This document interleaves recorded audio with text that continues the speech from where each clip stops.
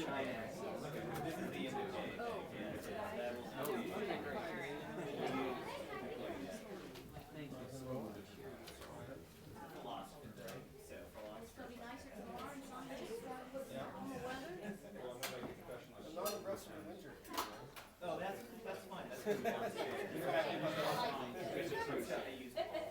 that it's all about me. I'm not using one of your rubbish. Yes, yes,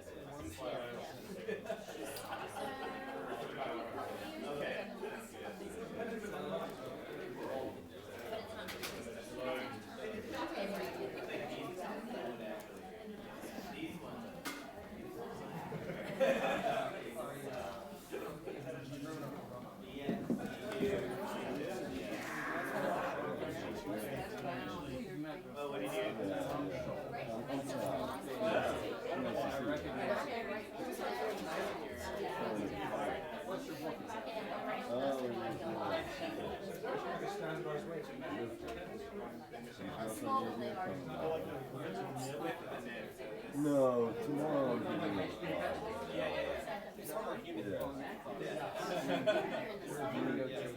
Oh, geez.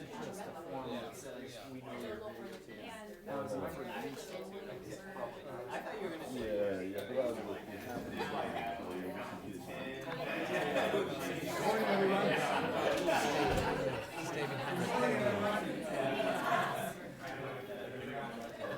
You usually get one of those. Good morning, everyone. Thank you all for coming. I hope you got the program. It's in the back. Has a schedule for today and tomorrow, as well as short bios on the speakers and the respondents. We have a very distinguished group with us today. Though one note, Suparna Chudhori from McGill will not be here today. She's a British national and her Canadian residency is expiring, and she could not get it reviewed in time. She referred to talking to Canadian immigration as talking to a brick wall. However, we have her paper, and it'll be read later by Leon Alspa from Hedgehog Review, and Matt will respond and so on, so we'll proceed as though she was here. Unfortunately can't make it. Okay, the title of our symposium is Being Human in the Age of the Brain, Models of Mind and Their Social Effects. So it concerns being human, brain and models of mind, and then social effects. So what I thought by way of introduction, I would just talk about each of those briefly in turn. Our colloquium today is sponsored by the Picturing the Human colloquy here at the Institute for Advanced Studies, and is devoted to the study of emerging conceptualizations of human nature and personhood, the exploration of how they shape and are shaped by social life and practice, and then reflection on alternatives. What does it mean to be human? Well, we might regard this as just an abstract philosophical question, and I suppose it is that too. It is at the heart of how we imagine our life and order human affairs. Okay, it's not an abstract question at all. How we think about aging, as we explored 2 years ago, and how we think about algorithmic decision-making and governance, as we explored last year. The list could go on: how we raise our children, organize our schools, formulate our social policies, manage our work lives, treat those who commit crimes, determine who is mentally ill, and much more. The question of our nature bears very fundamentally on who we picture ourselves to be. And in recent years, new pictures have been put forward and grown to prominence that lay a heavy stress on our biology. And I want to focus on the picture here that suggests that we are our brains, that we are moving from soul to brain, as the subtitle of a book by a neuroscientist put it, and are now living in an emerging neuro-society, to quote another book by a neuroscientist. The mind is what the brain does, is a common neuroscience refrain, and the distinctly human qualities such as consciousness, intentionality, and the familiar features of our subjectivity, such as our emotions and our moral sense, are simply manifestations of more fundamental, natural, and law-like mechanisms and processes. We are in the midst of a biological revolution in this view, that will is transforming human self-understanding. There's been an explosion of research with many books for general readers. A few popular titles, written mostly by scientists, convey the ambition, touching on topics that will be the subject of presentations here at our symposium. Making Up the Mind, How the Brain Creates Our Mental World. The Soul in the Brain, the cerebral basis of language, art, and belief. Splendors and Miseries of the Brain, Love, Creativity, and the Quest for Human Happiness. Your Brain and Business, the Neuroscience of Great Leaders. Brain-Based Parenting, the Neuroscience of Caregiving for Healthy Attachment. Law in the Brain, Neurowisdom, the New Brain Science of Money, Happiness, and Success. And so on. And that's just a small sample from a mass literature. Okay? Another indication of this trend is the proliferation of the neuro prefix. It is now appended as an explanatory framework for studying features of human life that have been understood in other terms: social, psychological, philosophical, even spiritual. Examples include neurolaw, neuroeconomics, neuroeducation, neuromarketing, neurophilosophy, neuroethics, neuropsychiatry, neurotheology, neurofitness, neurowisdom, etc., etc. Again, the list can go on. Another indication is the sheer number of scientific fields that focus on aspects of our biology, particularly our brains, and propose that they will or will soon have answers to critical questions about what makes us think, feel, desire, and act as we do. These include evolutionary biology and psychology, neuroscience, behavioral genetics, cognitive science, applications of artificial intelligence, and so on. Further, new neurotechnologies have grown up in a feedback relationship with the neuro-understandings, especially drugs, but also devices and techniques, everything from Prozac to baby Mozart, to a whole industry of techniques to improve brain power. Perhaps some of us have been using these. Finally, social effects. It would be one thing if the claims for a disengaged and mechanistic picture of human being were merely research tools, pragmatically adapted for the sake of holding some aspects of human complexity constant so as to isolate and study others. But they are not. This picture, this mechanistic picture, is everywhere, and neurotechnologies are ubiquitous. Mechanistic pictures are certainly not the only answers that we have to the question of who we are, but all these new techniques and technologies, new understandings have an important shaping effect on the ways we think and feel and imagine ourselves. These social consequences need to be carefully explored, understood, and critiqued. According to Judith Butler, critique is protecting the public against harmful doctrines. All right, so that's one way to think about why we're having this symposium. There is trouble afoot. There are harmful doctrines afoot. Right? But critique in and of itself is not sufficient. We need a better foundation on which to build our science and the conduct of our affairs. We also hope to work toward articulating a more accurate and compelling picture of ourselves. All right? So our project isn't just a kind of critique, but also an effort to articulate a more compelling picture of ourselves. I want to begin this morning by exploring the popular uptake of neurobiological ideas, some shorthand, sometimes called a chemical imbalance, for describing and acting on personal health.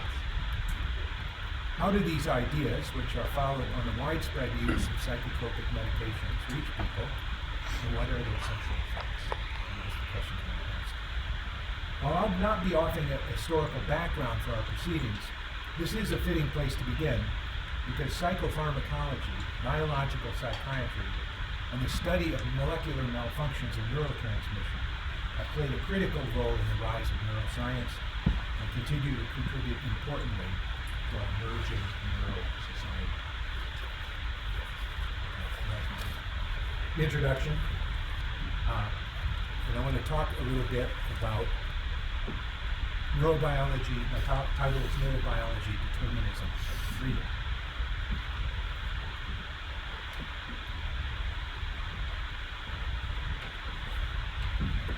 In the early 1960s, researchers administered all of the 62 patients at the Colorado Psychopathic Hospital at the University of Colorado, Denver, a 100-item questionnaire exploring their attitudes toward psychiatrists, psychiatric illness, and hospitalization.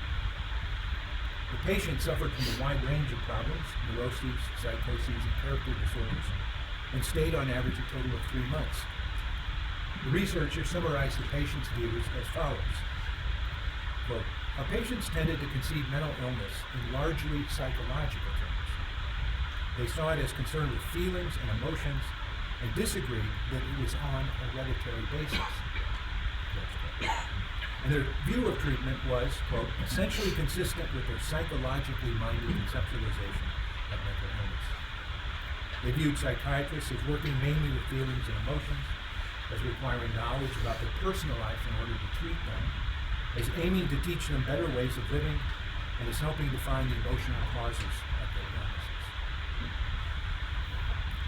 This study was the first I could find that inquired into how people who receive mental health care explain their condition and their treatment. Over the years, a very limited number of further studies like it have been done. What they show is that as psychiatry moved in an increasingly biological and medication direction, lay explanation of treatment preferences changed as well. Among those who received mental health treatment, explanatory factors such as heredity and brain malfunction have grown in relative importance over time. A similar trend also appears in broad public surveys of views about mental disorders and help seeking. A comparison of findings from the 1996 General Social Survey of the U.S. public and the 2006 GSS, for instance, over a 10-year period, showed a significant increase in the percentage of the public that endorsed chemical imbalance and genetic problems as possible causes of depression. The study also found an increase in public endorsement of medical treatment and the use of prescription medicine. To be sure, in all these studies, endorsements of psychosocial factors remain common, as do endorsements of psychotherapy. Ordinary people do not take what is sometimes called a hard medical model, in which, quote, all psychiatric illness is best explained solely in terms of molecular neuroscience. The public does not seem to take any such view. But the overarching trend has moved toward an ever stronger endorsement of biological causes of medication, especially among those who have personally dealt with mental health problems. Based on such studies and similar changes in the way mental health is characterized in the popular press, some researchers have suggested that a chemical imbalance explanation, particularly with respect to problems like depression, may be our dominant cultural story. Okay, so we started with it. People even have problems significant to be hospitalized, thinking in very psychological terms, right, to an increasingly biological view of both sufferers and in recent years, the causal theory of chemical imbalance has been the subject of controversy. Popular books, magazines, and mental health blogs, critics have challenged both the efficacy of popular classes of drugs, especially the antidepressants of the SSRI class, like Prozac and Zoloft and so on, and theories of neurotransmitter deficiency. Some have charged that the public has been sold a bill of goods, led to believe in a misleading and harmful oversimplification of the complex causes of disorder. While psychopharmacology briefly entertained chemical imbalance theories in the past, these flawed ideas were subsequently refuted. Yet the myth lives on, according to these critics, perpetuated by the marketing juggernaut of Big Pharma and complicit psychiatrists who have led patients to believe that their diagnosed condition arises from a chemical imbalance that the prescribed medication sets forth. You might guess psychiatrists have been at pains to exonerate their field and emphasize new research directions. The field has moved beyond chemical balance ideas, according to an editorial in JAMA Psychiatry, recently, and new research is expanding our understanding of depression across multiple levels of analysis, from circuits to neurotransmitters, to synaptic plasticity, to second messenger systems, to epigenetic and genetic differences. The old theory of chemical imbalance has been discarded, with new lines of biological research coming to replace it. Notice we're just moving from one biology to another biology. Still very biological conceptualization. But psychiatrists defending their field go further. They insist that they have never communicated to patients the simplistic idea that mental disorders are wholly caused by a chemical imbalance. According to psychiatrist Ronald Pies, a professor at Tufts University School of Medicine, former editor of Psychiatric Times, this idea is a myth and an urban legend, and he has never heard, quote, a knowledgeable, well-trained psychiatrist make such a preposterous claim. Granted, he notes, many psychiatrists did promote some version of a chemical imbalance theory. The biogenic amine hypothesis for mood disorders, and the dopamine hypothesis for schizophrenia. And the class of drugs known as the SSRIs, and set of antidepressants, were accorded a rock star status as effective antidepressants that they did not deserve. But psychiatrists never claimed that a diagnosed condition was entirely due to a chemical imbalance with a medication. Let's pause. Soulmate might ask, just what have clinicians been telling people? In the absence of studies of doctor-patient communication on this subject, Pies draws on his more than 40 years of personal experience. Listening to hundreds of psychiatrists over the years, he insists that they have articulated to their patients is something like this. Quote, we believe depression may be caused by a combination of biochemical abnormalities in the brain, psychological factors, and environmental stresses. This antidepressant may help address the biological issues, while talk therapy can be helpful for the other issues. That's what Pies says the psychiatrists have been saying. Now, Pies accepts the idea that patients, ordinary people, have been misled, that they have accepted the simplistic imbalance theory of disorder and medication effect. His argument is psychiatry is not to blame. However, as the surveys I cited above indicate, there is no evidence that the lay public has adopted any such simplistic conception. Interviews I conducted with 80 people dealing with common mental health problems, the majority of whom had a diagnosis and a prescription, also speaks against the idea that the public endorses a purely biological. That's what's at stake here, is that kind of hard medical model. This is a purely biological view. All right, so what did people hear from their doctors? In order to understand, we have to consider the context of the communication. The doctor-patient encounter is not some sort of educational session for the conveying of abstract, experience-distant concepts. Nor do people get sent home with a psychiatry or neurobiology textbook.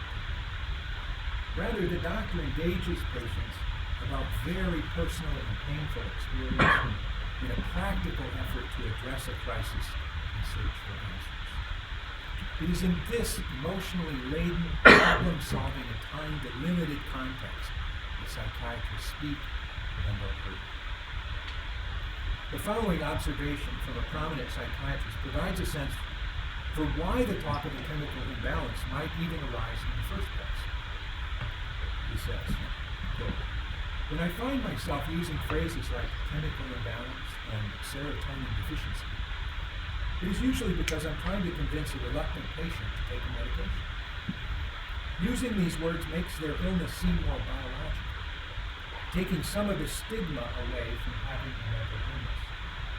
The implicit message I deliver in using such language is, your illness is biological, it is not your fault, and you are not going to be able to cure it by thinking it away.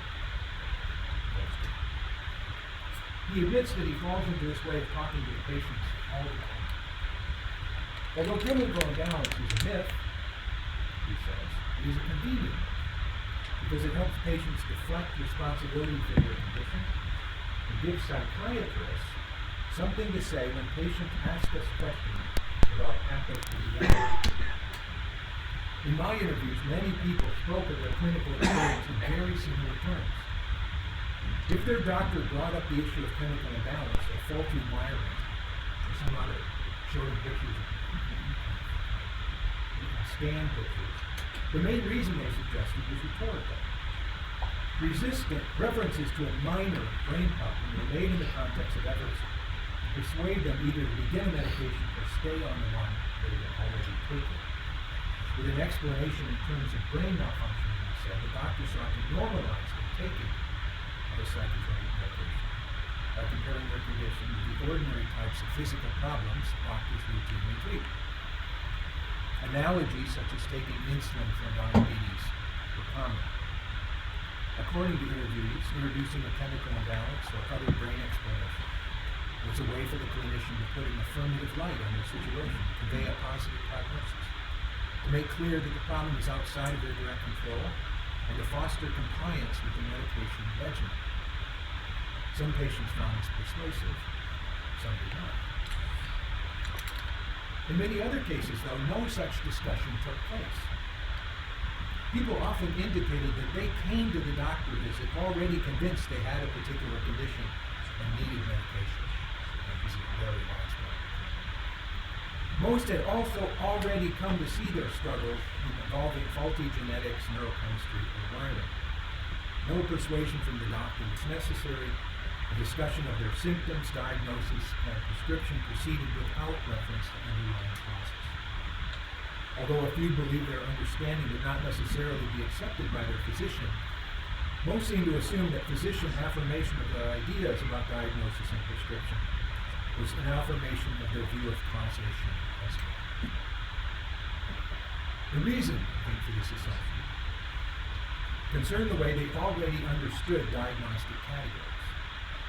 People frequently cited the fact of a formal diagnosis as conferring a reality and legitimacy on their suffering. In part, the very act of official naming had a power to impose a sense of order and objectivity on their anonymous experience and link it to a system of expert and recognized knowledge. The very fact of having a name creates a sense of order, right? That something is known. Right? But even more fundamentally, they understood the diagnosis to be making their problem real by giving it a physical status. Just like the psychiatrist quoted above, people contrasted real, objective problems with soft, subjective issues that are in your head, that you should be able to just talk about. Real in this dichotomy always seem to mean physiological and to indicate medication as the appropriate intervention. Some interviewees, in fact, avoided seeking medical help or resisted a diagnosis, precisely because they worried that a doctor might think they have a real problem in this sense. The very reasons why doctors might introduce neurobiological ideas to patients, to make the problem more real, the patient less responsible, and medication an appropriate and necessary response, makes the distinction between the real and the subjective almost inevitable. The ontological grounding, a sense of reality, and the moral assurance, not the fault, being offered shape the way that any talk of the other issues, psychological and circumstantial factors, is likely to be received. Contrary to what Pies and the psychiatrist refers to assume, there is no scientific knowledge of the common disorders like depression or anxiety disorders that would permit a sufferer's experience to be divided up into biological issues and other issues. His own multidimensional model of biopsychosocial, often professed in psychiatry, stresses that disorder causation and course involve a complex and little understood interaction of biological, psychological, and biological factors. The factors are not separate, nor are they separate both. Yet the very practice of the profession of psychiatry is now largely configured on this very separation. Over the past few decades, psychiatry has slowly withdrawn from the practice of psychotherapy. And psychiatrists do recognize the need for psychosocial interventions, They often farm this task out to others, therapists and social workers who are often of lower professional status. The practice even has a name, the split treatment. Psychiatry sessions that center on psychiatry sessions that focus on pharmacotherapy, med checks, and the system and symptom alleviation cannot help but carry an emphasis on biology.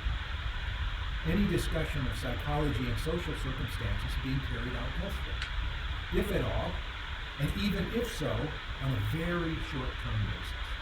Almost all psychotherapy in the U.S. now is extremely short-term basis. A lot of it, 1 or 2 sessions per year. The other issues, lacking the prestigious ontology of science, surely appear ambiguous and insubstantial by comparison. Since the biology also provides the mechanism that reduces culpability, talk of the other issues might well be regarded as reintroducing the question. Most of the people I interviewed who attributed their suffering primarily to neurobiological malfunctioning had but a very general sense for the sources of their understanding.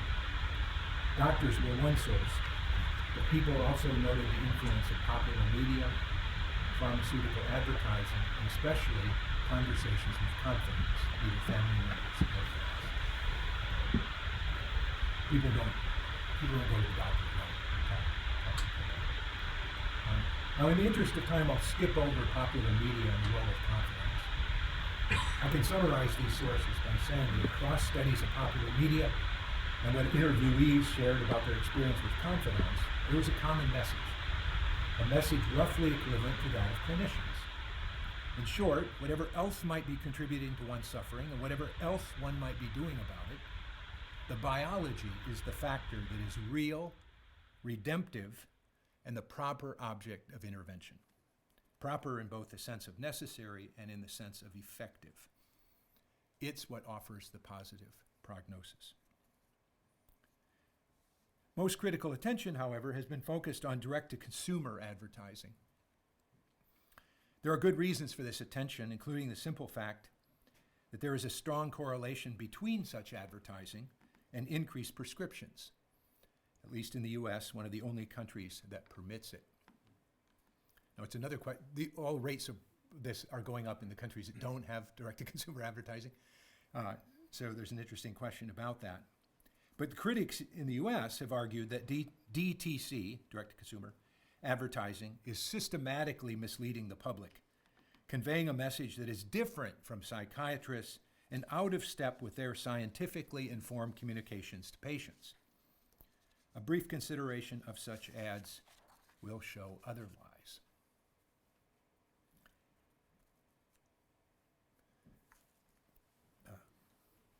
Sorry, my nose is just... Of contemporary DTC advertising appearing in print, television, and digital media, it is helpful first consider pharmaceutical advertising in an earlier era, prior to the biologization of common mental health problems. For this purpose, I've chosen an ad for the drug Ciroc, oxazepam, a member of the family of drugs known as the benzodiazepines. The benzodiazepines, particularly Valium, were the most commonly prescribed psychotropic drugs throughout the 1960s and 1970s, and especially in brands now like Xanax, remain heavily used to this day. The Ciroc ad appeared, among other places, in the Journal of the American Medical Association in 1967. It promoted the drug, you probably can't read it, but for anxiety, tension, agitation, irritability, and anxiety associated with depression. All right, so there you get a sense for the ad. You see the woman trapped behind in the bars formed by the mops and brooms, etc. Right, this is a bicycle back here, you can't see it very well, right, indicating she's a mother, right, and there she is at home, trapped by domestic responsibilities, right, etc. Okay? She looks, as she knows, she looks directly at you, right? The eyes, again, hard to see here, but they kind of appear puffy, and sad and maybe a little angry. It's hard to quite read the expression, okay? Addressed to physicians, the text indicates that this is the sort of patient, quote, beset by the seemingly insurmountable problems of raising a young family and confined to the home most of the time. All right, this is the sort of patient that physicians see all the time. For months on end, she has been, quote, anxious, tense, irritable, and although the physician has offered reassurance and guidance, her symptoms, which reflect a sense of inadequacy and isolation, I'm quoting now from the text, have not remitted. Neither the drug nor the doctor can change her situation, but the drug can bring some relief, reducing her anxiety and agitation, and thereby strengthening her ability to cope. In time, quote, as she regains confidence and composure, the physician's counsel may be all the support she needs. Okay, so that's the text directed to the doctor. In this ad, the woman's anxiousness and feelings of inadequacy are depicted as perfectly understandable. Her daily suffering arises from her circumstances, and these circumstances are the real problem. While the ideal solution would be to change aspects of her environment, such change is outside the scope of the physician's therapeutic purview or responsibility. So, counseling, which might help with coping better, is indicated as the primary treatment. There is no after image here of the woman set free. There's no promise of cure or liberation. Rather, what is offered in the ad is the hope that after a while, the relief of her symptoms will help bolster her confidence and control. She can taper off the drug and live better with the demands of her situation. Okay? That was in the late 1960s. Between then and now, psychiatry underwent a fundamental change. After 1980, the sort of symptoms described in the Seracs ad will be framed exclusively within the new categories specified in the Diagnostic and Statistical Manual of Mental Disorders. The object of medication treatment, accordingly, will no longer be described in terms such as the seemingly unsurmountable problems of everyday life. The drugs will be prescribed for diagnosed disorders, something you have, something that involves a dysfunction within you. Between then and now, both the language and the ontological, right, the reality question, and moral presuppositions changed. These changed concepts and ideas inform pharmaceutical direct-to-consumer advertising, which began to explode after a relaxing of FDA rules in the late 1990s. Okay, so this is in a medical journal. There is no direct-to-consumer advertising in the 60s. It begins in the late 1990s. In DTC ads, the causes of conditions like depression and various forms of anxiety, at least until about 2010, are described in terms of a chemical imbalance which could be to blame. All right, that's a common phrase. Many even carried little dramatizations of neurons firing to illustrate how the drug corrects the imbalance. More recent ads lack the references to chemical imbalance because they now presuppose that the viewer already knows about the condition. Okay, a lot of the early ads for social anxiety disorder, general and depression, we're telling people what it is, all right? So you're trying to inform them that there's this thing out there that they might have, right? After about 2010, that kind of communication really stops. Now it presupposes you already know all about the conditions. The physical nature is signaled with such language as real or serious medical condition. The websites that are referenced in the ads, however, continue to present the imbalance idea. The current website for the antidepressant Pristiq, for example, explains that while no one knows for certain what causes it, experts believe that depression results when certain chemicals in the brain are out of balance. Okay, and then the drug corrects the imbalance. All right, the advertising campaign for Pristiq nicely illustrates the ontological and moral assumptions. Okay, so here's one of their ads. This one was from 2011. All right. The print ad campaign lasted from 2009 to at least 2016. All right, and they all carried some version of the headline, "Does depression hold you back from enjoying your life?" Or, as in this one, "From what you enjoy." They depict a depression sufferer as a wind-up doll. Okay, here's the sufferer here. All right. who's hunched forward. The stiff arms indicate that her spring has wound down. All right. The idea, according to the company, is to capture the feeling of depression. The doll simulates the feeling of being sad, helpless, overwhelmed, and uninterested in your favorite activities. I'm quoting now from the ad. You may feel, continues the ad copy, like you have to wind yourself up. In the ads, the doll, woman, right, is looking longingly at a large mirror, which does not reflect back her current condition, but an after-treatment image. Okay, so she's looking at an image in the mirror that will do it. Let me give you. Here's another one. This one is from 2016. Right. So here you see the sufferer, and then you see her back, right? After. The drug is the turning point, right? Most of the ads are organized in that fashion. There's a before and after image. Here's what life is like before. Here's what life is like after. Okay? So you can see her there, right? She's back, active, etc. Okay? Now, as you all have noticed, the Pristique ad is very different from the Ciroc ad. Here, there are no reasons for the bad feelings.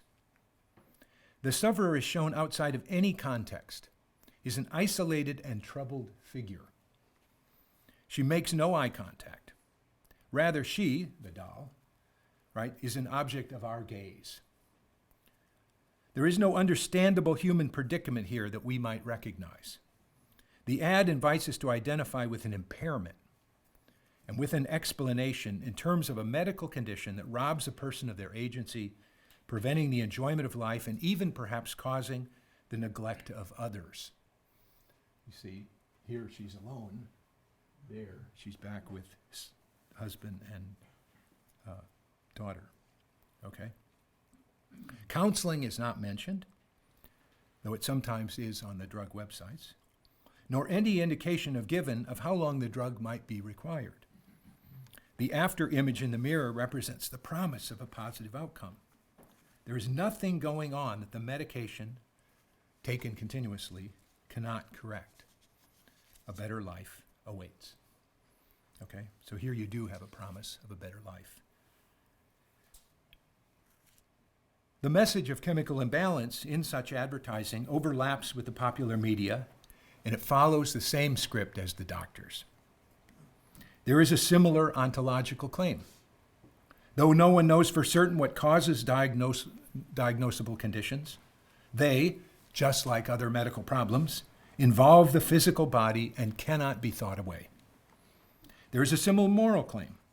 The sufferer of the condition is not responsible for or to blame because a dysfunctional mechanism is at work in them.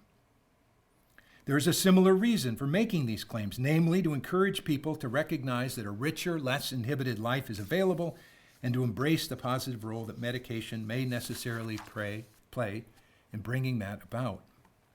And with respect to these claims, the value of other interventions is not so much explicitly denied as effectively rendered marginal, subsidiary, optional.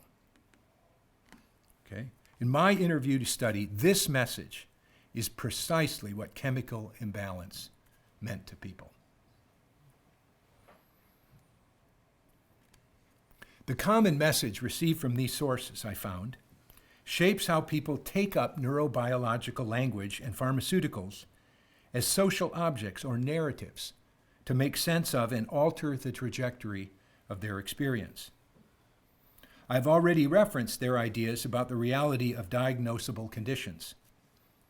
People in the interviews commonly drew a contrast between the real somatic problems, which have medical names, and the other problems that you can just talk out. This objective-subjective distinction in turn mapped onto the views of treatment. Dealing with the real problems was a question of medication, and people generally had a positive view of drug efficacy. For the problems you can just talk out, they saw value in psychotherapy if one was so inclined, but generally had low expectations of it. This anemic, though not typically negative view, was shared by most of those who had actually been in therapy, had gone to psychotherapy, and a lot of the people I interviewed had. The reception of the moral claims, however, had a twist. Although offered for a moral reason, to relieve patients of self-blame, the actual import of this claim lay elsewhere. People did not, in fact, blame themselves for their predicaments. As community surveys have consistently found, moral failings and limited willpower, to use the Surgeon General's language, are the least endorsed causes that people give for conditions like depression. Interviewees were dealing with such issues as shyness and anxiety in social situations, underperformance at work or school, struggles after a loss of significant relationships, and disappointment with how their life was unfolding.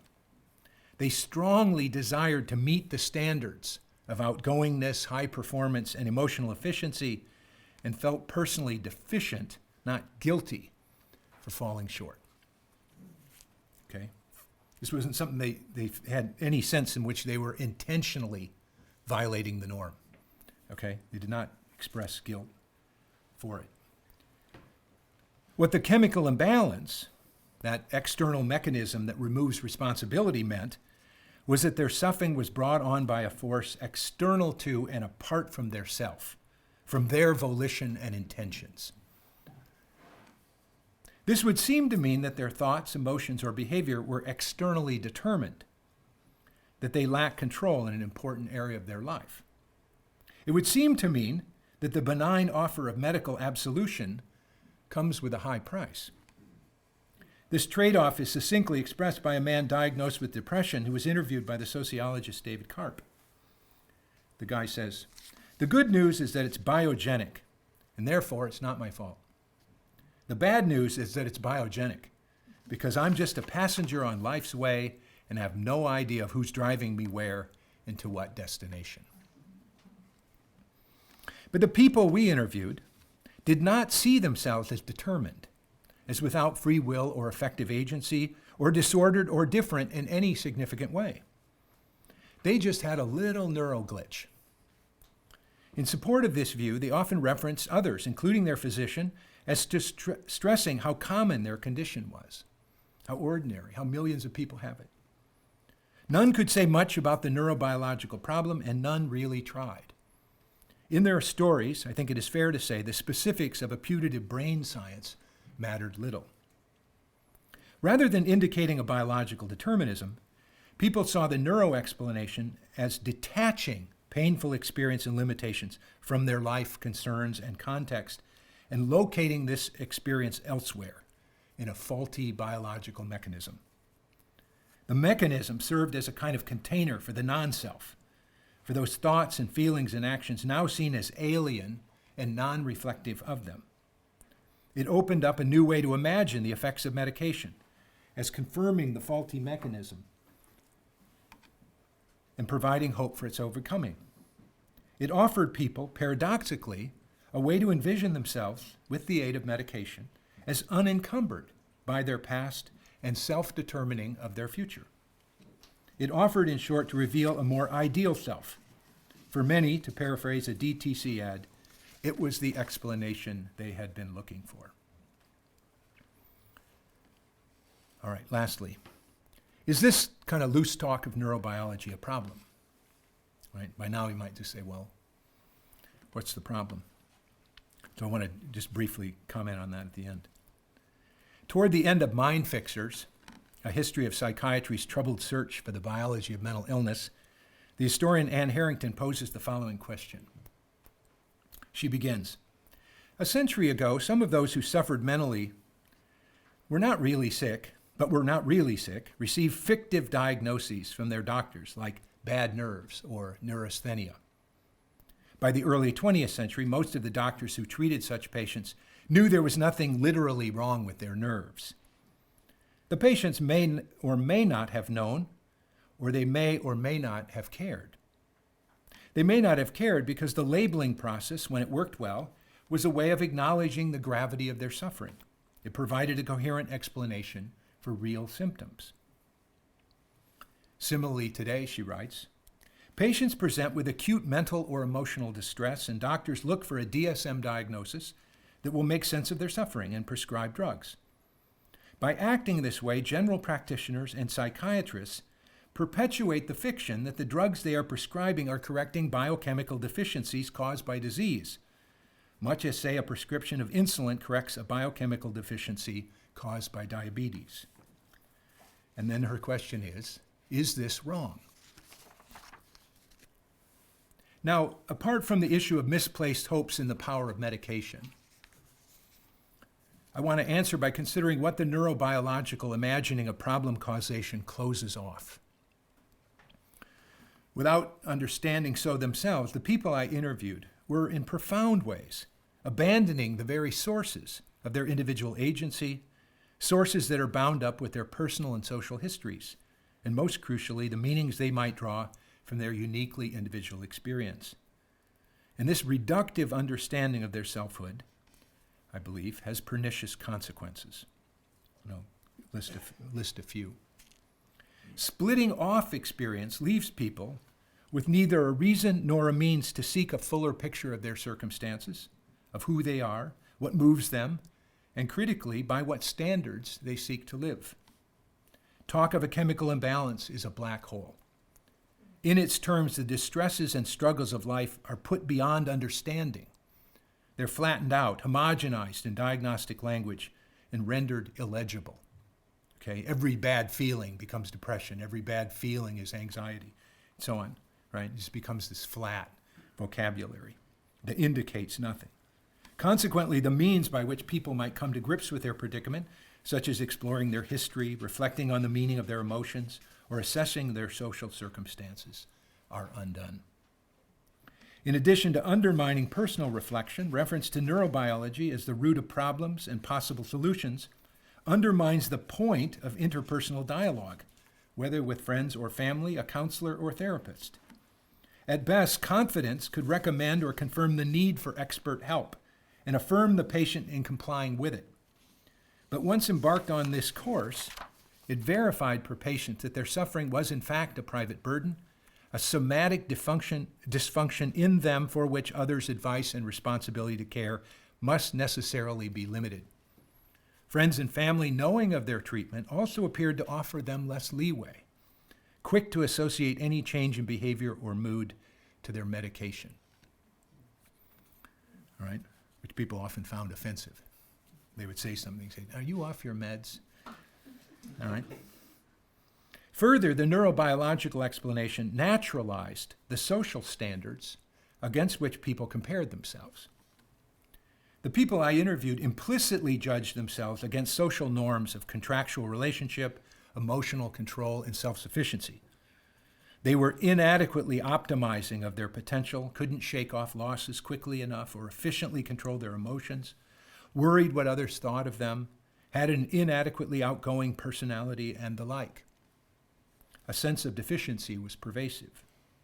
Yet, in attributing these struggles to rogue chemicals, they are implicitly treating the standard of comparison not, in fact, to social norms, such as the imperative that we be effusive and extroverted, but to physiological norms. Like the glucose metabolism dysfunction in a diabetic, failure to be extroverted is a discrepancy from the natural yardstick of health. Okay? Everyone is naturally extroverted, okay? And so if you're not, you have the biochemical deficiency, right? Like how much blood glucose one should have. This naturalizing left no grounds in which to resist the social standards themselves or entertain different conceptions of the good. You don't resist a biological dysfunction, you try to put it right.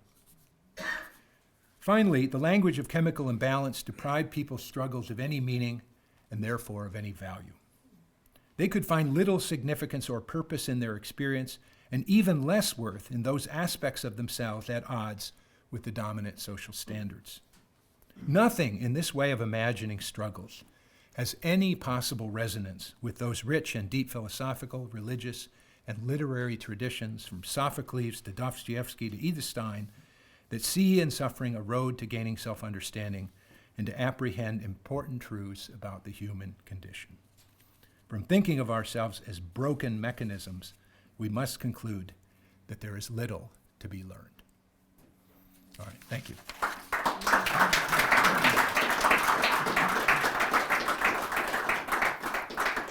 right.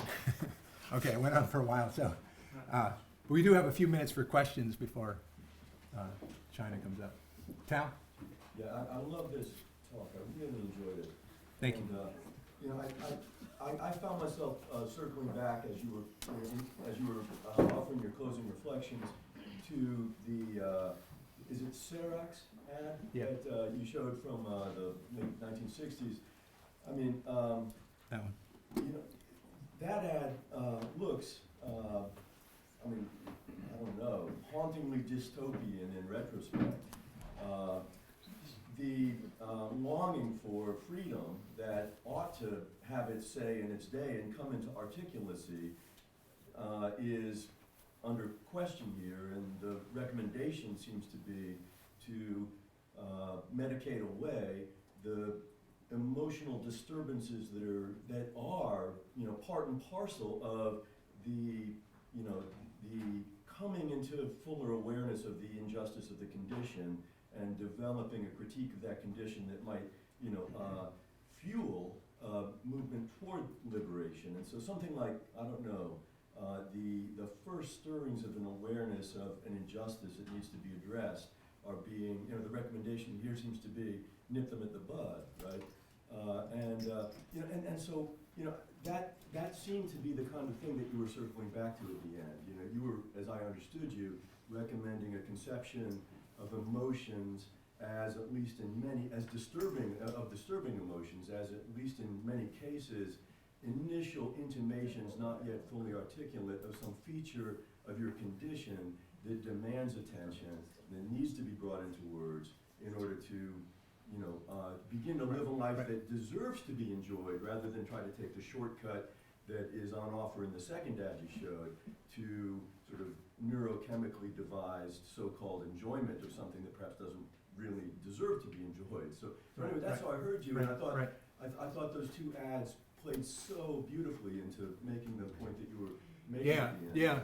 Yeah, and I think that's exactly right, Tal. And I think the one about this one is that you have some sense for the context. There's already, in some sense, some idea of what's going wrong in a way that this one, nada. No context whatsoever, right? So we've stripped, even in, at least in those old 60s ads, right? And they show people in various forms of distress in their circumstances, right? Businessmen, right, under pressure, the automation age is coming and they're not doing well in work and things like that. So there was a sense in which the marketers had, like, this is the kind of stuff that's causing people distress. So there's at least a kind of signaling, even if the response is to kind of, well, take some medication and cope with it. There's nonetheless at least the sense in which, you know, you have circumstances here, right, and this is where the neurobiological comes in, circumstances disappear. Right? We don't know why that woman is distressed. We have no idea what, right? The idea is that there's actually nothing wrong with her circumstances, right? It's just something going wrong in her. What are you going to say? I was just going that on this ad, enjoyment becomes a kind of a stripped down end in itself. They can be valuable quite apart from any context, and that seems like a preposterous idea of enjoyment. Right, good, yeah, thank you. Justin? Thanks, Joe. I wanted to ask about more sort of the social effects side, and you sort of talked about, and particularly with your interviews, the conceptualizations that are operative and their social effects. But I also want to ask about how the social effects then reify those conceptualizations. So, for example, thinking about the political economy of prescribing practices vis-a-vis therapy practices. So you mentioned that in your interviews, for example, that some people were sort of not seeing therapy as efficacious. And I just wonder if that has to do more with the political economy of that than anything else, because you can go get Prestique and have a copay of $5. You can go to a therapy session, and even if your insurance covers it, your copay is more like $50. And in many cases, it's not even covered. And so, like, there's that economic aspect to that as well. Right. And there's this way in which we're unable to, which you express, like we're unable to see those social effects and sort of reflexively think about what they're doing. We see this a lot in discussions about physician burnout. For example, I was just reading an email sent to me about that I have to do this online module. I'm a physician. I have to do this online module that says, and I'll read it to you because it's amazing. It says, the title is Healthy Sleep and Stress Management Strategies When You Have No Free Time! Exclamation point. So there's that inability to see how like the actual social milieu in which these things are operative is reifying the very problem. Yeah, good. Yeah, I think that's exactly right. And just on the political economy point, that's right. I mean, the whole insurance industry, everything shifted heavily toward drugs, right?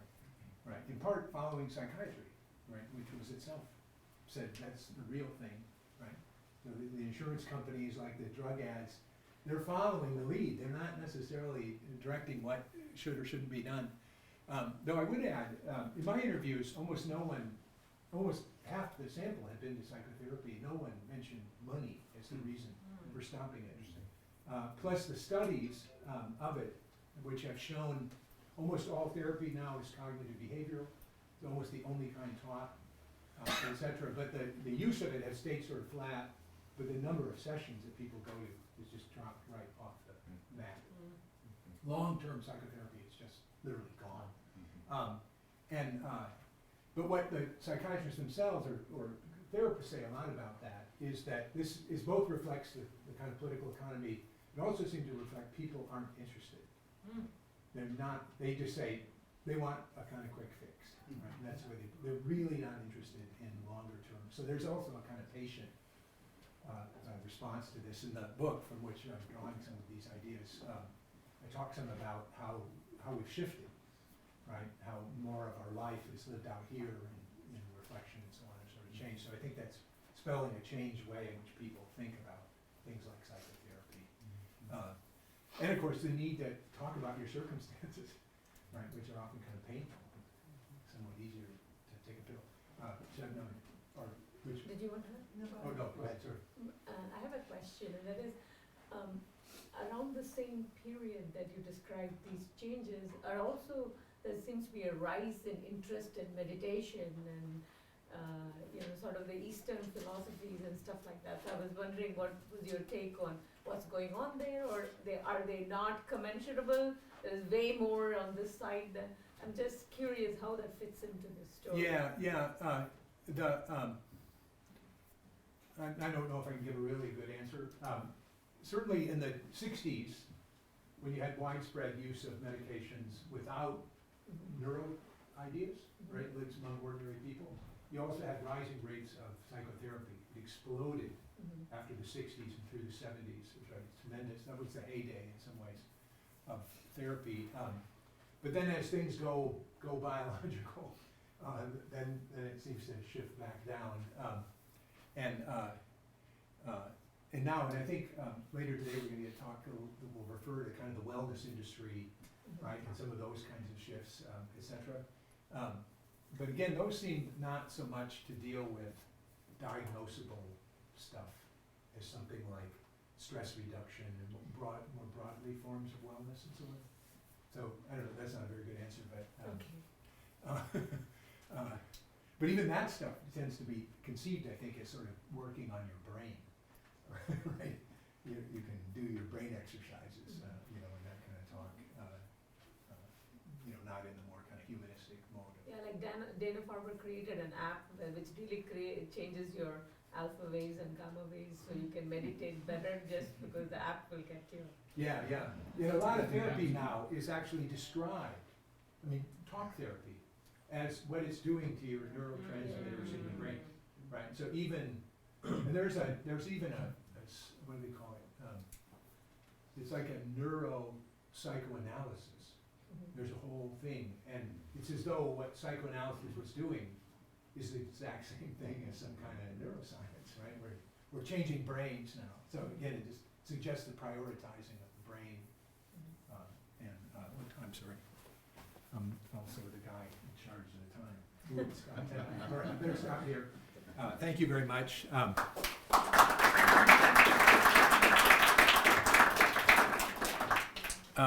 Our next speaker is China Schurz.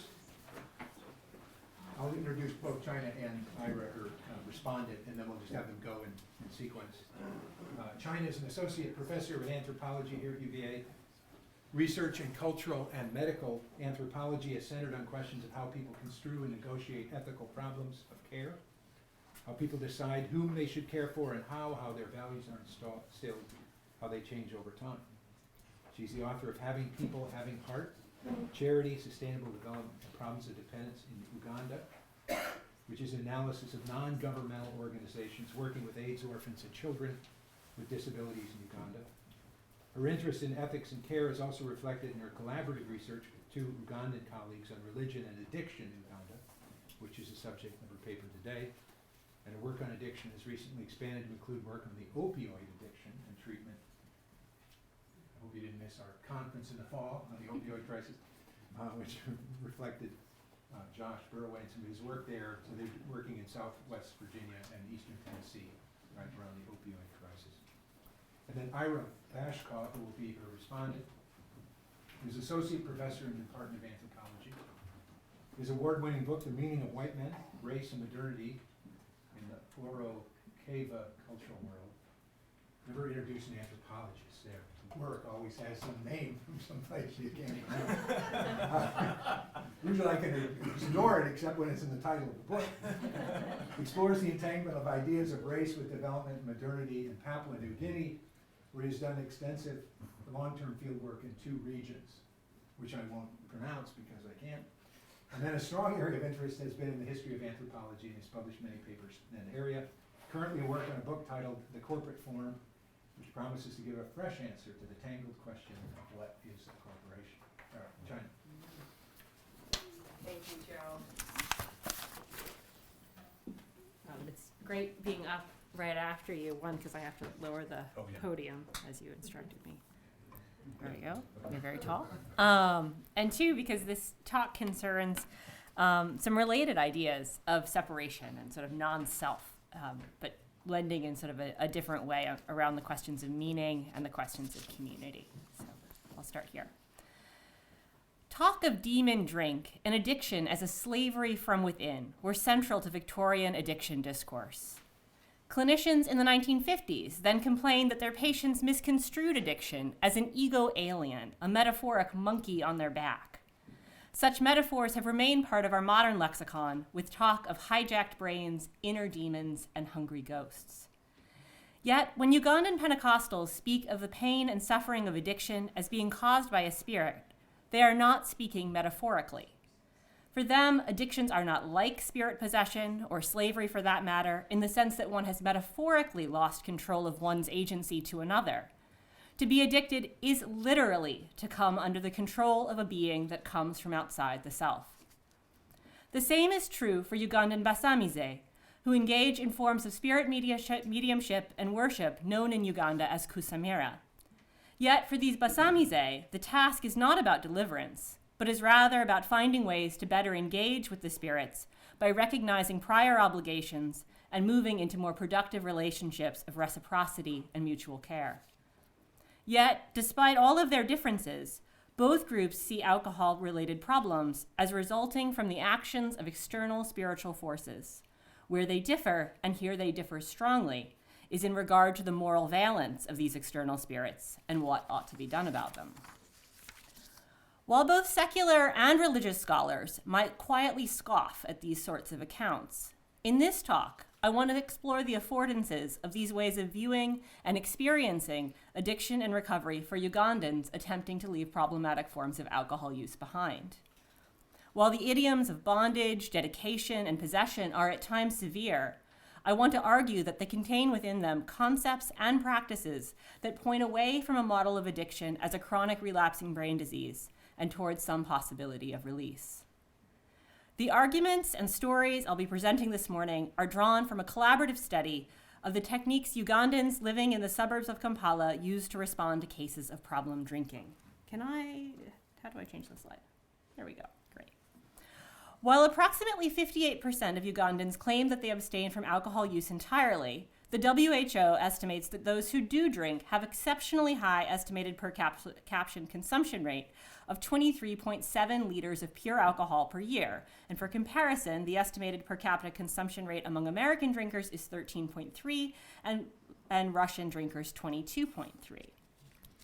I began this study with my colleague George Mpanga in 2015, and Sarah Namirembe joined us in 2018 following the receipt of funding from the National Science Foundation. We concluded our formal data collection process this past summer. Over the course of these 4 years, we've engaged in collaborative ethnographic fieldwork with Ugandans working to leave alcohol. Given the relatively recent introduction of Western ideas of alcoholism and addiction in Uganda, most of these people have used other therapeutic resources, including herbal emetic therapies, engagement with Lubale spirits through Kusamira, forms of deliverance and spiritual warfare practiced in Pentecostal and charismatic churches. A major portion of our work has been an effort to follow 16 people who have attempted to stop drinking using one or more of these therapeutic pathways over the course of several years following that attempt. While these therapeutic pathways differ from one another in substantial ways, they all present challenges to the prevailing biomedical model of addiction as a chronic relapsing brain disease and offer alternative models of understanding the self that can have profound consequences for the forms of life and sociality that can follow an attempt to stop drinking.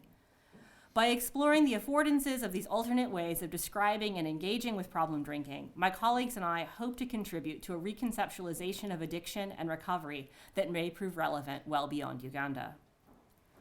Before moving forward with the stories I'd like to share from our work in Uganda, I want to pause and say a few words about the current conceptualization of addiction as a chronic relapsing brain disease in the United States. While this model did not fully coalesce until the 1990s, it drew upon an earlier body of work carried out with primates and prisoners during the mid-20th century at the Monkey Colony at Ann Arbor, Michigan, and the Addiction Research Center, a basic science laboratory that was once part of a federal prison hospital in Lexington, Kentucky. Like the turn of the 10th century clinicians that came before, they saw addiction as a disease like the turn of the century clinicians who saw addiction as a disease and sought to cure it using a mind-bogglingly diverse array of techniques and corresponding theories of the physiological causes of addiction, the mid-century researchers sought to move addiction from the moral domain of the will into the medical domain of the body. That said, the mid-century research carried out at Ann Arbor and Lexington differed from the earlier turn of the century work in its unification under a national coordinating committee that focused on developing a cohesive model of addiction. These researchers also differed from their predecessors in their shift away from a focus on developing cures for addiction, and in their growing sense that addiction might, at least in some cases, be incurable.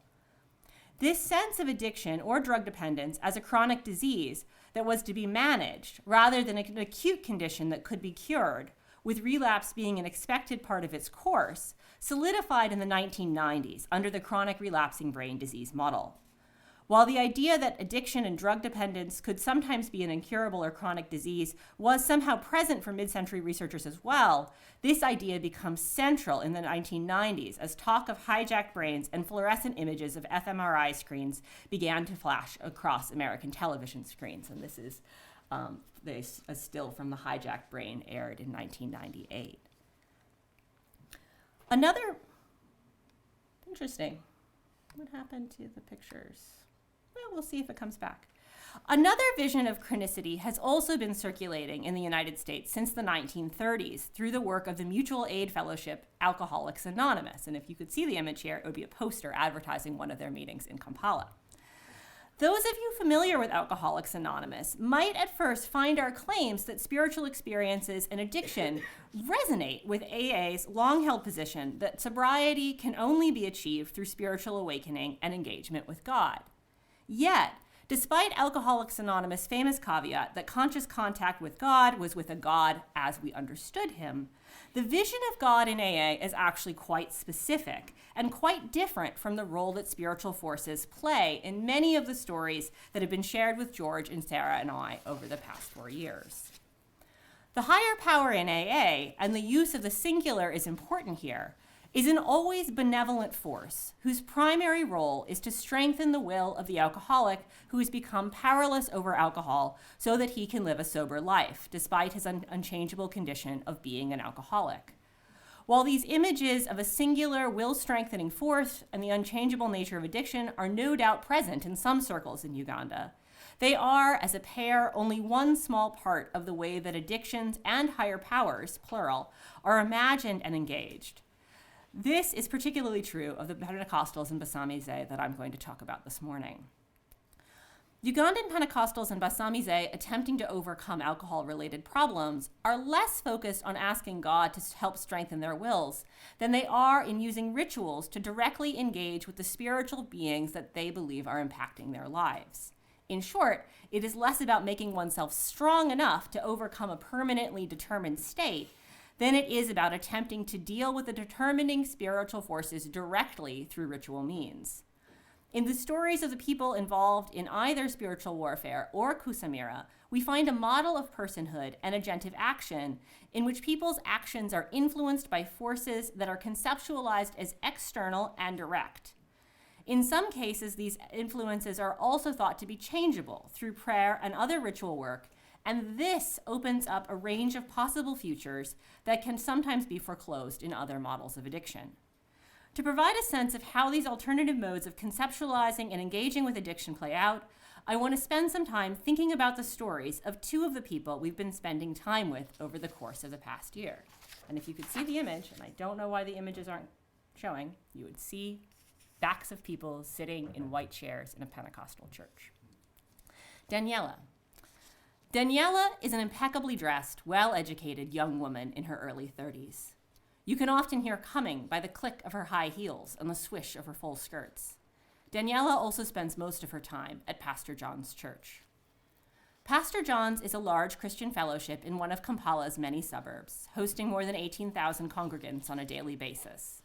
While many of the people simply come for overnight prayers on Friday evenings or to listen to Pastor John's teachings during the day, others stay for weeks or even years at a time, placing their suitcases and jerry cans for washing in stacks in the large gathering halls. Daniela herself spent over 2 years sleeping at Pastor John's after being referred to the church by a friend. When she first arrived, she had come to pray for a visa so that she could start her life over again in another country. At this time, Daniela was drinking very heavily. She had started drinking during her last year of secondary school. She started slowly, but by the time she reached university, she felt that there was little she could do without first taking a drink of the potent distilled spirit Waraji. She would pack it to class, serve it to friends, study while drinking, discuss while drinking. She was drinking in taxis, at home, cooking, washing. She said that she was rarely without her bottle. Over time, this alcohol started to create problems for her, and she found she could not avoid drinking even when she knew she should. She missed job interviews or arrived drunk. Old friends were embarrassed to be seen with her. Her fiancé tried to help her stop, but he eventually left her too. When Daniela arrived at Pastor John's in 2014, she found that the teaching was very different from what she had expected, and she loved the ways that the pastors taught about forgiveness, anger, desperation, and frustration. Over time, Daniela came to think that even if she did go abroad, she would gain nothing, and so she decided for God to change her, thinking that only then would she get something in her life. She was still drinking at this time, but no one ever sent her away from church. She would come to church drunk to listen to the sermons and then go back home to her bottle. Over time, she settled there and began listening to the teaching with more seriousness. Eventually, in 2015, she decided to follow Pastor John's advice and approach the altar of grace and mercy with boldness, as she said, to tell God that she was tired of drinking. In prayer, she said, "You know what, God? I didn't want to become born again, but I came here. God, my life is a mess. I've lost everything because of alcohol. I've discovered that I can't leave it on my own. You say to me, 'Come to me, you who are weary, and I shall carry the burden for you.' I don't want money. I don't want a husband. I want you to change me, to give me a new heart and put your spirit in me. She stayed in church and cried to God for 10 days, praying and fasting.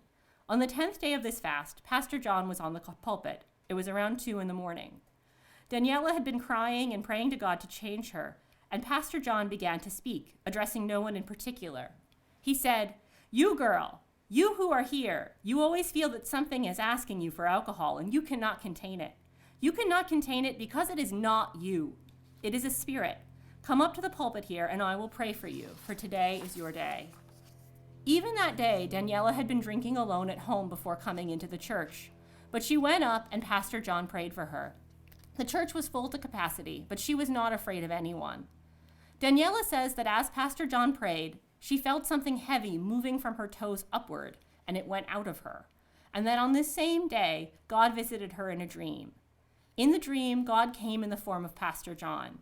In the dream, she was very dirty and tired, and Pastor John looked at her. He did not touch her, but he looked at her, and the more he looked at her, the more she became clean. Her clothes began to change too, and she saw herself in the dream transforming into a different person. When she woke up, she felt very happy, and she says that she had no desire to drink. And that was 3 years ago. 2 years after experiencing this deliverance, she started serving at church by voluntarily checking people's bags at the security desk, and this she did diligently for 2 months from Monday to Saturday. After these 2 months, she was given an opportunity to work on the church radio station. She did not have any training in radio presenting, but she was asked to present the early morning program. In 2018, Daniela met a man at a church-organized singles gathering, and the two married a few months later. Finally, we have images again. Samuju. Samuju began drinking when he was 15, taking a small bottle to be filled at an informal Waraji distillery near his home, lying to the distillers, saying he had been sent by his father. His uncles advised his father to attend to the Lubale spirits that they believe lay behind his drinking. But at the urging of his stepmother, who Samuju believes resented his possible spiritual gifts, his father refused to address the problem. Samuju ultimately left home and went to live with a distant relative in Kampala. This relative, Jaja Kasumba, is the leader of a community of people who participate in the form of mediumship and worship known in Uganda as Kusamira. While Samuju was glad to find a home away from his stepmother, he continued drinking, fighting in bars, and getting fired from every job he found. One day, while riding his bicycle, Samuju got in an accident, and during the long period of convalescence that followed the accident, Samuju started questioning himself about his life and where his problems were coming from. He went to Jaja Kasumba to consult him, and Jaja Kasumba began to counsel him about his drinking and its possible spiritual causes. With the help of the Lubale spirits who possess him during divinations, Jaja Kasumba used Kauri divination to consult with Samuju's ancestral spirits to discover the source of the problem. The spirits explained that Samuju had two opposing Lubale in him, Chiwanuka and Bamoyana. Jaja Kasumba told Samuju that Chiwanuka was a very good and powerful spirit who did not drink, but that Chiwanuka had sent another spirit, Bamoyana, to make Samuju drink in ways that would ruin his life to punish him for his neglect of his spiritual duties.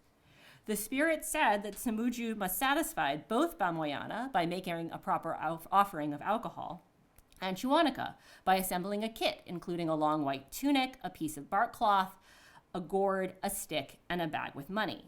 Through these dual efforts, Samuju could effectively be relieved of Bamoyana's negative influences and come into a positive relationship with Chiwanuka. After a long delay and many other signs and dreams, Samuju eventually relented and followed these instructions that the spirits had given to him. He bought the necessary things at great expense and began to look for further instructions in dreams.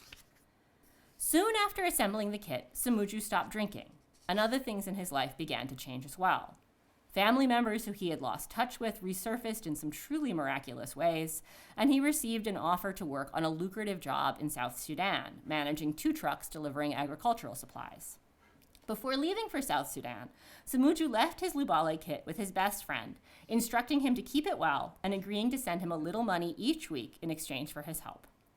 Things were fine for a while, but one morning the friend who was keeping the kit took the long white tunic out of the bag and put it on.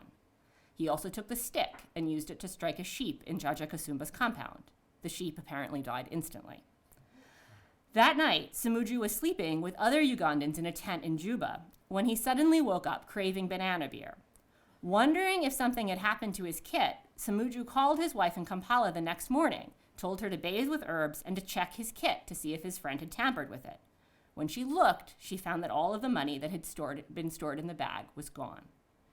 Distraught and late to work, Samuju got dressed and went where the trucks were offloading the daily shipment from Kampala. As soon as he arrived, one of the truck owners told him that he didn't need him anymore, that he had gotten someone else. Then another called to give him the same news. Samuju was suddenly and inexplicably jobless. He called Jaja Kasumba for help. When he heard the story, Jaja Kasumba went and questioned the friend who had been keeping the kit. Upon finding that the friend had indeed tampered with the kit, Jaja Kasumba chased the friend from the compound. With no job, Samuju decided to return to Uganda, but before boarding the bus home, he used all of his remaining money to buy waraji, stuffing every pocket of his baggy trousers with plastic top packs. When he reached Kampala, he was drunk and nearly unconscious. In the week that followed, Samuju drank with abandon. Luckily, someone recognized him one night, passed out on the side of the road, and carried him back to Jaja Kasumba's compound. Eventually, Samuju was able to reassemble the kit, and once he did, he was able to stop drinking. This was 2012, and since that time, he has not had any serious problems with alcohol. He makes sure to keep the gourds he has left for Bamoyana filled with beer and regularly lights fires for Chuanuka. He is also starting to take up the necessary training to become a leader of this community of Basamize himself. From time to time, he drinks a little beer or a little banana beer, but only during rituals and other offerings, and it doesn't cause him any problems now that he's settled his problems with Chuanuka and Bamoyana. So for all of their differences, both Daniela and Samuju understood their problems with alcohol to be the result of the working of agents who were fundamentally other and external to themselves. As in Susan Reynolds White's work on the ways in which people confront misfortune in a neighboring area of eastern Uganda, the questions asked and the answers thought focus less on the introspective question, why me, than they do on the extrospective question, who are you, with the inquiring gaze focused on beings outside of the self. Further, as is also true in White's work, this question is not asked as a matter of abstract curiosity or even regret. Instead, it is a question asked in an effort to determine a course of action, in an effort to do something about the influence of those others who are impinging on one's life. For while life may be shaped by the actions of human and spiritual others, there are concrete things that can be done, either to exercise the spirit on one hand, or to repair and more productively attend to a relationship on the other. This way of understanding addiction differs substantially from the model put forward by Alcoholics Anonymous and the disease model of addiction more generally, specifically with regard to the question of permanence. In both the chronic relapsing brain disease model and the Alcoholics Anonymous model, addiction may be framed as something genetic or something acquired, or some combination of the two. But whatever it is seen as something permanent. Had Daniela or Samuju made their way to the alcohol and drug unit at the National Psychiatric Referral Hospital or to one of Kampala's newly founded AA groups, they would have been taught to see themselves as having a fundamental and unchanging condition. They would have likely learned to identify as addicts. They would have learned that they were a particular kind of person in Ian Hacking's sense. At Pastor John's, Daniela instead came to understand that her drinking was the result of the workings of a spirit who could only leave her through prayer, fasting, and commitment to Christ. In learning to see herself in this way, Daniela was coming to understand the influence of spiritual forces in the world that is sometimes known as spiritual warfare. The particular kind of spiritual warfare practiced at Pastor John's points towards a view of agency and moral culpability that sees behaviors such as problem drinking as being caused by the workings of demons that come from outside of the self. While a person's actions might unintentionally create openings for such non-human others to act in one's life or in the lives of other people tied or somehow related to that person, these non-human others can cause people to act in ways that quickly exceed their control and culpability. These demons are fundamentally non-self, and practitioners of this form of prayer believe that they can be defeated through ongoing prayer and intercession. At Jaja Kasumba's, Samuju came to understand his drinking as the effect of the actions of the Lubale spirit Chuanuka, who had sent the Lubale spirit Bamoyana to drink through him, sometimes described as drinking through you like a straw, to punish him for neglect. While Samuju was bound to Chuanaka through Chuanaka's intergenerational tie to his family, Samuju's drinking was fundamentally not his own. It was neither disease nor moral failing, but was rather a punishment inflicted upon him by a possessing spirit for his neglect of his spiritual duties. By properly attending to Chuanaka and Bamoyana, Samuju was freed from a form of drinking that had been inflicted upon him, while at the same time deepening his ties to Chuanaka and his hope of prospering through his care. Medical anthropologists have long held that symbols can be manipulated to produce transformative effects. In his classic 1963 essay, The Effectiveness of Symbols, the French anthropologist Claude Lévi-Strauss argued that the ritual use of language can both facilitate the expression of psychic states that are otherwise inexpressible and here's the important bit, change our relationship to those states and to the tasks at hand. Recounting the use of a therapeutic chant, which describes a dangerous quest through a pregnant woman's body that was deployed by the Cuna of Panama, Lévi-Strauss shows how the process of immersing the woman in the midst of a difficult birth in a vivid symbolic landscape could radically alter her relationship to the distress and exhaustion that may have been further slowing the birth. As the anthropologist Michael Jackson puts it in his discussion of this essay, the expressive value of the spell, which translates lived subjectivity into the objective language of myth, is linked to its instrumental purpose. For insofar as her experience of the situation is changed, the woman is better able to overcome the pain, distress, and exhaustion that may be contributing to the difficult birth. It is in this inductive property of symbols, says Lévi-Strauss, their power to induce or persuade us to think differently about our relationship to a task at hand or a situation in which we are experiencing great difficulty, that their effectiveness lies. And this process is, moreover, common to both shamanism and psychoanalysis. Further, as Jackson goes on to argue, here drawing on both Lévi-Strauss and Malinowski, ritual language has its effects not only in the fact that the words have been said or a story has been told, but rather that these words are inextricably linked to the warrant of tradition. The words uttered are not one's own, but are ancestral words, carrying the voice and presence of those in whom footsteps one walks. In this way, ritual speech becomes a form of action upon the world. For all of their disagreements, which are too numerous to detail here, anthropologists who have held as diverse viewpoints about the nature of social life and human being, as Malinowski, Lévi-Strauss, and Michael Jackson, have all agreed that material and non-material symbols can have effects on people's orientation towards their experiences, and that these orientations have profound effects on these experiences and also on their actions in the world.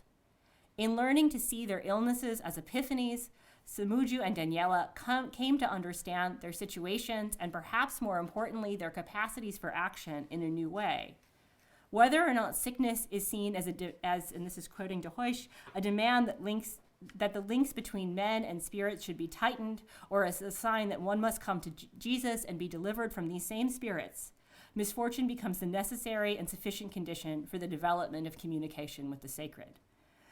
In coming to experience illness and misfortune in this way, Daniela and Samuju's understandings of what they could do to respond to their addictions and what they could expect to result from these actions shifted.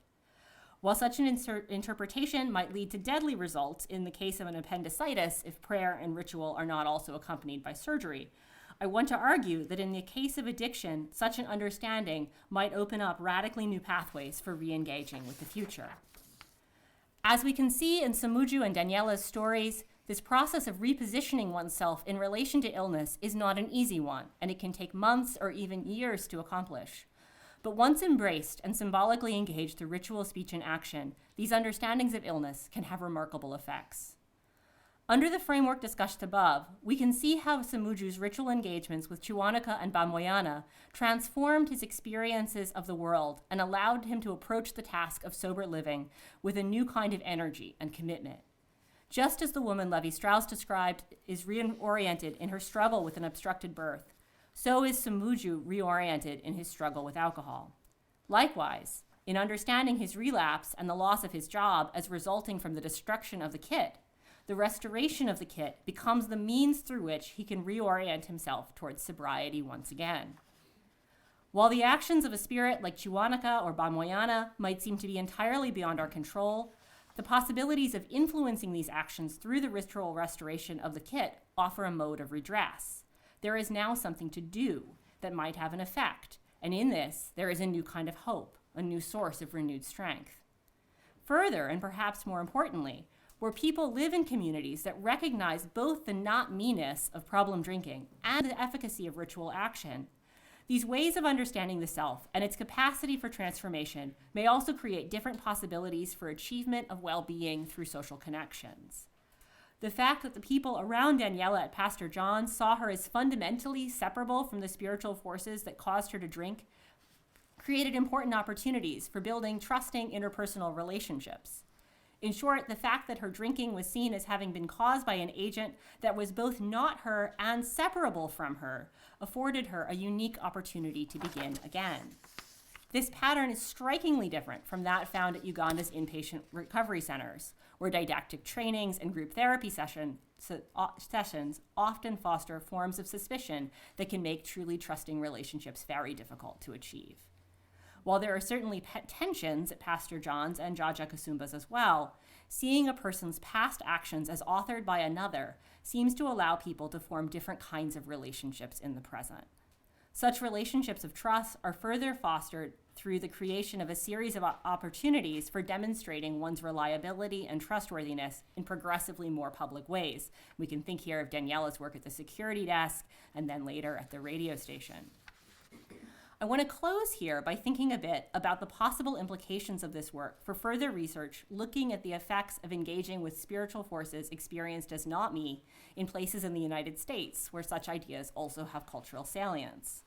While the Chaganda spirit mediumship practices are not commonly found here, the ideas of deliverance and spiritual warfare being deployed by Ugandan Pentecostals and charismatics have emerged through dialogue with Christians in the United States. While spirituality and mindfulness have to some degree been embraced as potential resources for healing, the modes of agency, temporality, and spirituality embraced by people like Samuju and Daniela and the practitioners of spiritual warfare in the United States might make scholars and practitioners a little more uncomfortable. But I want to argue that it's worth sitting with this discomfort long enough to learn what such models mean to those who hold them and what effects they have in their lives. And it is this, in fact, partly what I'm presently taking up with IASC postdoctoral fellow Josh Burraway in our study of opioid addiction and treatment in Southwest Virginia. Anthropologists like Angela Garcia have described the devastating stakes of disease models that only seem to replicate the melancholic chronicity of endless loss in places where life has been shaped by acts of dispossession for generations. Through our work in Uganda, we hope to have found a way to build on her call to seriously consider potentials contained within other modes of living in relation to time by watching addictions and their afters unfold in a world that has not yet been completely colonized by the chronic disease model. Thank you.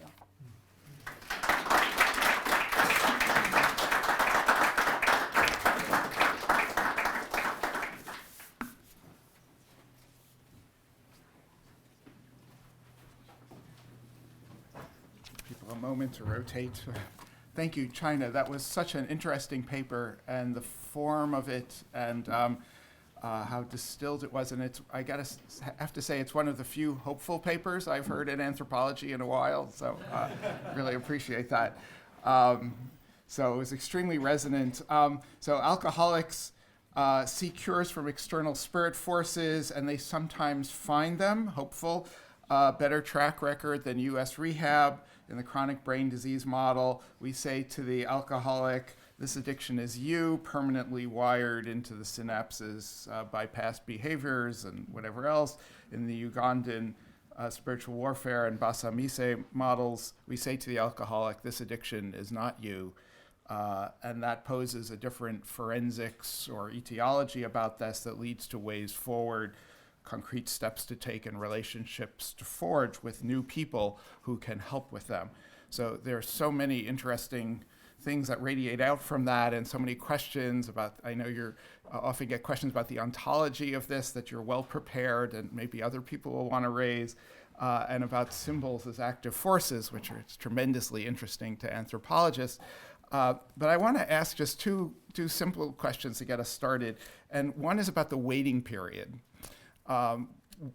both stories involve a lengthy waiting period, years in which the drinker goes to a new place, meets new people, hangs around, and you're in the,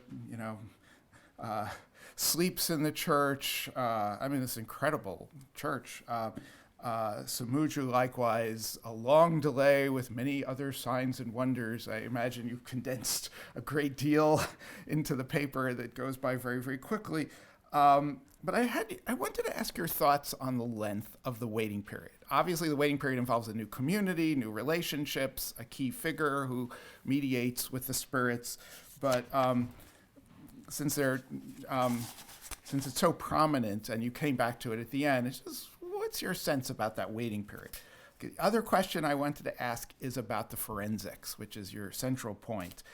And it's so interesting to think about the place that blame gets seated in these stories.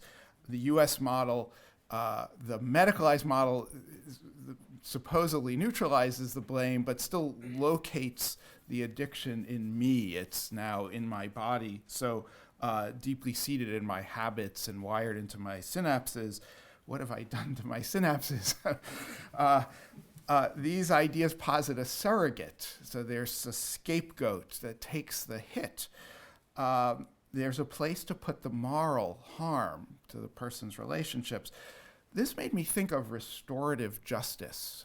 And I'm going to just quickly give an example in Papua New Guinea, where I did field work. There's a lot of thinking and practice around harm. When I harm you, what happens if I do something terrible to your relative, your house, or your property? I pay compensation. And I would, with Orokaiva people, I would procure a pig, raise a pig, give you a pig, give you taro, with a whole group of people. And the thing that struck me about these compensation payments is that as soon as, so I've harmed, China, I'm going to use, I harm you, I hurt your hand, I insult you, I shame you, all these bad things.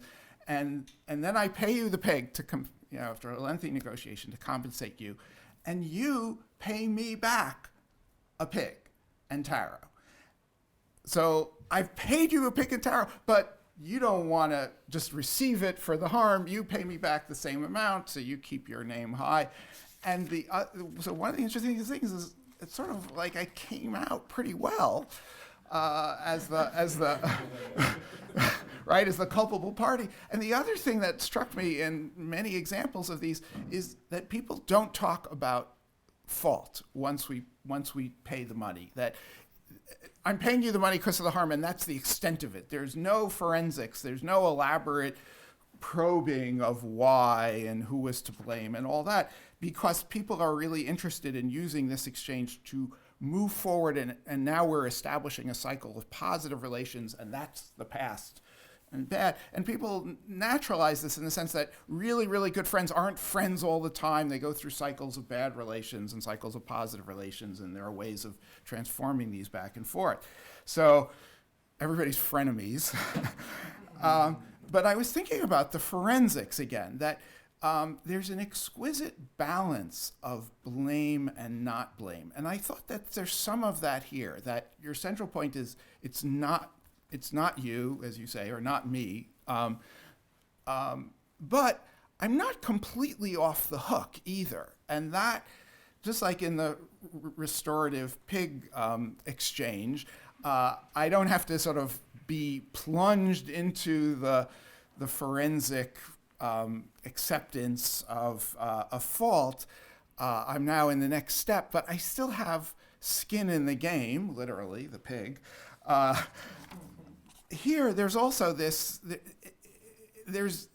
it's not no-fault healing, actually. It's a kind of exquisite balance of responsibility shedding through the scapegoat of the spirit or other external agent, and taking responsibility. And I was struck in Daniela's story, she says, God, change me, I need a new heart. The heart is replaceable in this way of thinking about it. And anyway, I wanted to ask if you could comment on that kind of balance between skin in the game or needing to mobilize the relationships and the money for the kit and all that kind of thing, and the ability to externalize. And also, what's your thoughts on the sort of the optimal waiting period, or what is needed in the waiting period? And thank you again. That was just a great and thought-provoking paper. Thanks, Ira. Those are, great questions. Can I answer Ira's questions? And then we'll take some from the floor. Okay, so the first thing about the waiting period, I think, is really interesting and important, and actually especially important if you're going to try to think about what does this work tell us about addiction treatment more generally. And so many people, including our colleague Jarrett, would think a lot about sort of questions of harm reduction and sort of creating space where people can be while they're working things out in various ways. And I think that actually, in a funny sense, both Jaja Kasumba's shrine and this church, which you wouldn't really expect a Pentecostal church to be a big harm reduction kind of space, but allowing people a space where they can be, they can sleep, they can prepare food, and they can be in a supportive environment for some period of time as change is happening, or as change might happen eventually, I think is important. In terms of optimal period, I don't have a good, it needs to be, this amount of time. But because I think that what's interesting about these stories, perhaps less in the case of Jaja Kasumba's, where there is sort of okay, once you get this kit together, things are going to change. In Daniela's case, she starts praying, she, is doing this, but this process is somehow not entirely under her control. And this is especially the case in some of the other stories we had where dreaming or spontaneous experiences of hearing God speak to them or whatnot play a much more significant role. So the waiting period, I think, is there in almost every case, but how long it is varies, and when it ends is not necessarily under volition. The question of restorative justice and the sort of balance of blame is an interesting one. I think that I guess I'll say two things in that regard. One, I think that's where the kit for me has, the restoration of the kit has been so interesting, that if he had thought this friend, I'm really angry at him, now I've got to overcome my resentments of this friend, and if I can't make the relationship right, it's really hard to control your feelings about a relationship. Until I can get this relationship right, I'm going to keep drinking. And the kit offers this very kind of concrete thing, kind of akin to the the payments that you're talking about. The other thing that I want to say with regard to the forensics of it all has to do with the sort of question of the individual and the ways in which the blame for these sort of the introduction of spirits spreads across multiple people in many cases. And this is true both in the church and in the shrine, where so the Catholic charismatics at their trainings will often draw this diagram of this grid of smiley faces with lines connecting them. And some of those are kin, but others might be people who have come into your network in some other way. And if one person in that group does something wrong, it can create an access point that, and Rachel's nodding because she works on similar stuff in Papua New Guinea, that can invite, in their case, they talk a lot about Satan, into the whole group. And so it might not even be something I did, but something that my neighbor did, and that is going to affect me in various ways. Similarly, in the case of the shrines, it might be that my sister has done something, but a spirit might make me ill as a way of punishing my sister. And so we need to come together in order to make the right kinds of ritual action to solve my problem, which actually didn't come from me. So the whole question of blame is complicated by these interpersonal links. Josh? Thanks so much, China. That was absolutely fantastic. The question I have is about Daniela's dream, in particular this idea of cleanliness as it pertains to her kind of moving out of her addiction. And when I first sort of heard and actually read that paper as well, it seems like one could initially almost isomorphically map that onto the kind of getting clean narrative within kind of psychomedical models of addiction. But the more I kind of sort of thought about it, it seemed like actually it was something very, very different. And I think it sort of, we think about something like detox and withdrawal, right? And this idea that if you, in the kind of cold turkey narrative, you isolate yourself in a room and there's a huge emphasis on the physiological pains and horrors of withdrawal, like sweating and various bodily ejections. And if dreams do emerge, they typically emerge as sort of sites of hallucinogenic horror. But in this case, the dream and the movement from dirtiness to cleanliness seems to be not about getting oneself clean or cleaning up one's act in the sort of responsibilization narratives we see in the psychomedical model, but about being cleaned by somebody else in some way, right? And it seems, I just wonder how people have articulated withdrawal, because I know that from when I've been in Southwest Virginia, people who have been sort of born again and left their drugs and their drinking behind, they talk about it less in terms of acute withdrawal in the bodily sense, but more in terms of temptation, which means that it's a form of ongoing work, but it's re-articulated into a spiritual sense rather than this like grotesque bodily pain and horror. So I just wondered, like, do they talk about their withdrawal in spiritual terms as well, or do they also talk about how much it sucks at a bodily level? You know, it's so striking in the Pentecostal stories, especially, is there's not a lot of talk about withdrawal. Like you'd think that like this person has got to be going through sort of horrible withdrawal, and yet it's not part of the narrative. And I don't think that that's necessarily because it doesn't happen, but it's not the focus. And I would say that this question of the dreaming as either her being cleaned or as some kind of call, and it's a very kind of positive, miraculous kind of work. We could talk more about the epistemology of dreaming across both of these kinds of spaces, but maybe we'll do that later. But yes, I think that's helpful, Josh. Thanks. Tal? I've just been reflecting on the slipperiness of the you, not you division. And in light of your talk and Joe's talk especially, the verdict that it is you, as you're putting it in certain Western models, in a way establishes a relation to it that permits you to distance yourself from it and externalize it from yourself, so that it then becomes not you. The addiction is not your responsibility, but now you're saddled with a fresh responsibility. I don't know, you can imagine the you now being sort of centered in the managerial or choice-centric element of the psyche, and surveying this aspect of your neurological wiring or your birth condition or what have you. You now have a mess to pick up, and it's on you to pick it up, so to speak. So it seems as if we could describe that as assigning the problem to you, but we also might describe it as an externalizing move that shifts the locus of responsibility in some way rather than absolving, giving you, I don't know, a managerial or self-maintenance task. And it seems to me similar dynamics are underway in the cases you described, but I don't want to take up more time than that. So. I think the overlaps actually between our papers would be really fun to think about, because there is even in the disease model a sense that it's not you in the sense of will, but it is you in the sense of your body, and sort of what is the relationship to one's body, and is that something that creates a distancing because it's body and not sort of volitional action. I think this takes it a step further, because it's also not held within your body in regards to this question of, can you make it go away? Can it fly out of you? Your brain doesn't fly out. It might not be you in the same way as your volitional action, but I think it's a bit different. I think the other thing that strikes me as quite different is this question of whether or not there's meaning in it. So at the end of Joe's talk, he talked a lot about the sort of how this sort of gives you a sort of black hole in terms of any kind of meaningful interpretation.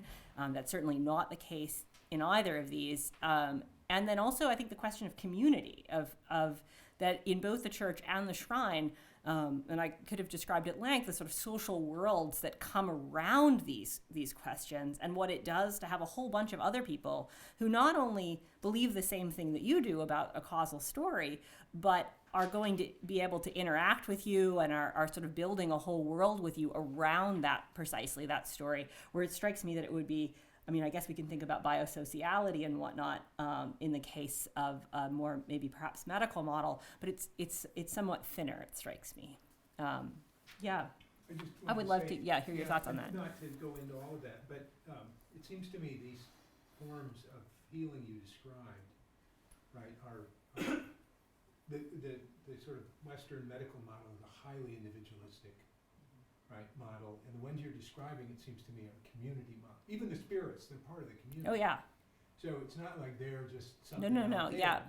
right? These are parts of the community, and healing is a kind of reintegration, right? It always sees, in some ways, the root of all of our problems as some kind of break with the community, right? Understood, of course. Broadly. Broadly. But also particularly, right? And I was struck by the waiting period as a kind of humane, in some sense, opportunity in which you already experience a kind of reintegration, but you're given time to when you're ready, so to speak, right? I mean, again, I think of you go to drug court, and it's like, you need to get off of this right now. There's no, right? And yet you realize that a lot of change, especially with addiction, you have to be ready to stop this. In AA, at least, does emphasize, right, the kind of hitting bottom. When you're really ready, then maybe you'd be willing to do what it takes. And I thought here that the whole idea of the waiting period, right, in which like Daniela could live amongst these people, right, who are just accepting her, just like they're not nagging her, not slapping her wrist, presumably, right? You're in some sense being accepted, and then that lays in some ways the groundwork for the kind of reintegration, and then the healing, which will then break the cycle or whatever. And there's a sense too that everyone there is there for the same reason, even if it's manifested in different ways, that they've all come in seeking of healing. What their particular problems were don't really matter as much as sort of the forms of community that are taking place. And I think even more so than in the U.S., community it's everything in Uganda. Like you can't find a house, you can't find a job, no one's going to fix your car. Like you can't do anything unless you have people. And so this question of people, when so much of the AA stuff is about avoiding your partners in crime and, changing your people, places, and things, how do you do that in that kind of a social world, particularly given the place of the bar as the main locus of social life is quite important. I think Diane? Yeah, I have a reflection or a question about the parallels that you see between this process of spiritual healing and exorcism within the Catholic Christian tradition, and the extent to which the characterization of the spirits involved in this process. Are these spirits neutral, or are they conceptualized, as in the Catholic tradition, as evil? And is this actually a sort of a moral battleground against the larger forces of good and evil as they're represented in the exorcism tradition and within Catholicism? Yes, in the both the Pentecostal and the Charismatic churches, these are represented as evil spirits who are tied to Satan and sort of a whole powers and principalities set of teachings. They are also the same named spirits as in the Lubale tradition. So Bamoyana gets named in both spaces, but the moral valence of Bamoyana, although he's not particularly positive in Samuju's story either, but there he's just, he can be sort of pulled in to help out in various ways. But the same kind of named spirits come up in both places, but the moral valence in the churches is definitely with a whole discourse around evil. And David? Yeah, thank you. I was curious about the comparative sense that you are hinting at, that I know a little bit about from talking with you with your current research. And excuse me. One of the things that seems to come out is that it's partly a question about, as I think we've said in different ways, regimes of agency, and where you are able to recognize or comfortable recognizing agency. And it seems like the interesting with the two models here, the AA model and the biomedical model, are that they both very jealously guard agency as the province of the individual, whereas your informants in Uganda are quite happy to sort of defer the possibility of agency outward. And I sort of see a lot of parallels with also sort of the ways we conceptualize things like poverty and personal responsibility versus structural responsibility. So the move we would make typically in the social sciences to emphasize the agency of things outside the self, whereas the lay model is often the personal responsibility model. So I'm wondering if in your current research in Southwest Virginia and if maybe Pentecostalism there, do you think that you're seeing sort of different regimes of agency, I guess, or agentive recognition than I don't know, we might see? I think it is still too early to tell. I think, and Josh might be able to speak better to this, but I feel like there are stories that and there's, particularly some of these kind of like self-published testimonial tracts that sound exactly like Ugandan stories in terms of deliverance and whatnot. And I think in those stories, there is something of an external agency. But I'm also wanting to tread very carefully because there's, sort of different Baptist traditions, and I'm trying to kind of get my hands on mapping all of that out and sort of different understandings of agency. So I think there may be some things that'll be similar, but culturally there's going to be a lot that's very different. So I'm hesitant to say more than, wow, it seems like there's some interesting things happening around religion and recovery that look kind of similar across both spaces. Let's try to slow down and attend to those places and people's stories on their own terms before assuming that those are sort of worthless models or dangerous models or models that are not worth considering or talking about or being in dialogue with. Right now, as we saw at the opioid conference here in the fall, there's a lot of tension between office-based opioid treatment providers and religion, and those are seen as things that are in tension, and religious folks are seen as dangerous to progressive opioid treatment. And so trying to kind of say like, whoa, let's slow down and try to look at what's going on here first and then move forward from there. Yeah. Very similar to that question, and keeping you locked in this comparative mode we put you in. I put myself there. All right, good. Tal was speaking about sort of managerial, but I was wondering about the word mechanism, because this is in the program title, Mechanistic Images of Mind. I know that all the disciplines we confer mechanisms on social action in ways that may or may not be true to their own experiences, but that's what I wanted to ask you about is it that mechanistic mindset that's maybe the disease model or something else says, sort of almost input-output means, if that's one understand mechanism, but how do these actors understand their relationship to these processes? Well, I mean, I think these Tsemuju and Daniela understand the mechanism of their addiction and their later recovery as having been about their successful engagement in battles with spiritual forces, or in engagement with spiritual forces that then they come into it. I think the more interesting question with mechanism is the slippage that I'm trying to kind of work between of this kind of talk, which is about sort of cultural phenomenology and symbols and how do our understandings of things and seeing this as this change what we do, and then the gap between that argument, which is quite different and in important ways from the arguments that Tsemuju and Daniela are actually making. They're not arguing that their understanding of something or seeing it as this thing or their successful manipulation of symbols changed something. They are understanding that Daniela doesn't drink anymore because the spirit got out. And Tsemuju doesn't drink anymore because Bamoyana stopped messing with him. And that's a different argument. That has a kind of ontological claim. And I think in the work, George and Sarah and I think have kind of come to a place of trying to mark a gap and to sort of note the impossibility of making the stronger ontological positions as social scientists. That would require us to sort of embrace those in a more sort of quasi-theological way. And the differences between these models, I think, are very important. Like, they're similar in some ways, but they also completely disagree with each other and almost came to blows at a luncheon we tried to hold this summer in terms of the question of moral valence. And so trying to figure out how far can we go as anthropologists, and what do we do when we have to stop, and how do we note the differences between what we're saying and what the people that we're talking to are saying without necessarily having to hold up one of these versus the other, which I think would be easier to do if we were doing a project that just had one of the groups. We could write a book where we, take seriously Tsemuju's model, and it would be easier to do that if we didn't also have to send the book to the church at the end. And sort of trying to think about how do we write in a way that allows all of this to coexist, while also noting the gap between our ability to do that and what Tsemuju and Daniela would write if they were writing the book.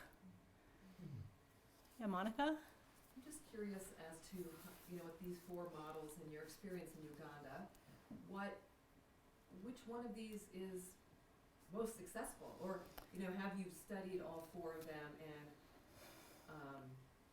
would you say that anybody who, attends the Pentecostal church and wants healing is receiving healing? Or, I'm just curious Yeah. how Uganda they're viewed. So it's a great question, and the efficacy question is one that we actually thought a bit about and went and talked to a bunch of the quant people over in the med school and said, like, how would we actually design a study? And problem is, you really can't randomize control trial deliverance or really any of this. A lot of it is sort of beyond control. To induce a dream over here. Some of the psychedelic research kind of shifts in that direction, which is sort of interesting. So that's one problem. The other problem is people are moving between them. So for one, this works. For other, the other doesn't work. They're doing multiple things. So how would you actually think about the compounding effects of these different models? Every trajectory is different, and there's no good way to black box going to church. What that means is going to be different for different people. So long story short, we can't answer that question. But I think what we can say is that in looking at these stories, we see patterns, and one of the patterns that we see is that people in both the space of the church and the shrine do seem to be moving forward into some other kind of life. I don't know if I want to say more often, but we have struggled to find the hopeful stories in the material that we've done from the rehab centers and and AA groups in Uganda. As we're like moving into writing that chapter, I'm having a much harder time figuring out how to tell stories that end in really continually very messy ways. And I think it's important for anthropologists to tell messy stories, but I can say that on the whole, our data in that section of the project, it looks much messier than our data in these other kinds of spaces. And then the herbal emetics are really interesting, and they seem to do other kinds of things, and sometimes they go well, sometimes they don't do anything at all. We could have a longer conversation about that, but I think we're probably close to done with time. Or maybe not. We have a coffee break. So let's thank China and Taiwan.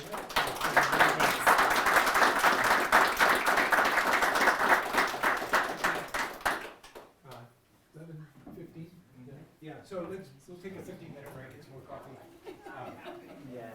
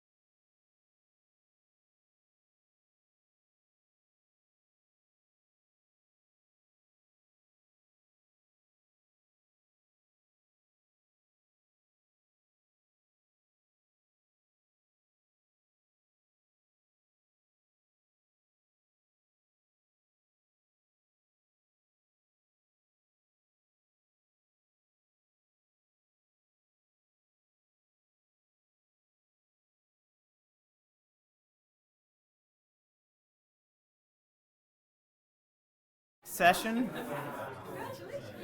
Yeah.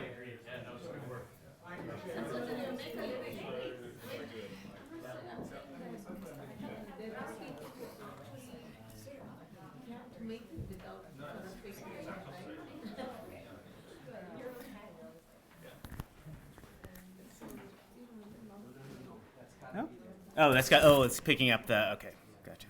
Yeah. Okay, so our next paper will be by Suparna Chowdhury. She is an assistant professor and co-director of the Culture, Mind, and Brain program at the Division of Social and Transcultural Psychiatry at McGill University. She works at the intersection of anthropology and cognitive neuroscience, with an initial training that was in cognitive neuroscience at University College London, and then she went on to a postdoc at McGill, where she looked at transcultural psychiatry, and then directed an interdisciplinary research program on critical neuroscience and the developing brain at the Max Planck Institute for History of Science in Berlin. As Joe mentioned earlier, unfortunately her travel plans fell through at the last moment, so she is unable to join us in person today. Leanne Alspaugh, who's the managing editor of the Hedgehog Review, has kindly agreed to read her paper, which is Politics of Plasticity, the Implications of the New Science of the Developing Brain for Education. I'll also say a couple of words now about her respondent, Matthew Crawford, who's a familiar face at the Institute, where he is a senior fellow. He earned a PhD in political philosophy from the University of Chicago, specializing in ancient political thought. His work since then has focused on the intersections of technology, ethics, and politics, first with his book, Shop Class as Soulcraft, an inquiry into the value of work, then with The World Beyond Your Head, on becoming an individual in an age of distraction. He's currently working on a book about driving and driverless cars entitled Why We Drive, Toward a Philosophy of the Open Road. So with that, Leanne. So thank you all for your patience.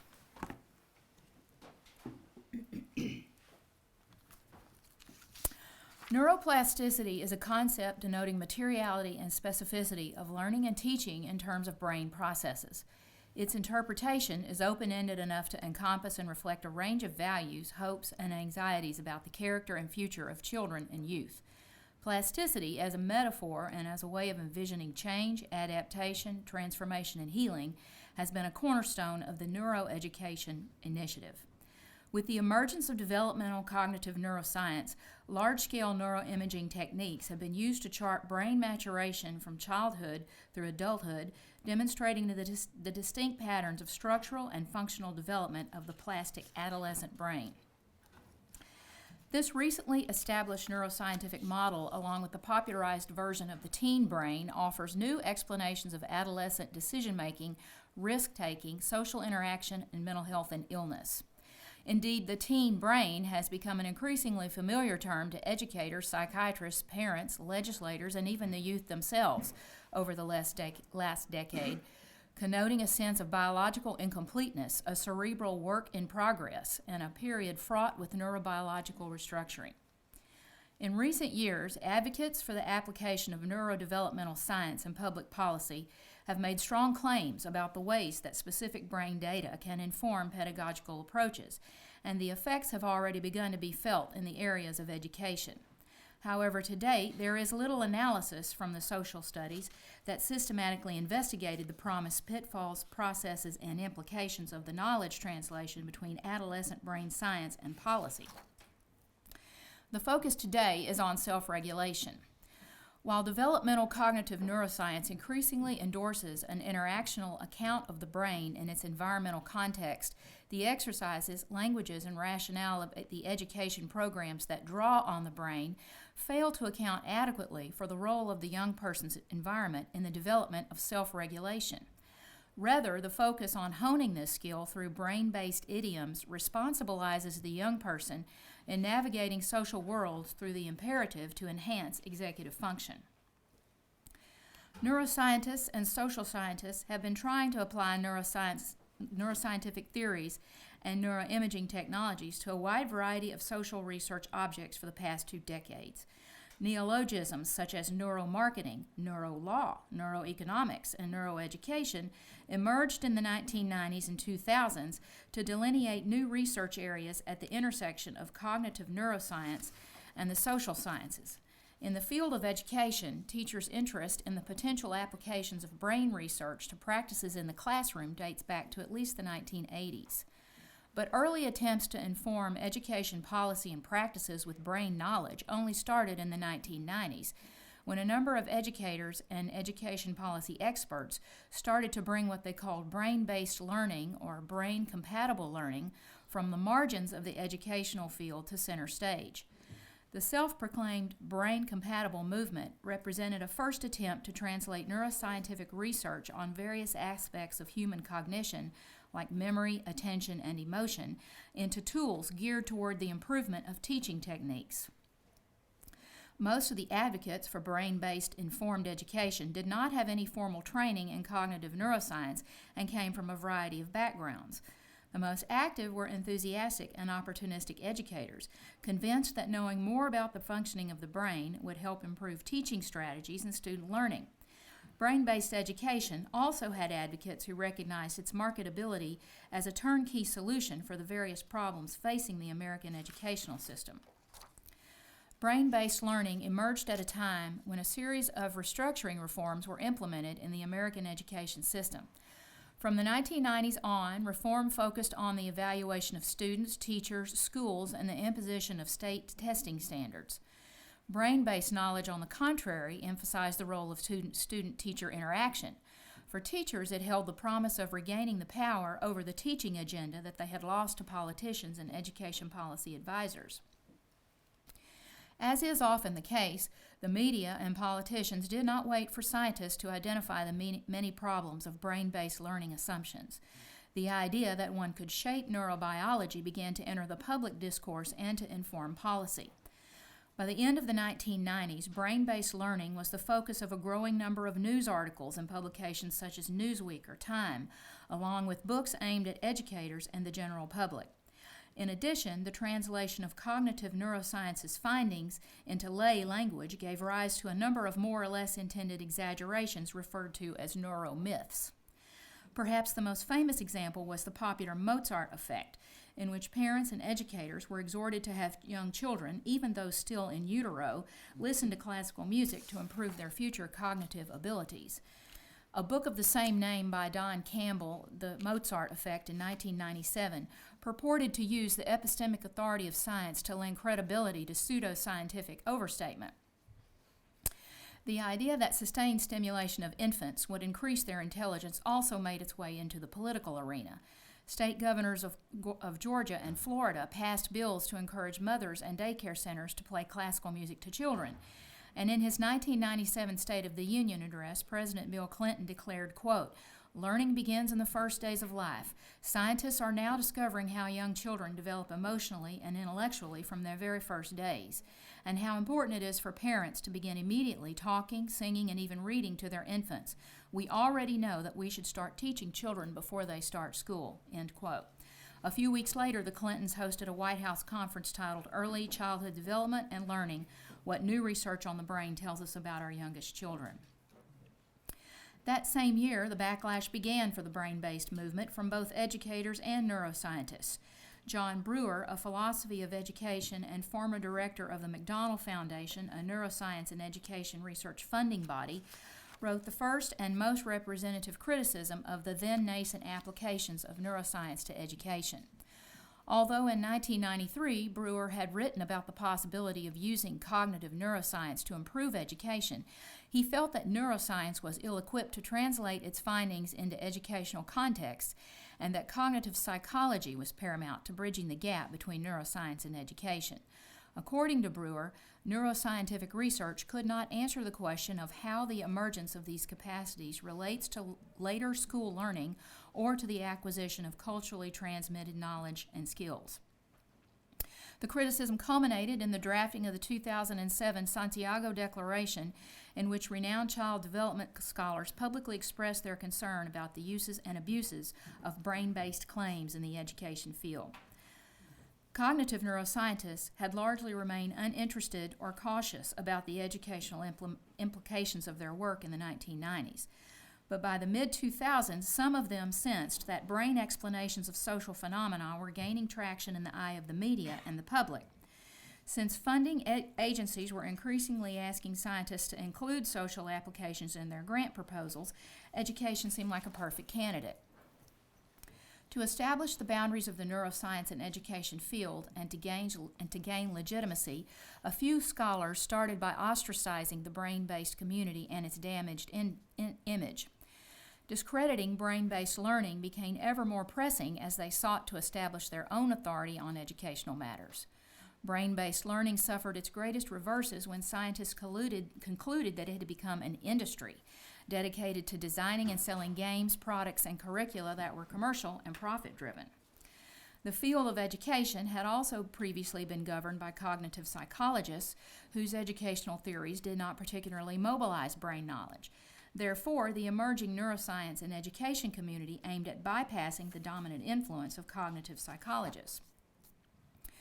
Cognitive psychology, however, had not been able to provide a visual proof of mental states, and neuroscience was claiming that neuroimagery could provide such visual evidence of cognitions. Educational neuroscience built on this assumption and made it a central argument of its legitimacy.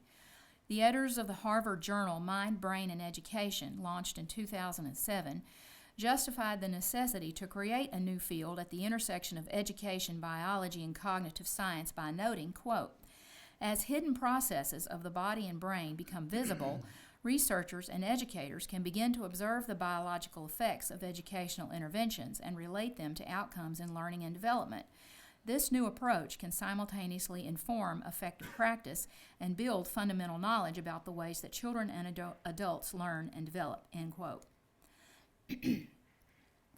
Wanting to start anew and not be identified with the early criticism of brain-based learning, these scholars rebranded the research domain at the intersection of cognitive science and education as educational neuroscience. At the same time, the International Mind, Brain, and Education Society joined the Mind, Brain, and Education Journal in an effort to create alliances with biologists, cognitive and developmental scientists, and education research and practitioners in a more general mind, brain, and education research agenda. Since the 2000s, the field of educational sciences had witnessed a sharp increase in the application of cognitive neuroscience, including non-symbolic representation of quantity, especially with subjects of kindergarten age, studies on the impact of learning, studies on the impact of education on learning, and classroom interventions into developmental dyslexia based on brain imaging. However, translating neuroscientific findings into practical and applicable knowledge for educators remains elusive. Much of the literature still focuses on the challenges of creating an interdisciplinary research area and of translating neuroscientific findings into practical and intelligible knowledge for educators and education policymakers. A major problem facing neuroscience and education advocates is the relevance of brain explanations for educational purposes. Indeed, its very relative relevance for cognitive psychology is still being debated. But neuroscience scholars, the brain-based alternatives tend to offer much simpler solutions that appeal to private schools and parents alike. But educational neuroscience scholars lament that brain-based research still misleads a number of teaching practices, perpetuating misconceptions about the workings of the brain, including the discredited idea of the right brain, left brain dichotomy. Brain-based education remains deeply entrenched. Granted, it had a head start and has become a familiar concept among parents and teachers. Further, the recognized fact that it is a multi-million-dollar industry adds to its perception as a time-tested and successful pedagogical approach. In addition, neuroscience and education scholars often struggle to get research grants unless their proposals are lumped in with more basic research initiatives funded by national organizations. Mere use of the prefix neuro seems to elicit ambivalence. The field has advanced due to researchers' motivations to bypass psychology and to build direct bridges between pedagogy and the visualizable, objective, evidence-based recommendations contributed by technologies such as MRI and EEG. However, the rush to capitalize on the appeal of the brain, regardless of the legitimacy of the claims, has led to skepticism in the field, particularly within the hard sciences. Researchers urge users of this knowledge to be cautious about the rapid entry of neuroscientific wisdom into social practices, particularly against a background of a strong media appetite for neuroessentialism. The neuroscience and education literature mainly focus on identifying the neural basis of learning processes and translating that knowledge into novel or more effective teaching practices. This builds on three well-established neuroscientific findings. First, the brain goes through periods of proliferation and elimination of synapses called synaptogenesis and pruning. Second, during two critical periods of development, early childhood and adolescence, these neurobiological processes operate at a much higher rate than at any other time of life. And third, environments help shape the brain and influence connectivity, a process sometimes referred to as experiential fine-tuning or experience-dependent plasticity. Some researchers also argue that there may be an optimal learning age when educators should adapt the teaching of specific subjects to brain-based age windows for learning.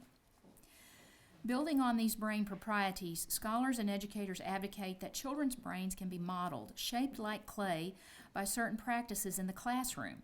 What and how they learn, know, and behave are all understood to sculpt their brains in certain ways.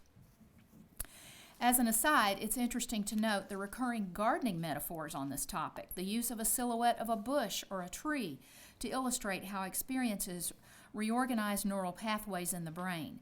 The experience-dependent processes of synaptic pruning and the selective shearing away of leaves or branches to improve brain health as the developmental process proceeds. The literature suggests that with the right stimulation, children can learn anything because of the brain's plasticity, which offers limitless potential for learning. Parental involvement is widely encouraged, and learning environments should be as enriched as much as possible. What is meant by an enriched environment, however, is up for debate. As Breuer noted in 1997, quote, "In appealing to this research, advocates move too easily from complex to enriched, where enriched is very much in the eye of the beholder, often reflecting the beholder's cultural and class values. Rich and complex environments tend to include what the authors value and exclude what they abhor.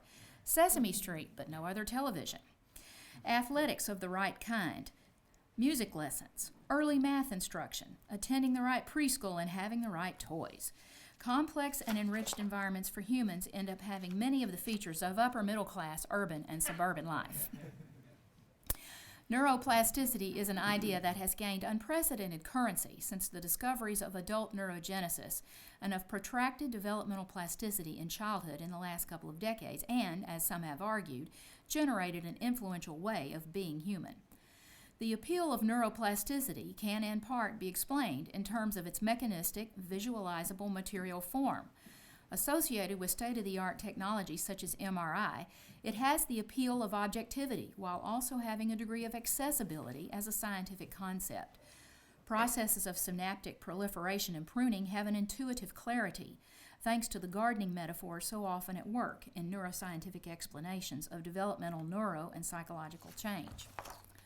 Crucially, its interpretive flexibility also offers opportunities to use it as a convincing rhetorical device to denote the brain's limitless potential to become something else, better, more efficient, healthier, and in other ways different. It is worth quoting at length how the mind and brain education theory was implemented in teachers' practices at St. Andrew's Episcopal School. And I'm sorry, I don't know where that is. Quote, "We began our work with a simple and playful introduction to neuroanatomy. We included things like the basics of how neurons function, an interview of the path from sensory inputs to the formation of memories, and the limbic system and how we react to stress. Present this well, and it fascinates teachers. However, this neuroanatomy content knowledge is not actually that important for educators. What is important is where it leads. We use it as a setup to the most crucial mindset shift that we believe to instill in educators: the deep-seated belief in neuroplasticity and its transformative potential. Teachers are brain changers. Whether a teacher believes it or not, their students' brains rewire as a consequence in part of what that teacher consciously chooses to do or not do. The impact of that knowledge, extended through schools, teachers, parents, and students themselves, will break a lot of stereotypes, will empower wiser decisions, and will change these fixed mindsets. There are doors being closed and people feeling they can't do something, that they don't have the brain power to do it. But with neuroscience and things like neuroplasticity, they would have much more confidence that effort, feedback, revision can result in basically unlimited potential skill sets. It's a mental management issue, something that can be fixed. There's a more proactive attitude towards the kids' progress and in turn how they see themselves. I don't want to say that they don't feel responsible for the way they are, but they do believe they feel like if I work, if I focus on this, I can change it and make it more functional, whatever it needs to be. End quote. Such notions of mental management reflect the sense that plasticity, or malleability of the brain, appears to orient us away from localization theories of the brain and cognition that have long been critiqued for being reductionist or likened to neurophrenology. Plasticity seems instead to open up a space for non-reductive brain-body-world interactions, leading us from views of the brain as a site of determination to one of transformation, over which individuals have mastery to mold and style. This idea of the brain's malleability throughout life and the implication that we humans can direct fundamental biological processes, of course, carries with it a whole host of ethical imperatives about how we ought to manage this process. Areas of the brain that are particularly plastic during development are understood as substrates, which can serve as targets for interventions by educators, psychotherapists, parents, rehabilitators, and policymakers. Increasingly transmitted through popular literature, museum exhibits, children's stories, and hand models, the description of the brain as plastic and the prescription that we should act to influence its development appear to be self-evident, natural, below history, and universal. Self-regulation has been a long-standing research topic in cognitive psychology. Although the concept still lacks a consensual framework, it has been used to study a wide range of topics relating to psychopathology and health problems. Its implications for education preceded educational neuroscience, and unsurprisingly, it has become an important topic for scholars in the field. Quite interestingly, there is much debate in the neuroscience and education community about what the brain has to say about education, but students are rarely involved in the process. In fact, there are virtually no studies that have taken into account the perspective of students who have been affected by educational neuroscience. Cognitive neuroscientists support the vision that self-regulation is a high-order cognition controlled by the executive functions of the brain.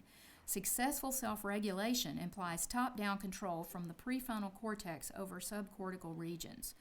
The latter are involved in reward and emotion processing, two important cognitive processes that need to be regulated by oneself if, according to advocates of brain-based education, as well as neuroscience-informed parenting, one is to succeed in school. In the U.S., the long-standing concern with underachievement correlates with a long history of connecting that underachievement with children's incapacity to self-regulate. The concept of self-regulation assumes autonomy as an underlying prerequisite condition towards which children should thrive, especially in liberal societies that emphasize the value of personal agency and self-determination. The neuroscientific approach to self-regulation entails additional problems. Self-regulation in the cognitive neuroscience literature is often described as an individual's reaction to some form of external stimulus. But individuals' actions are not to be confounded with their reactions. Individuals act based on a complex conglomerate of factors such as personal history, situational assessments, underlying motives, emotional states, perceived external demands, etc. Individual intentions cannot therefore be understood out of context. Self-regulation is often conceptualized as an inner capacity, decontextualized of this cultural, social, historical, and natural environment in which the process has taken place. Further, self-regulation is always envisioned in ways that are well aligned with institutional objectives. Therefore, as many researchers have demonstrated, particularly those from the critical pedagogy approach, learning to self-regulate is not so much about learning to cope and deal with personal hardship as it is learning to subject oneself to compliance with institutional constraints. This creates the odd situation of encouraging children to cultivate autonomous self-regulation while at the same time constraining the freedom necessary to self-direct their own development and learning. Moreover, self-regulation implies a constant state of self-monitoring, whereby the responsibility of identifying what needs to be regulated falls back on the individual child.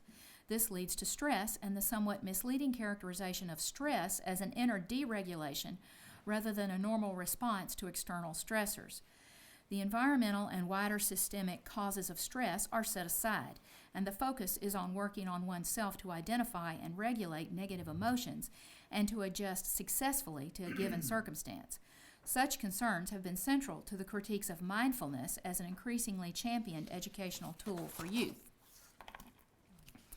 Adolescence as a life stage, education as an institutional space, and neuroplasticity as a biological process together all provide a particularly charged moral arena in which societal projections play out about the characteristics we want to cultivate in the adults of the future. The plastic brain is presented as a substrate in the making, a process of becoming, a canvas of potentiality. The objectivity and durability of neuroplasticity offers a sense of possibility that contributes to the appeal of neuroeducation for educators, researchers, and policymakers.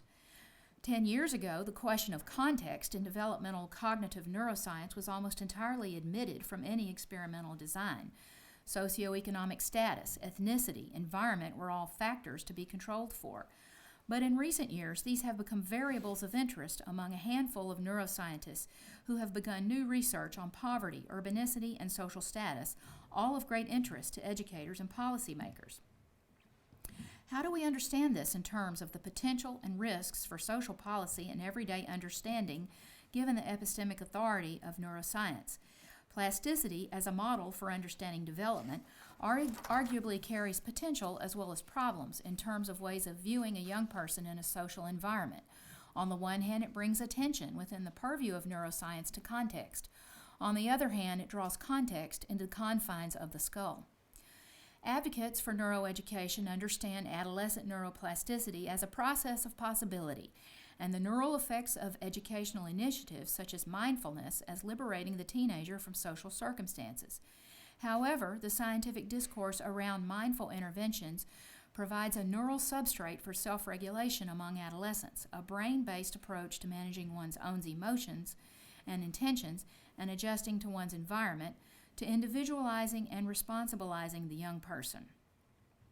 Neuroscience and mindfulness may be explained by understanding neuroplasticity as a mechanism of hope, a recursive biological process for transformation of oneself through various mindful practices that make possible change from illness to health, from distress to well-being, from at-risk youth to stable, compassionate adulthood.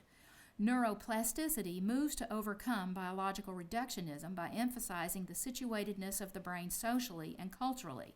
When imported into educational initiatives, some critics have said it promotes neuronal selfhood, leading to over-individualizing and passivity, to anesthetizing people in times of risk and uncertainty, to detracting from active citizenship. In fact, the very problem some of these interventions seek to remedy. Qualitative studies have shown that new pedagogical tools, cast in neurological terms, increasingly aim to shape better, that is, more resilient, emotionally intelligent, and well-regulated children and young adults, but that the imperatives for change focus on the individual, while the structural context ebbs out of view.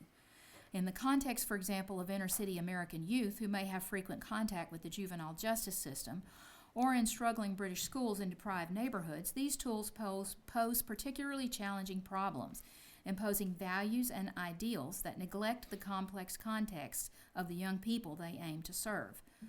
While neuroscientists seek to engage empirically with questions of social inequality excuse me, and the social systems of adolescence, these contexts may be heavily gendered or racialized, requiring an intersectional response or approach. Understanding social inequality through the lens of the brain is a new area of research that warrants serious critical reflection. As others have pointed out, a critical approach is required to remain aware of tendencies toward biosocial determinism in linking neural phenotypes to social context and social problems. While the research can serve to call attention to social problems by framing them in terms of the brain, we need to be cautious in considering how framings of the dysregulated brain or the brain on poverty may reify and classify certain types of young people and mark poor and minority children for intervention in line with predominant political approaches.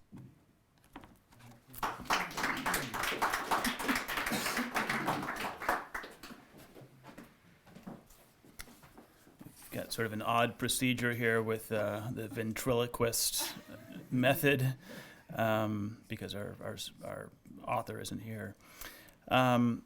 So in his remarks from the Peanut Gallery, Tal said something that I think sort of puts his finger on what has been the central kind of rubric of this morning, and I expect will be for the entire conference, which is, as he put it, a kind of slipperiness between you and not you, and therefore a kind of instability in our picture of agency.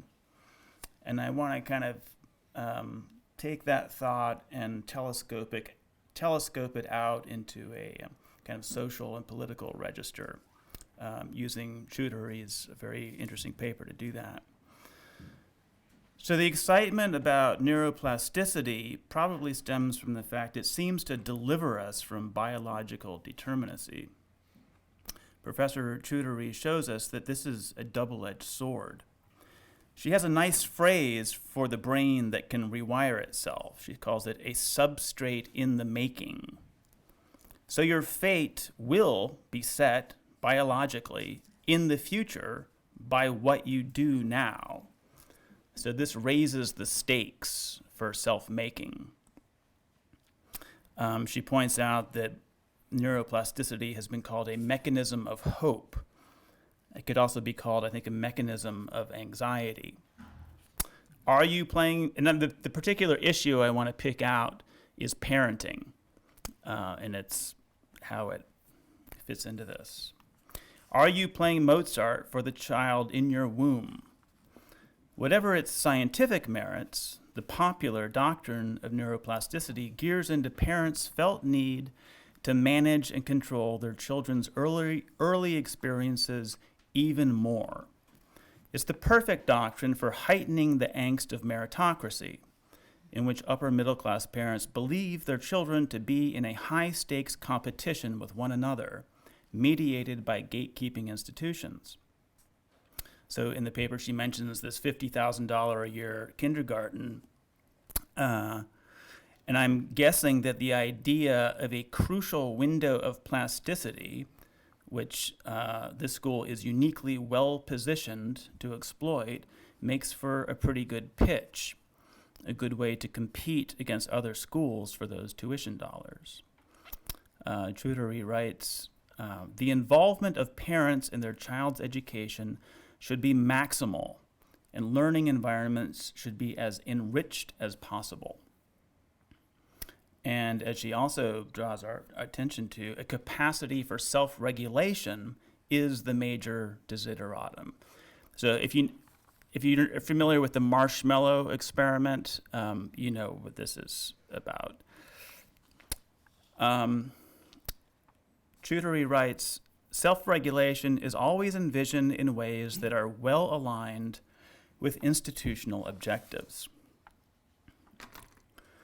So the point of these child engineering efforts is to produce the kind of self that will make it into the upper middle class and stay there. Given that, I want to, one of my favorite writers I want to summon here is Francois Furet, who's known primarily as a historian of the French Revolution. And he writes that the condition of being bourgeois was a genuinely new development in the human landscape, arising in the mid to late 18th century. And Furet suggests that what it amounts to be bourgeois, is that one is undefined. You don't have an inherited social role or a given place in society. You're not born into the trade of your father, for example, or into the reciprocal obligations of rank. This indeterminacy is both a social fact and a principle that we avow.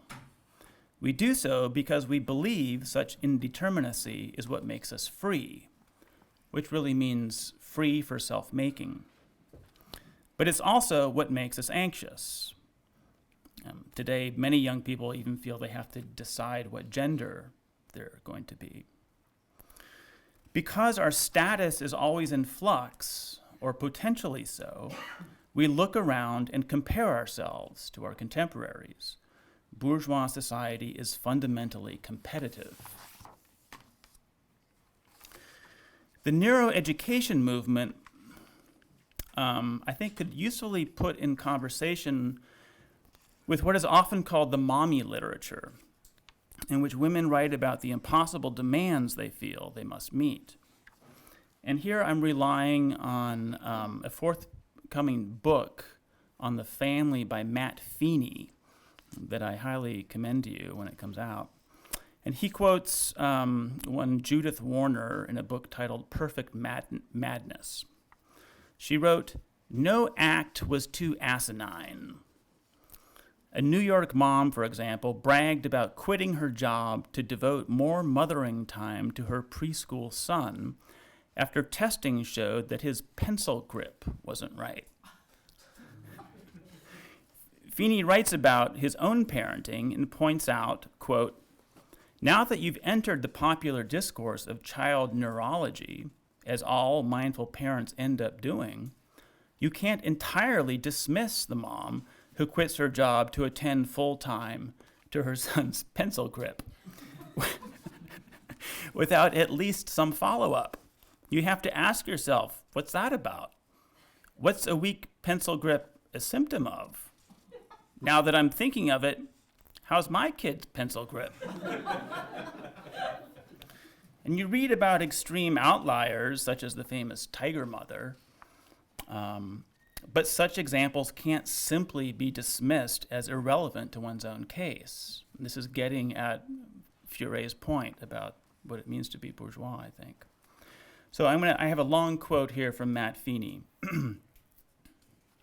He says, "If the primary practical fact of my family's life is that I'm helping my kids chase something, and if the thing I'm helping my kids chase is the same scarce thing that Amy Chua's helping her kids chase, and if everyone's marginal chance of catching this thing reflects the planning and effort that went into the chasing, then Battle Hymn of the Tiger Mother isn't just a quirky memoir by a mom who's clearly top percentile in the hard driving department.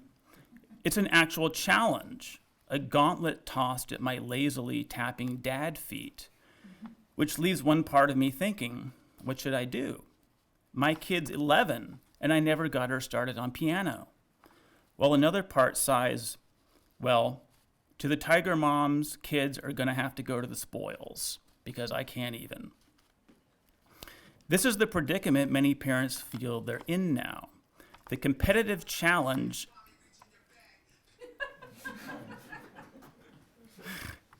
that was planned ahead of time. So the predicament, this is still Matt Feeney, the competitive challenge their child-rearing methods are deployed systematically or haphazardly to meet. The idea that your child may have a specific future calling that matches his or her character or virtues or interests, or your family's valued history of work and mission, has been subtly displaced by the idea of a single slippery pyramid that you need to graduate from college to even get a tenuous place on. So that's the end of Feeney quote there. So I want to, that's pretty much all I have to say. I want to allude also to Joe's remark. At the very beginning, he invoked a saying from Judith Butler, I don't remember exactly, something about the point of social criticism being that it can kind of, liberate you from doctrines that have a kind of institutional grip on people. So I think, in that register, that in thinking about neuroeducation, the point is just to notice that as an industry, neuroeducation seems to consist of a gratuitous layer of metaphysics added on top of education that adds no additional insight. So that by itself kind of can help you gain some, as a parent, some critical distance from these kind of pressures. So thank you. Who should stand up here to? No. I mean, we need a séance. Yeah. Here's Bill. Yeah, just thought about self-regulation, and it sort of came up both in your remarks and in the paper. I've noticed that Stoicism is the only, it's like become this cottage industry of popular Stoic self-help books. I mean, there's just tons of these things. There's no other area of philosophy, modern or ancient, that even compares in the, if you search on Amazon or go to a bookstore. This is just like in the last 5 years or 10 years? Maybe 10 years, Yeah. 5, 10, something like that. I mean, you see how to be, all this stuff, how to be an emperor that's drawing on, Marcus Aurelius, and then how to keep your cool, how to, and it's very much appears to me very much a kind of, it has an I don't mean to dismiss it, there's interesting stuff there. Sort of managing your affect. Yeah, but a individual, personal project of managing your inner emotional life, but from a kind of odd vantage point, and also detached from the broader, historical setting and cosmology and everything that in which Stoicism fit, and transposed onto 21st century hyper-competitive, Western commercial culture.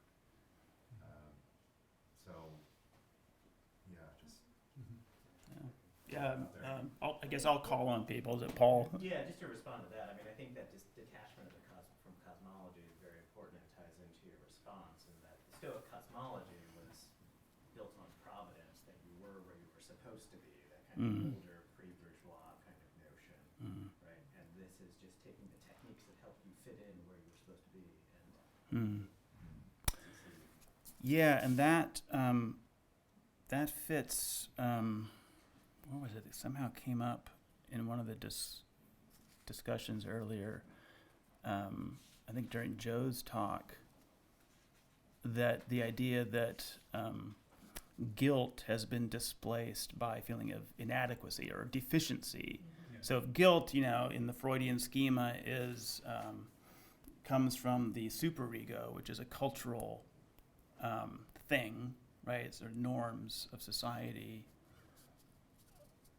Absent, norms, we have a kind of weirdly transformed superego, which is to be the high-performance self. I don't know, I'm just trying to think how the deficiency, the kind of language of performance, is different from guilt, and how the absence of, the cosmology of the ancient world and the sort of new Stoicism relates to that.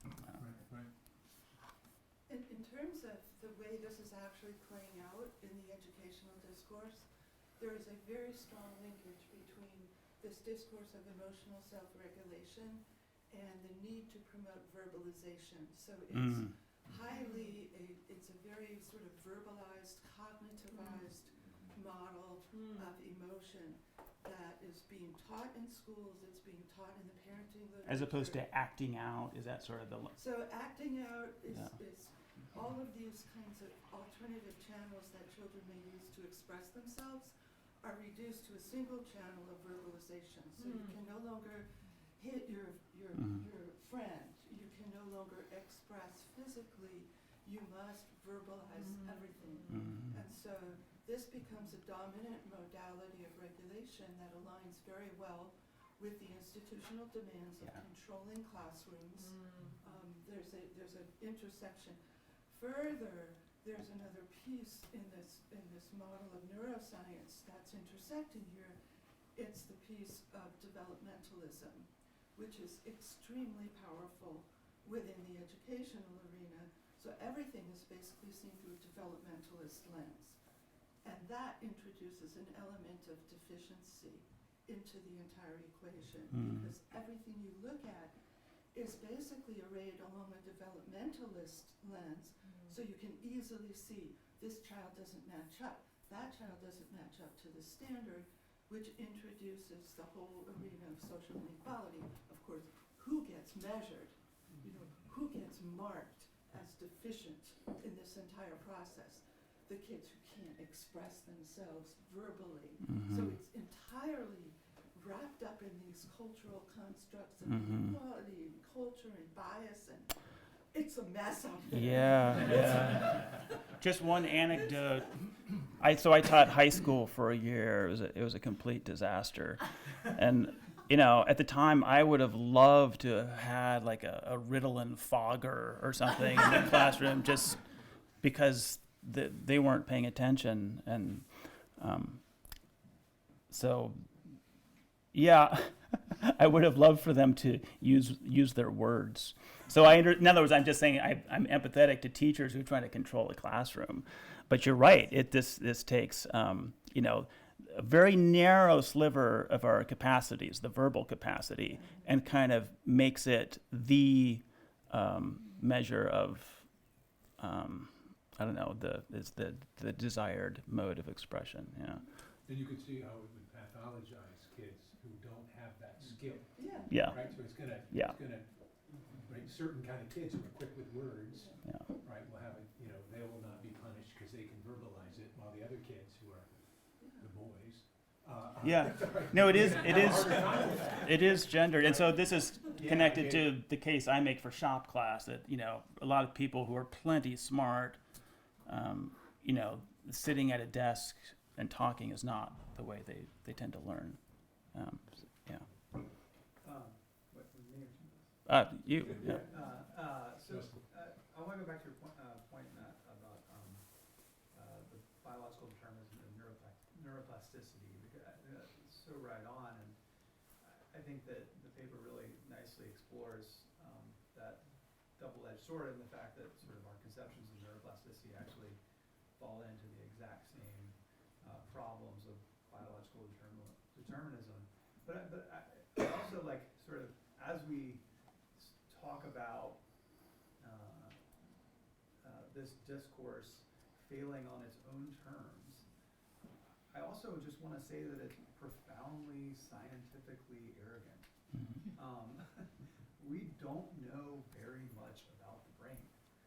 Like, it is just a simple fact, and it is truly shocking to me, and I keep thinking about the ways in which ideas are being so rapidly commodified in this industry, as someone mentioned earlier, that there is no stop to that process, and not to be ad hominem about it, but there's a profound arrogance about it. Tal. So I'm teaching Plato and Aristotle this semester, and one of the things that jumps out at me in hearing this talk and your reply is just how old the idea of, if you take the neuro off, plasticity and thinking about plasticity is, right? Yeah. I mean, the neuro might be a pseudoscientific tag-on that we haven't really earned a right to, but the general idea that your early actions and the milieu within which you're raised leaves really powerful, long-lasting marks on your form of being. That is a very it's an ancient idea, right? It is a pivotal element, a foundational element of the discussion, say, of the Republic, where what determines what kind of soul you're going to have is almost entirely the kind of city within which you're raised. From that perspective, what's interesting to me is the motivations for limiting the scope to education, right? I mean, because when I think about plasticity and the critique that thinking about plasticity sort of, offers. I think of your work on attention and the formation of souls through the seizing of attention and so on and so forth. I think of the wider, political, economic, and technological context and the effects that that's having due to the plasticity of our modes of being on us. And so I feel like there's a conservatism and a reaction against, the opening to critique that is underway in sort of restricting the gaze to education and focusing especially on the plasticity and the shaping of the psyche that happens there, because that, is the first step in a sort of a formation of an inquiry that then, makes it natural to think that, well, the thing to aim at in managing this plasticity is, is not in question. That we can take for granted. We don't have to think about what, the wider order is doing to us. We need just to accommodate ourselves to the demands of that wider order, and that's what a good education is. Yeah. Can I comment on that? Good. Yeah. I'll just sit down. Yeah. It seems to me, I take it this kind of plasticity talk, perhaps unlike Aristotle, or unlike character formation, as it's been sort of classically understood, is that what it's aimed toward is certain kinds of high external success, right? The ability to do certain kind of institutional things, right?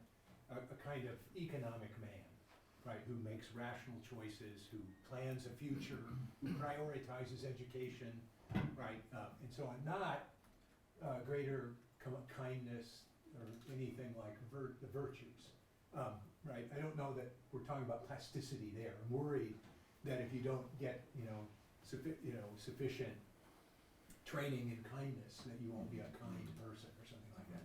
Rather, if you don't focus on early math, you'll be at a disadvantage when you get to that elite institution in a society in which everything's going to be run through a computer. You damn well better be good at math.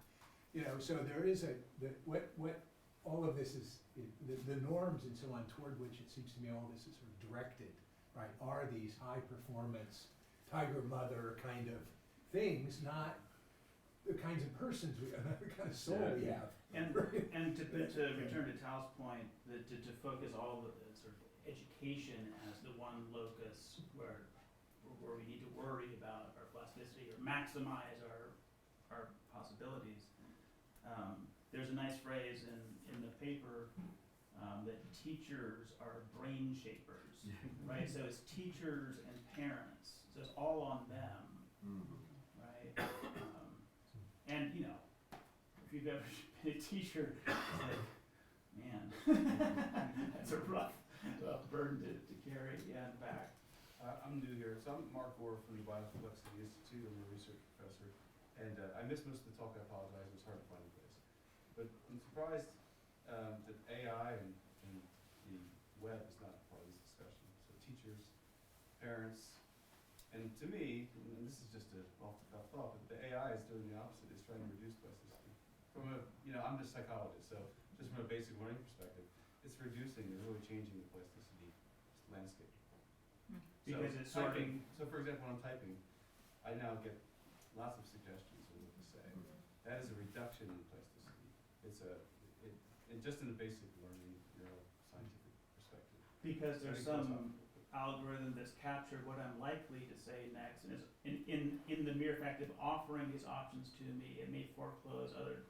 Well, it's like if I was a rat and slowly I get a bell or I press a lever and I get a cocaine drip, and that happens with a certain distributional. There's a certain way to maximize the my behavioral relation to that stimulus. That's what you can basically minimize the amount of variability in my behavior through this certain. So that's what the artificial intelligence is enabling. Yeah, a kind of And it goes really. I mean, I don't know. So there's the idea of, if you look at MIT Media Lab, they have work on effective computing. They're trying to deliver really good experiences to people, and there's lots of different groups across the globe. So for example, in Germany, there's a computer scientist I used to work with. I forget his name, we just met at a conference once, but this is about 4 years ago. His idea is he was trying to use facial recognition to monitor while people were watching TV so they can switch channels to maximize their pleasure. Now you can imagine this loop that you can get into, which is who knows where you end up, right? But it's all relevant anyway. It's all relative, so it doesn't matter.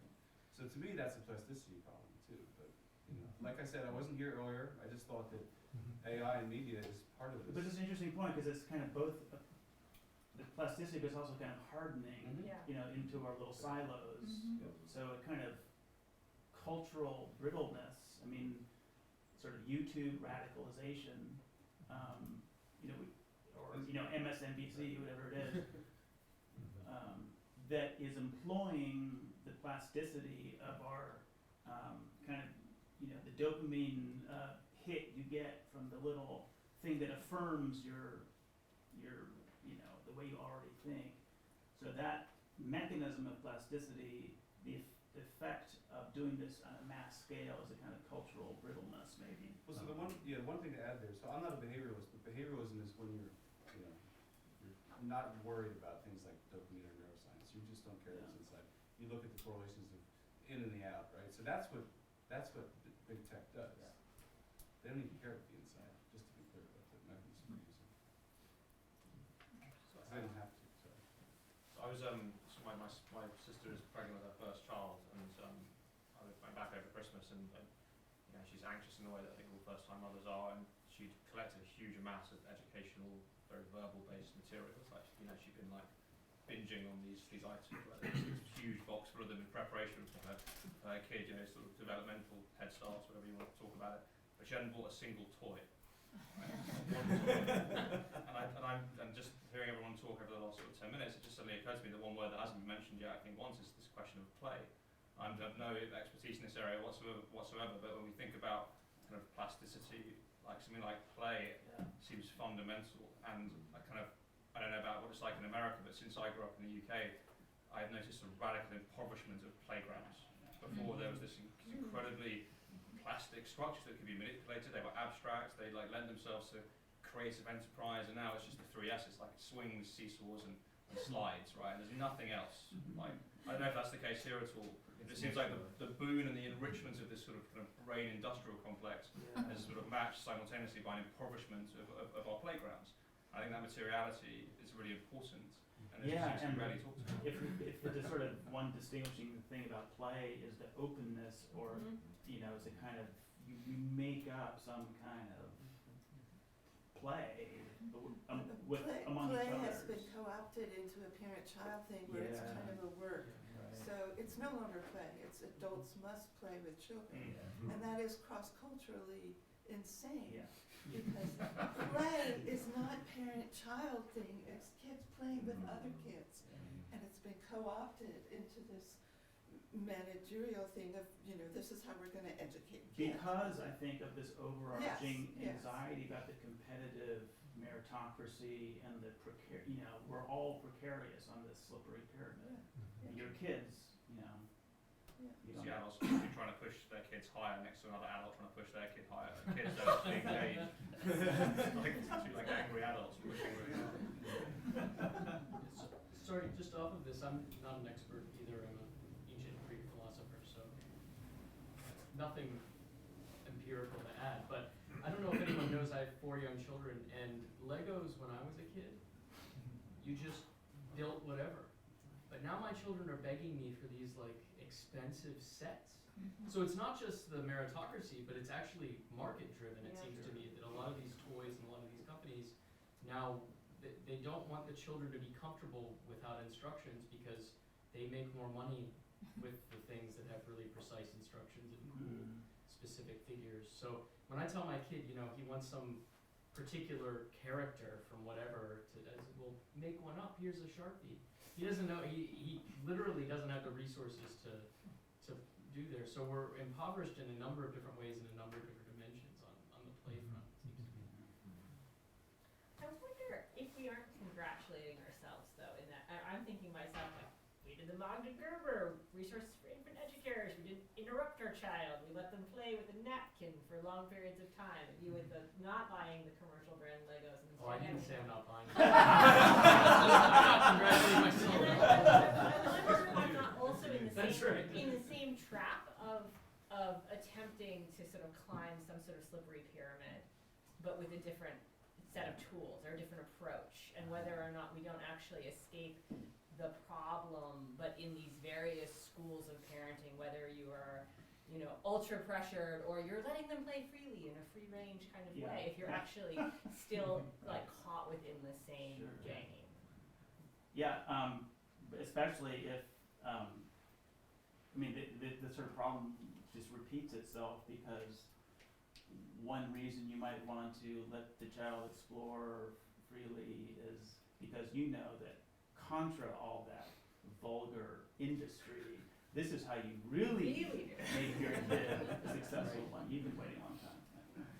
Yeah, just a small empirical comment on how the sort of discourse of self-regulation that we've been talking about fails on its own terms. With some kids who have ADD or ADHD or who are on that spectrum, the archetypal case of children who are failures at self-regulation, the sort of physical tics or symptoms that they have, they're treated as examples of the failure to self-regulate. But in fact, it's been found that one of the best ways to help them, in some cases, is not by pumping them full of drugs or anything, but by letting them sit on an exercise ball or something like that. The physical tics that they have are their own attempts to self-regulate. They're reorienting reflexes. So the very, what are taken as the very symptoms of a failure to self-regulate are in fact implicit attempts to self-regulate. I see. That's a nice point. Yeah. To China's point, there, Alison Hughes, a sociologist, who writes about she calls it symbolic deprivation, and this sort of like classically middle class parenting impulse to not give the child everything as an effort to sort of cultivate the right kind of achieving child, which is really nice. And then she writes about symbolic indulgence on the part of lower and working class parents. And I wanted to think about that in the context of the marshmallow experiment, which is like the classic self-regulation experiment about which a million think pieces were written about how to cultivate this quality in your child. But then, at least fairly recently, I was just writing about this. It's all of a sudden part of the replicability crisis in the social sciences.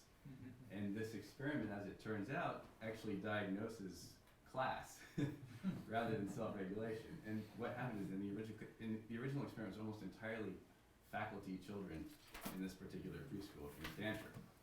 And so when you control, or at least you treat class as a variable, what they found in the sort of like trying to replicate the experiment is that instead the self-regulation they were seeing was just directly tied to class background.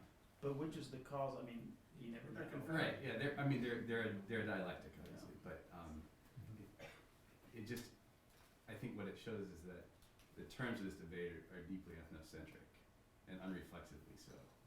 And Chudori makes that point Exactly, in the paper yeah, nicely. it's really And if I've been mispronouncing your name the whole time, I apologize to you on the TV camera. Maybe she's watching. Oh dear, don't say that. We have lunch. One last comment? Is it Chowdhury? Chowdhury. Chowdhury. Could have asked you half an hour ago. I do have one sort of, halfway through I started listening as someone raised in in India, in a lower middle class family, and also all this parenting. A lot of it just seems to me also the structure of the family itself, right? When you are part of a very large family, benign neglect goes a long way in getting the child to go. And now everybody has time, they're like focusing on the children and the parenting books and worrying and all this anxiety. There has to be some, it's not just technology directly, right? I mean, technology probably had an influence in the family structure that we live in as well, but it just seemed to me that it's not all about the brain or technology, it's just that people have time to mess around with this stuff. In some way that I could have a free-range childhood because I had so many brothers and sisters. No one could manage Exactly, the my whole mom thing. was just busy making sure we didn't kill each other. That was the extent of our worries. So, but there's something here. I mean, it was just fun to like listen that way to this conversation. Hey, this is great. Well, we can continue, but we can do it over lunch. The food is out in the hallway there. You can bring it in here. There's room in the front of the building.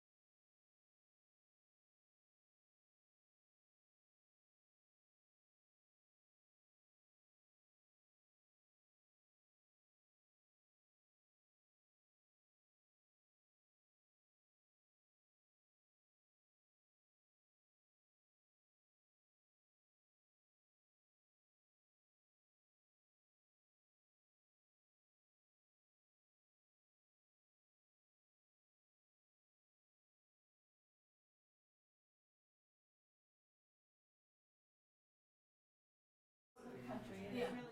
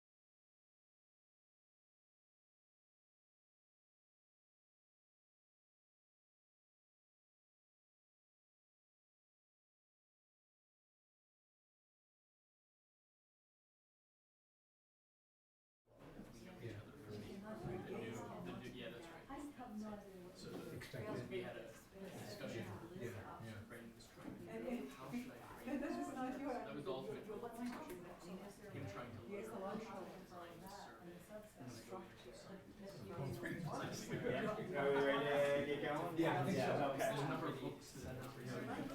Did you round up people? I did round, yeah. I tried to do some rounding.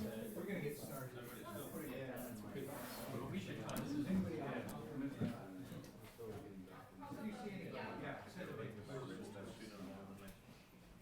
Okay. So I'm very happy to start this afternoon session by introducing our next speaker, Shabnam Musavi. She is a fellow of the Max Planck Institute for Human Development in Berlin. So she draws on her doctorates in both economics and statistics to research aspects of human choice behavior. That's her broader project. Currently, she's the president of the Society for the Advancement of Behavioral Economics and editor-in-chief of the journal Mind and Society. She's currently writing a book entitled Fast and Frugal Decision Making, and her paper for today is Framing Human Action in Physics, Valid Reconstruction, Invalid Reduction. And I'll also introduce Justin Mutter, who will be responding to her. He's an assistant professor of family medicine and geriatric medicine here at UVA at the School of Medicine, and he's also a visiting fellow at the Institute. He serves as a core faculty for the School of Medicine Center for Health, Humanities, and Ethics. His scholarship focuses on historical political economy of aging, philosophy of clinical judgment, and person-centered care, and social histories of regulatory medicine. And with that, thank you. Good afternoon, and thank you for being here after that wonderful lunch. So today, what we heard so far was about how people whom we are studying are being treated or then understood in terms of what their brains are doing or what other things that as a spirit and of higher faculty can do to them. I am not going to talk about people, I am going to talk about scientists, and very specifically social scientists. Not about people.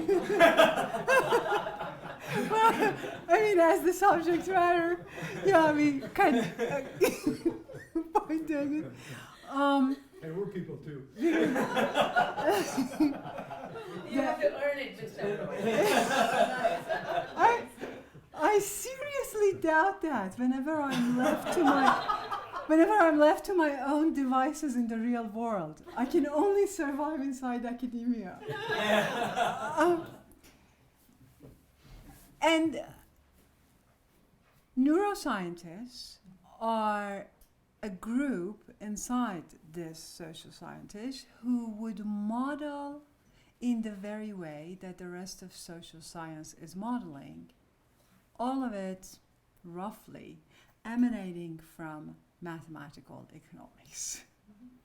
That's how we model behavior. That's how all those findings and understandings and insights that we're talking about when it comes to analyzing human behavior and their interactions and whatever it is that forms and shapes the policies are produced. It's through that formalization and models. And I'm going to talk about the structure of that modeling and the steps that we take and how we can potentially take a different view and then avoid the harms that we are doing when we take ourselves maybe too seriously. There's someone who said we are very snobbish and we do all of those things. Maybe that can be somehow helped. For that, I invite you to, this should move somewhere. You want to move, point it to Oh, sorry. No, that's my fault. I didn't turn it on. I invite you to limit yourself for the time that I am presenting this work to you to this frame. A frame where the phenomena that I'm picturing here have something in common. The first one shows you jars with marbles on them that have been shaken in order to hold the maximum number of marbles. The second one is a nematode warm, specifically the nervous system. This is the simplest brain structure that I can offer, that has nodes and then connections. Then we come down, that is the baseball player who's trying to catch a ball that's coming from up high, a fly ball.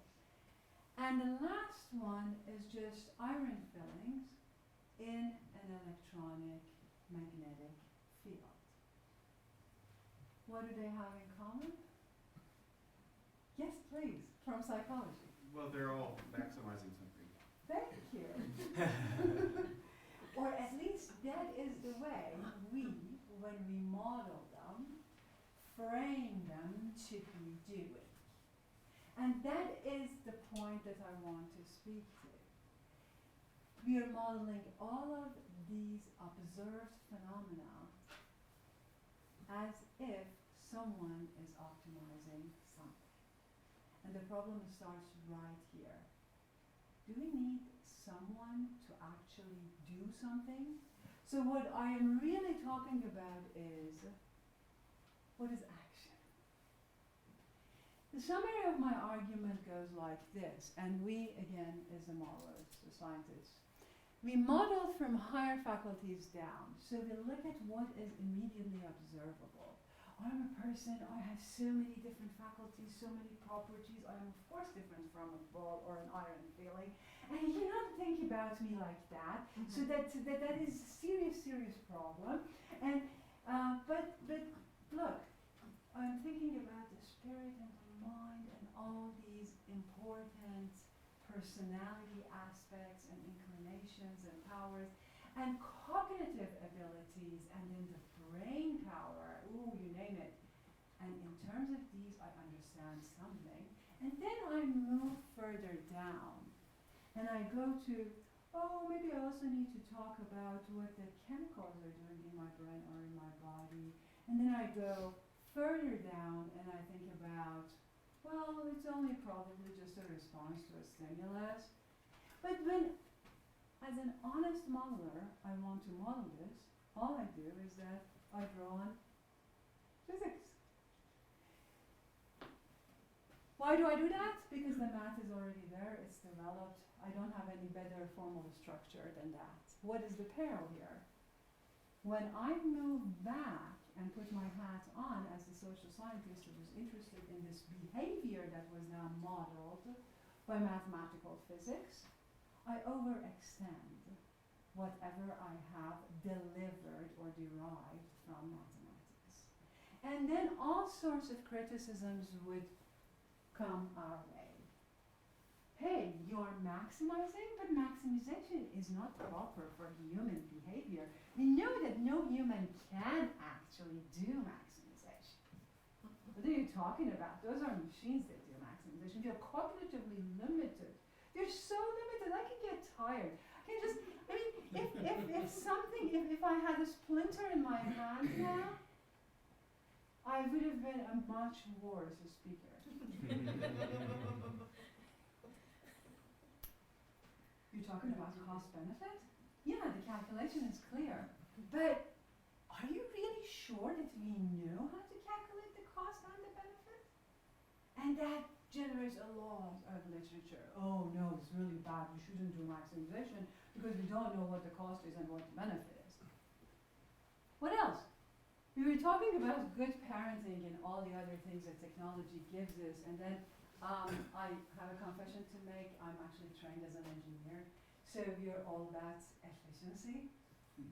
And then when it comes to human behavior, we are using the mathematics that engineers like a lot, but then when we speak of efficiency, the question quickly becomes, and I was discussing with my friend Sarah here from York Darden School in the past 2 days. So what really is efficiency when it comes to humans?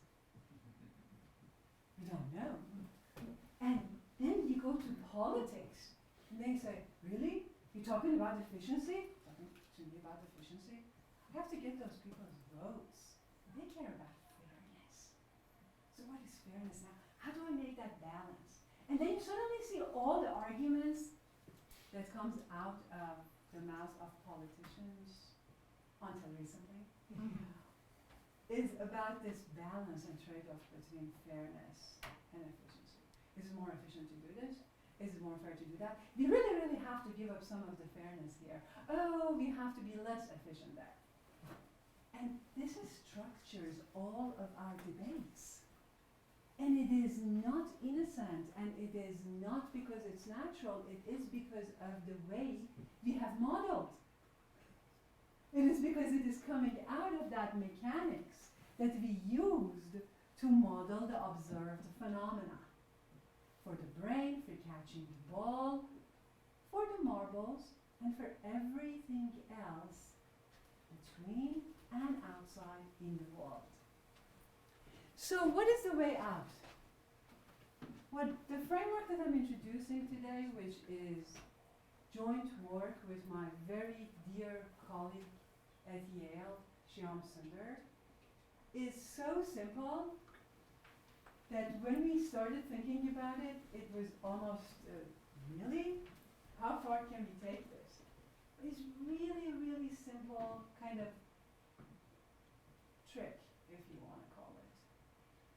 But it solves a whole lot of these problems, just with that simple trick.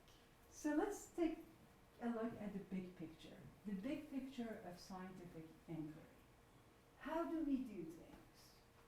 Well, we can have this division. We start with the domains. It can be the domain of animate world, mix of animate, inanimate, kind of in between, and then inanimate world. And I put it exactly in this order because I told you that when we are in social science, we start with the animate level. So what is the discipline? Social science is animate. Biology, molecular chemistry, etc. would be on both sides, and then physics and chemistry are inanimate. The subject matter, we talk about people, group, institution, they're all animate. Animate, inanimate, cells, organisms, also groups, but colonies in other forms or other aspects of them. In inanimate, it would be only matter and energy. The principles and concepts, you have theory of mind here, for instance, which is one of the topics that we're tackling in this clip, right? Or perception and cognition, we talked about it. And then we have in economics, of course, demand and supply. We talk about behavior, labor, capital, trade, contract, judgment, personality development, state, society, culture. Culture is a tricky one, so I didn't actually write it. I won't For the middle layer, we talk about evolution, we talk about matching, we talk about how there is a trade-off between longevity and reproduction. We talk about anatomy, physiology. I had this really fascinating debate recently with a scientist from Cambridge about, and he was telling me over and over that it's all about physiology, that just throw away psychology and everything else you learn from this cognitive psychologist. It's all about the physiology, which is the topic that you are tackling. And then we have DNA, RNA, cell, protein. What is it that you have in your brain that we can now look at with this fMRI and the EEG and all those? Basically, for me, another hat that I have is a statistician. Basically, the p-values. When I go to, I daily am talking, walking, having lunch, meeting with neuroscientists. So brain people, neuroeconomists, all those fMRI people. And what they tell me is that, oh, this part of the brain does that part of the brain does this, and it's heating up, and this part is cold, and that is red, and this is yellow. And I keep looking at it and I say, you mean p-value, p-value, p-value, p-value, p-value? Where's the power? And oh, that power is really there. So that's how the conversation, I mean, that's the summary of the conversation. But what is really happening in my brain when you give me a marshmallow? Or in any general form when you are imposing on your subject the cost benefit in terms of rewards and punishment, and then looking at their brain, is such a small, limited domain of what we actually do in the world that overextending those results to anything, including the most important task of bearing our next generation, sounds completely weird to me. So, now I come down to inanimate, and I'm very comfortable there, trained as an engineer, always a math buff, enjoyed mathematics. Whenever in doubt, just do math. That's my motto. I'm very happy there because everything can be clear. And I will take one of the most general principles from mathematical physics, that's the principle of least action. You have come across it somehow, somewhere. People always will tell you that things in the world will sort out themselves somehow so that the lowest level of energy would be attained. We finally and ultimately do things in a way. So Feynman famously said, the photon, when it is choosing where to go, sniffs and finds the path of least action. So that's what I will be talking about today, and that is all I will be talking about. The path of least action. And then I want to know if I take this very basic but overly general principle of mathematical physics and contain myself in the straitjacket of principle of least action, how much I can capture of the interesting behavior of humans, let's say, and others. Okay, so the terms and concepts there would be effort, flow, motion, time, inertia, symmetry, and the shared feature that I'm interested in, as I showed you in the first picture, is just physics. I mean, nobody in this room would deny that I have with this chair something in common. We draw lines, we fall. And this is because of gravity. There's no doubt of it. And that's the extent of my plane. Okay, so let's do an example because I'm standing here at the Institute for Advanced Studies in Culture, so I have to use my words carefully. I'm speaking of altruism. How do we model altruism? Some cultures are altruistic, some other cultures are actually pretty mean. Oh, they don't even want to share their organs after they die. That was the origination of behavioral economics, by the way. But that is for another time. So how do we model altruism? We start from the observables. That is the animate part. We say there is sociological or social attributes, and people have certain inclinations, and therefore they show this altruistic tendencies. And then we say, well, but you know, we look at different species and we look at different types of people and groups of people, and then we have these funds that are not enough for giving awards to all our subjects in our experiments and field studies, so we actually move to other countries where you can give them the equivalent of 1 year's salary with the same fund, because that grant won't be able to pay, for instance, Americans for 1 year, and then that won't be credible for economists. And then we see, oh, there are so many other elements involved here. For instance, evolution. There is the evolutionary power, and it is in me. And then I gradually from there would go down from psychology and sociology and culture and all of that to, maybe there is something in their hardwire that I don't consciously know about. And then, it's kind of chemistry, like if you have been smoking this or drinking that or growing up under a lot of sun or without it, then you do this or that. And stuff. And then finally, I will sit down back in my office behind the desk and use the mathematical physics. It's what we're doing when we want to model altruism. Okay. And this is the end of my presentation, because this does not... Oh, no. It is not... What do I... You have to point at a computer. I think it's stuck in the search bar. Yeah, see it up oh. Yeah. Okay, so after this I want to do an exercise actually to see what it means to think about these different layers of animates, kind of in between, and then inanimates. And how would this order actually matter? What do you,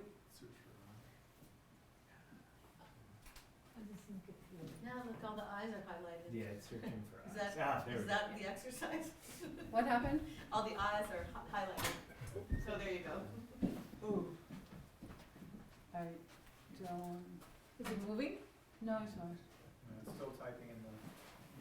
Yeah, I think there must be an Tell arrow you see it that. stuck in the search bar. Yeah. now. Yeah. Oh, okay. You see it stuck in the search bar. Yeah. So, the point is here, if I limit myself into the physical of structure, what would be different then in terms of the modeling? I am not saying not, yeah. Okay. Is that good? There you go. That's Okay. it. Yeah. So next one, please. If I'm a good scientist and I want to do some formal work, I have to start with the definition. So now I give you the definition of action. I said all I'm talking about today is action. Action is just a movement. Movement from point A to point Z. Think about the last thing you did. Can you imagine it as moving from A to B? Which is what we are unable to do here. We're stuck on A. The presentation is stuck on these actually. So, more specifically, if you're an economist, you can think about, oh, how did I decide to buy my last cell phone? If you're a psychologist, think about, oh, there are emotions and there are bonds between friends. Can you think about that in terms of moving from A to B? A biologist, can you think about reproduction or mating as moving from point A to point B? You are a philosopher. Can liberty, free will, intention, purpose be thought of as moving from A to B? And if you are in physics, think literally about anything you want. It already is a movement from A to B. But that is the simplest definition of action that you have ever come across. It is trumping the definition that Savage established in 1954 when he was developing the subjective expected utility theory, which is now the crown and the foundation and everything in between of what we do when we formalize human behavior. Because in that he had probabilities, he had outcomes, he needed structures, he wanted motivation. I don't need any of those things. I'm just saying it's a movement. Action is a movement from A to B. Why am I doing this? Because I want to be valid when I go to my physics. I don't want to use my mathematical physics beyond where they actually apply. Can I go to the next one, please? Okay, so this is an exercise. PLA is the principle of least action. What it tells you is like with every other physics rule or formal rule will tell you. I need to express, and when you do, for instance, a regression, it's the same thing. Whenever you're working with data, it's the same thing.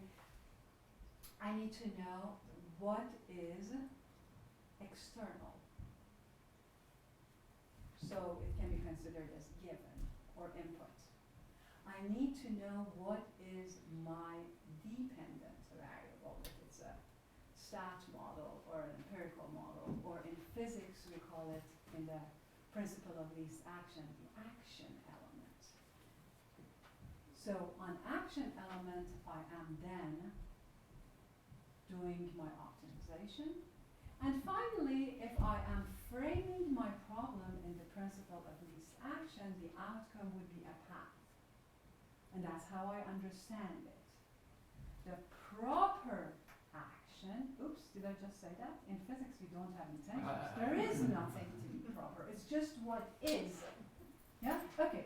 So what is eventually when that photon sniffs in Feynman's world is the path of least action that would have, for instance, a kink if the medium of the environment changes, say from sun to go under the water.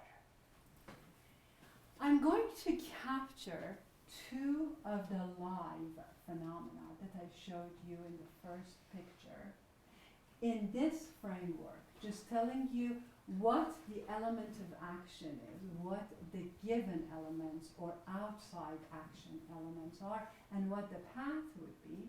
I also compare for you why does it matter if I am staying inside the physics, whereas how we are doing it now in social science, in economics, in quantitative psychology, I am not knowledgeable enough to speak to the specific brand of other social sciences, but when we do this, in neuro, when we do this models. So the method of modeling for catching a fly ball, which is a very dear problem.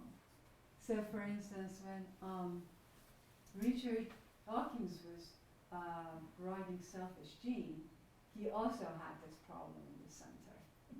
When the ball player is catching the fly ball, it's as if he's calculating it in the back of his head, right? And then cognitive psychologists would say, "Oh, you missed it." Maybe there's a simple heuristic at work that is drawing on capacities from evolution. And I'm a simple engineer, so I would just say, if I had a machine and I wanted it to do the same thing like the dog that is catching the frisbee, what would it do? Keeps the angle of gaze constant, which translates to changes in that angle would be minimized, ideally zero, but because it's a dynamic problem, just minimize that. Then that would be my action element. I am minimizing something. And I don't need anything else. I don't need an intention. I don't need evolution capacities. I don't need a homunculus factor that is calculating the path for me. Nothing. None of those. All of those problems are now out of the window. Because I am in the physics and I'm minimizing an element. As soon as I specify the element, everything else is out. So the current method says I am thinking about the brain, evolutionary capacity, and then I go to catching the ball. Our proposed method says I'm in the physics, I only need to tell you what is given. Well, time that the ball will come down to a height, say about 1.5 meters that I can catch it, is given, so it's outside, I have nothing to do with it. The path, all of those things that the ball takes is also outside. How do I do it? That's my action element. Well, in the current case, we are drawing a lot on the evolution, on the gaze. But I just say, keep a fixed angle, and then the path would be a curved path. And by the way, notice that our proposed method is not changing all parts that are associated with the existing practice. So I have same as above in both places. What about the nervous system in a nematode worm? In the nematode worm, you can have 40 million different ways of connecting the nodes in that simplest nervous system in order for the creature to become functional, to pass a message from one side to the other through neurons. And only one of them has actualized. So the optimizing nature has ended up with that, what they call a save wire in biology, to come up with this configuration. Do I need that? No, I can just say, I'm only staying in physics. I'm thinking about the number of ganglia which is already given to me, so I have nothing to do about it.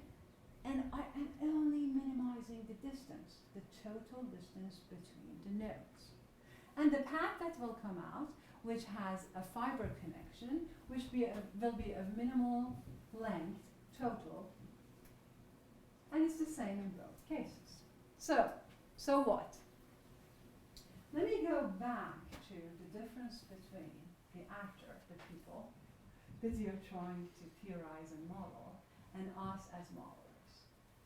So the framework that I have just offered, and then I gave a definition of action for, can be worked at from two sides, like every other modeling that we do when we come out of physics, because we are also the subject matter. From the viewpoint of our subject matter, which is also us, which is the actor, what happens now is that, based on my definition of action, which was, and I can go back, an action is a movement from state A to state B, where A and B are or are not specified by the actor, not by the modeler, because the modeler knows it all. A pair of beginning end states would constitute a situation, like a path that I end up. So what can I have? I can have this table that says the beginning is specified or non-specified, the end is specified or non-specified, and an interesting thing comes out of the simplest definition of action.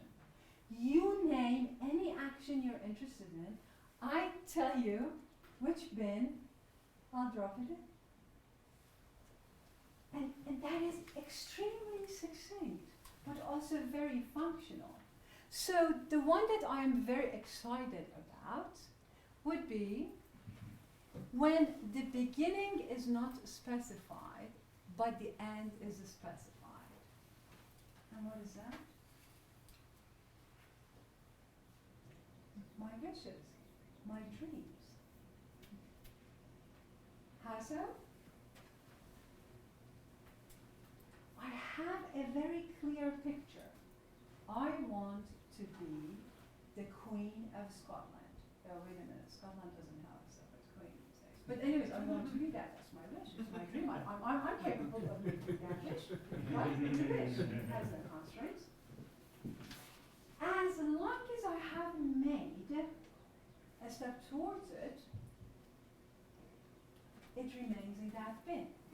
What happens to it when I specify the beginning? The end is completely specified, right? I can even share it with you.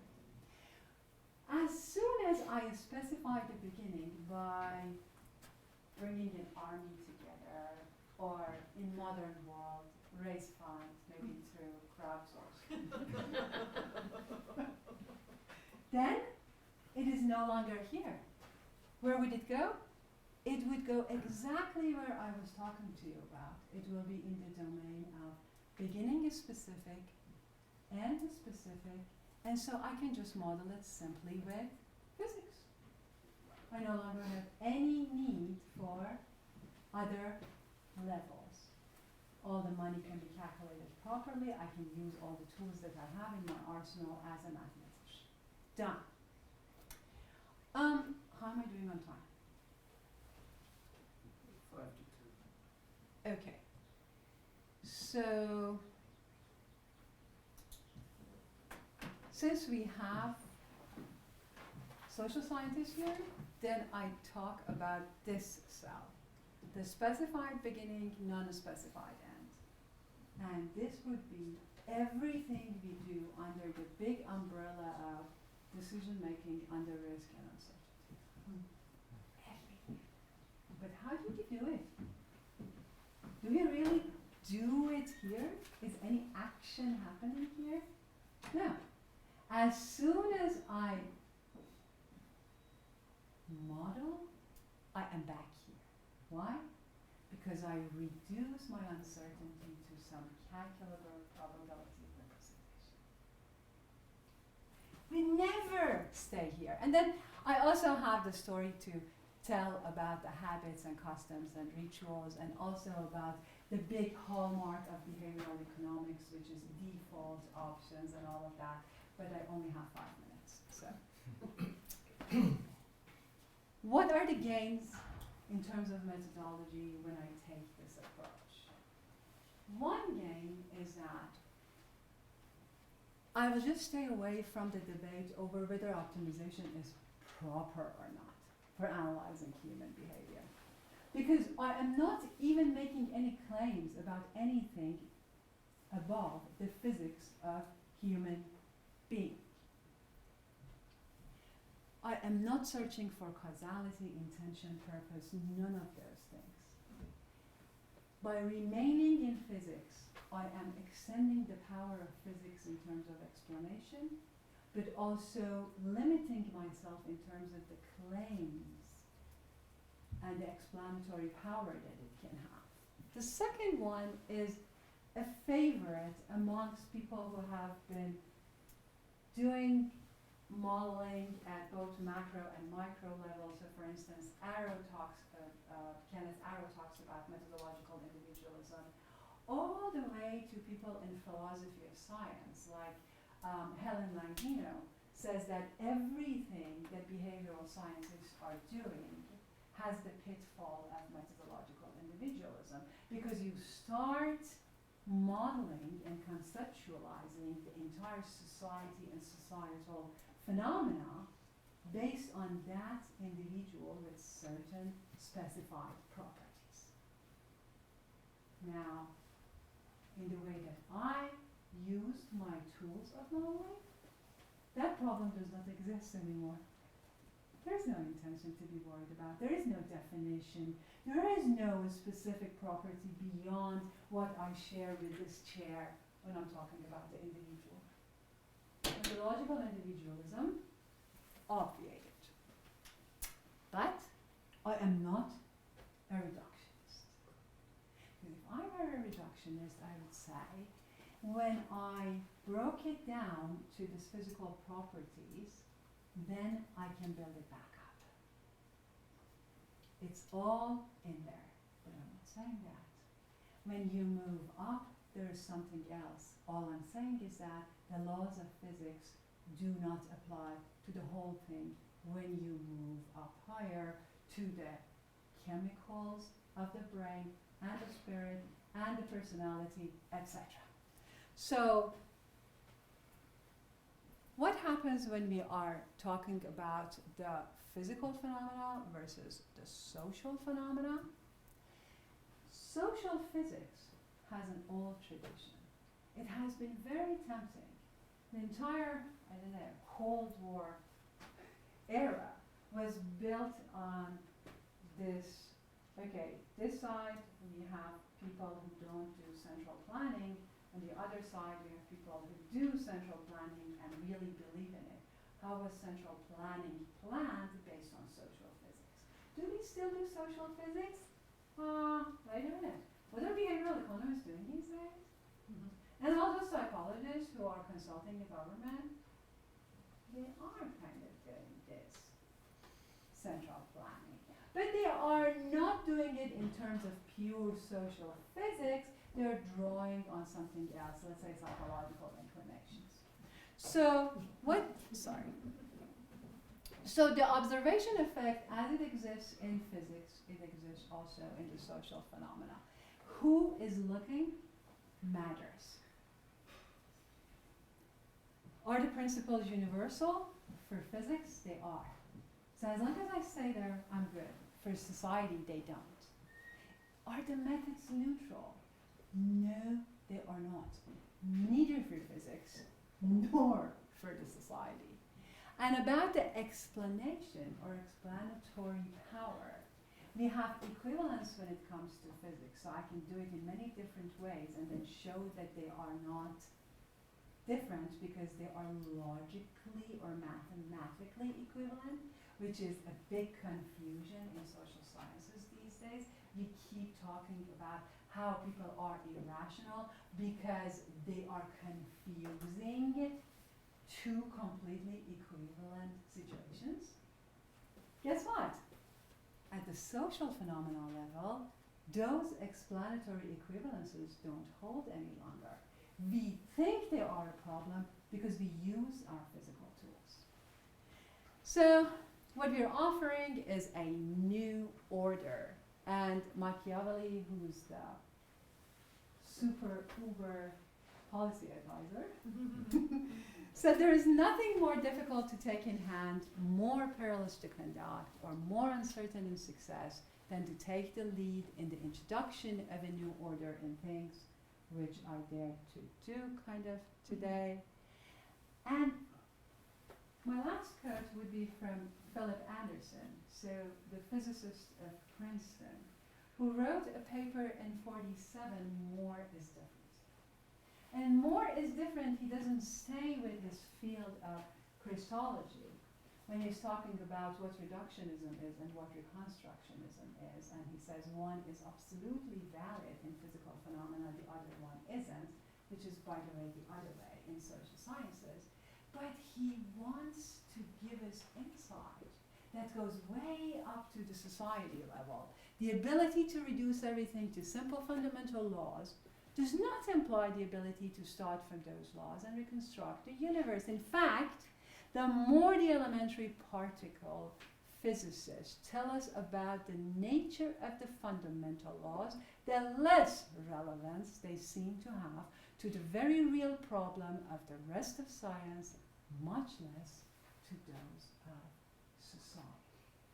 So if I may sum up, the frame I gave you was put you in this, I invited you to enter in this frame with me and look at what all these phenomena have in common in terms of their physics when I'm even looking at the brain or some deliberate action.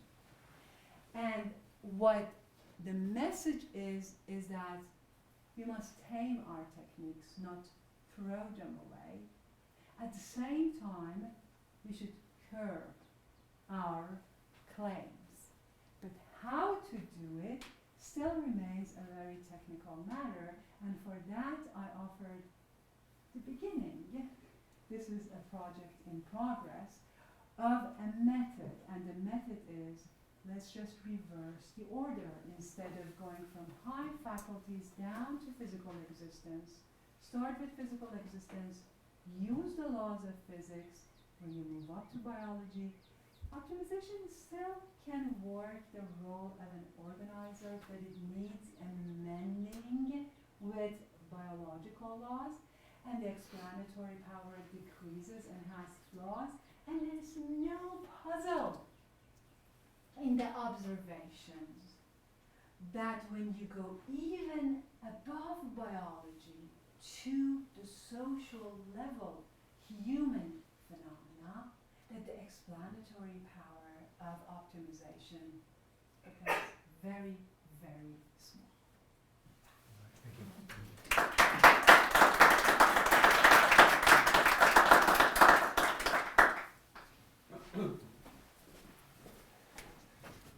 All right. Well, I have to say, I don't often find myself sub-quoting Machiavelli, but I think the only thing harder than trying to do what you're trying to do, Professor Musavi, is in this really fascinating paper, is to respond to what you're trying to do with this new order. So I'll do my best. I'm neither a behavioral economics expert nor a theoretical physicist, but there's some fascinating things about this modeling that you're trying to do and this methodological approach. I mean, first of all, what just struck me was appreciating the desire to really move beyond our straitjacket of using the natural sciences and that pure sort of animate, inanimate space to do our modeling. So really appreciated that. And at the end of Professor Musavi's paper, she has this great line that we want to promote a careful observation of the orders in which scientific insights are produced. It's like, yes, that would be great. But I want to go back to and certainly the power of what you're proposing here can have so really incredible impact just in my own field and the ways in which other methodologies, including methodological individualism, are alive and well. We are seeing so much of behavioral economics and medicine, for example, where even with things like payment reform and things like theorizing medical error, there are lots of ways in which certain kinds of modeling are being done that could be very risky if we get it wrong. So I think that this project really has incredible impact. But I want to go back to something you said about your methodology that is very succinct but also very functional. Just sort of start with an invitation, like a thought experiment to move along those functional lines, and then have a couple questions related to that. And that's just for us to try to walk through. In your paper, you have this nice diagram that wasn't in your slides about the core to crust. The idea, for those of you who haven't seen it, is that at the core here we have mathematical physics, and then we're moving to the crust in this way of modeling social action, all the while being very aware of the fact of that we are observers of these processes and of our own methodologies. But I want to talk about how that then becomes functional, and particularly through the principle of least action. Because it did seem to me that you were positing that there is a sort of hierarchical way in which we should move, that we start with at the level of mathematical physics and then move to those further tiers up toward the crust. And I was trying to figure out, trying to just think of examples either from my own field or other realms of social action, domains of social action, where this would be functional. And there was a nice kind of point in your paper. You didn't mention it in your presentation, but the example of 2 points in a gravitational field, 2 ends, right? And so it's not about the causality, as you said, with the photons. It's about there's this kind of movement, a primary action that's going on. But how then do we say move from those 2 points to 4 points, and then those 4 points to 6 points, and then those 6 points all the way up to 1,000,000 points, and sort of not involve some of those other tiers of inquiry, whether they be the biological sciences or the social sciences. And in that sort of thought experiment, as I'm trying to think about how to functionalize or operationalize your methodology, I'm glad that this morning we brought up children and play and things like that, because I kept trying to think of examples, and I was thinking about my 5-year-old who never cleans up, and so trying to model this social action of an adult who's in a room of kindergartners and says, "Clean up your toys." And like, what happens? Like, because there's something that happens very physically in that space where we would start at the core here. But it seems like there's, it's suboptimal what happens, right? But then B, there's also a way in which the principle of least action does not seem to work there. Right? Like a room full of kindergartners, it's going to be more sort of chaos than this principle of least action, at least even at the sort of physical level of what happens in that room. And so I was trying to figure out how sort of that how that question leads us back to the issues of 2 real things, and I'll just leave it here. First of all, this question of optimization and the principle of least action, I think, is really fascinating and really important. Do we have to fully leave that behind as we move up our tiers?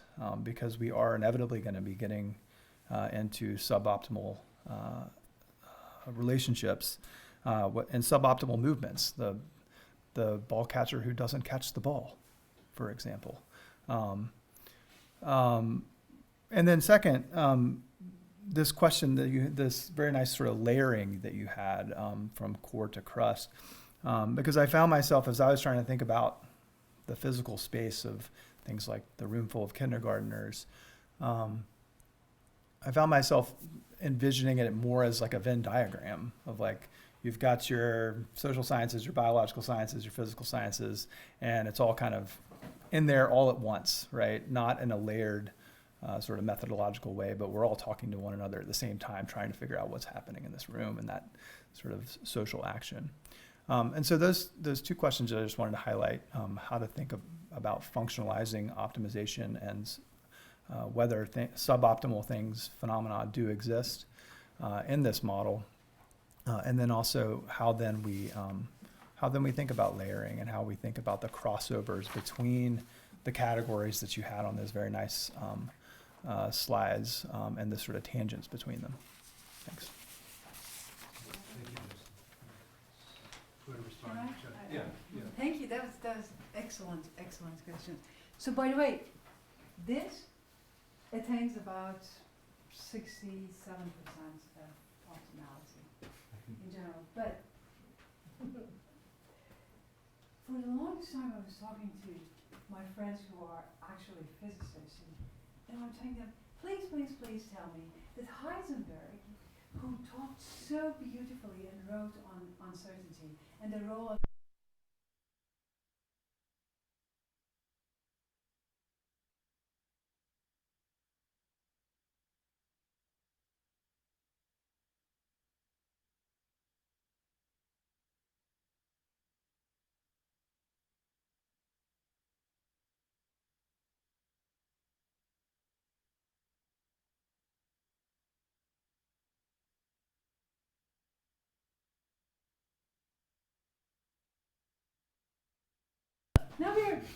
now we're the masses, huh? Then I reached him. Yeah? Now, would you take one step and we reached each other. Are you still the same? Thank you. Not at all. So what was the difference? If the ball goes here, or these two go here, it's the same. That's physics. Pure physics. Here?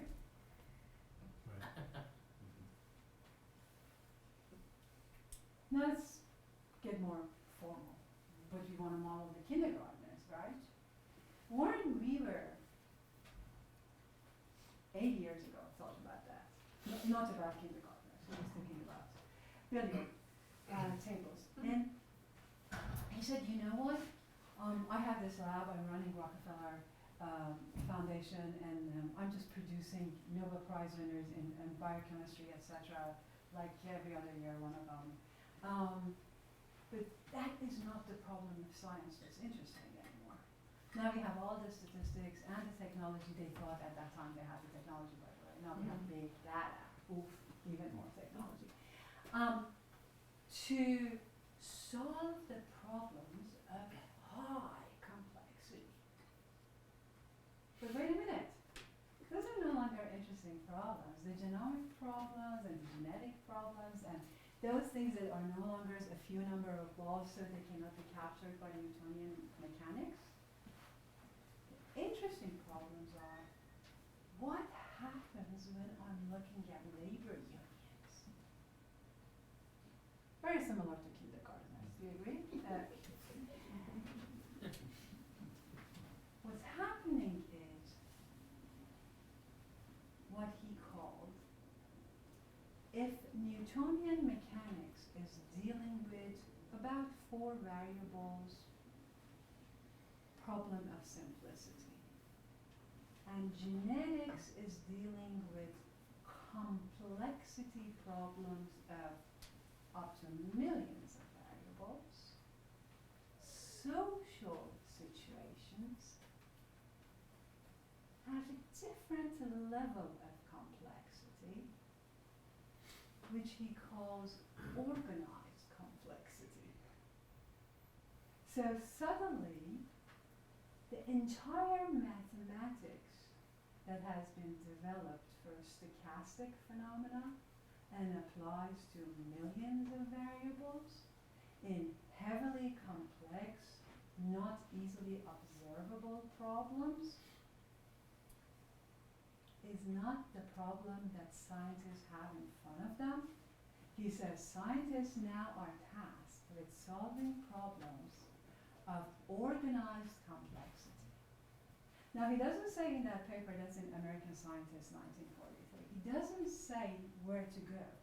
But from that, a whole lot of work has come out, including work on organizations and group, this middle level for which we don't have the mathematics yet. One way to go about it when you don't have the mathematics is that I'm going to look at more mathematics. I'm going to make it more complex. I'm going to take more artificial intelligence, more computer super data into place. Another way to go about it is, maybe I have to look at something that is completely different. And one of those different ways of going about it is this layering that you're suggesting. Is what? I'm sorry. Is what?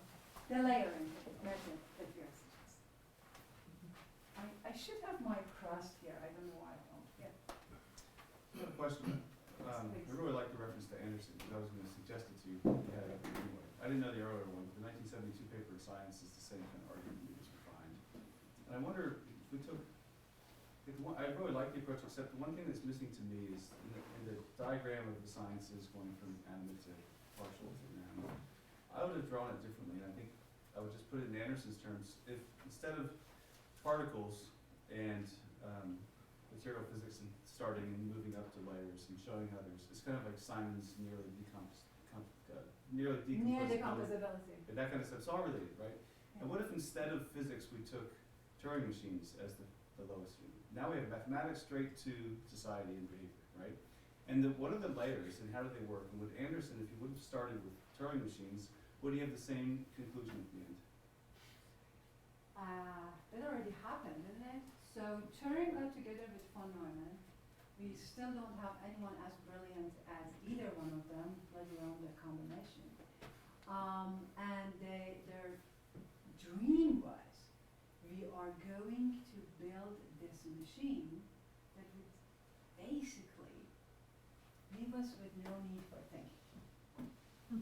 Simon got together with Newell and said, Turing machine has this fallacy because it's focusing on automata. And therefore, we're going to make the logician because for everything there will be a logic. And it could be my ignorance, but I believe that both of those projects are now considered, if not failed, incomplete projects. Well, okay, so but I'm thinking more simply, just taking the analogy of the particle with the nose sniffing. Yes. Take that as a Turing machine. Mm-hmm. Yeah, definitely. Make lots of them.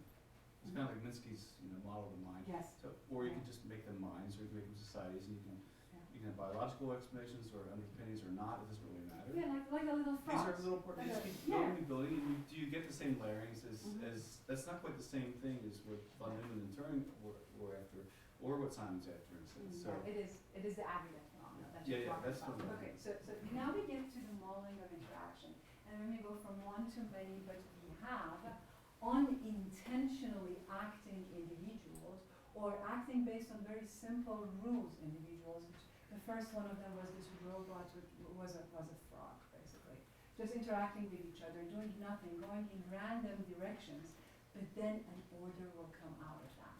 That is also a field these days, and people like Dirk Helbing are working on that, and modeling the social outcome based on thermodynamics, basically, the fluid of thermodynamics. In economics, we also have several people, but probably the most famous of them, Tom Schelling. Schelling has this marvelous piece on micromotives, macro behavior. And that phenomena says, when I see something at the aggregate, social, interactive level, it is orderly, but none of it needs to exist at the level of the individual actor.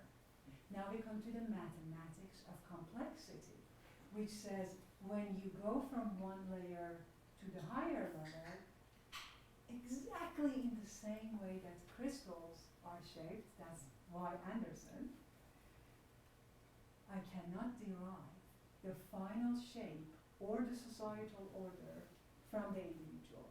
Yes, our framework is exactly in that very way addressing the issue of methodological engagements. So I have no disagreement with you. But So thanks for the point. Right, so that, but I would then say that the problem you're facing here, which the solution seems to be that we sit to be honest about what we're doing when we're doing social science, right? That's kind of the conclusion of your talk in a sense. Like that would just seem to me to make sense.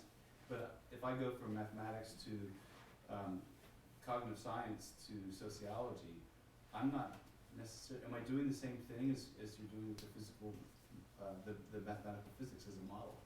I'm saying that modeling computation as a basis for sociology in an aggregate kind of way is not the same as taking physics, mathematical physics as your first principles. You'll get different kinds of systems, and then we might not get stuck in the same trap. And I don't know if it's true or not, but that's what I'm posing. I am very hesitant to allow for physics to mean anything beyond its own boundaries, except as an organizing principle. Yes, so when I go from the marbles to foraging birds, or any animal, I can still superimpose an optimization behavior in terms of a smart argument such as fitness or energy, and provide an explanatory framework for the observed phenomena of foraging. Does it capture the entire behavior? No, because then you look at them and you see that some of them are coming out in very cold days or in very perilous environments. And some of them go to places where food is actually scarce, not abundant. And then you have to move to something above the mathematics that explained and organized this. And that is completely a-mathematical. It becomes biological this time, then it has memory, characteristics, and then we move on. Please. No. I think we. Or out of time? Yeah. Yes, okay.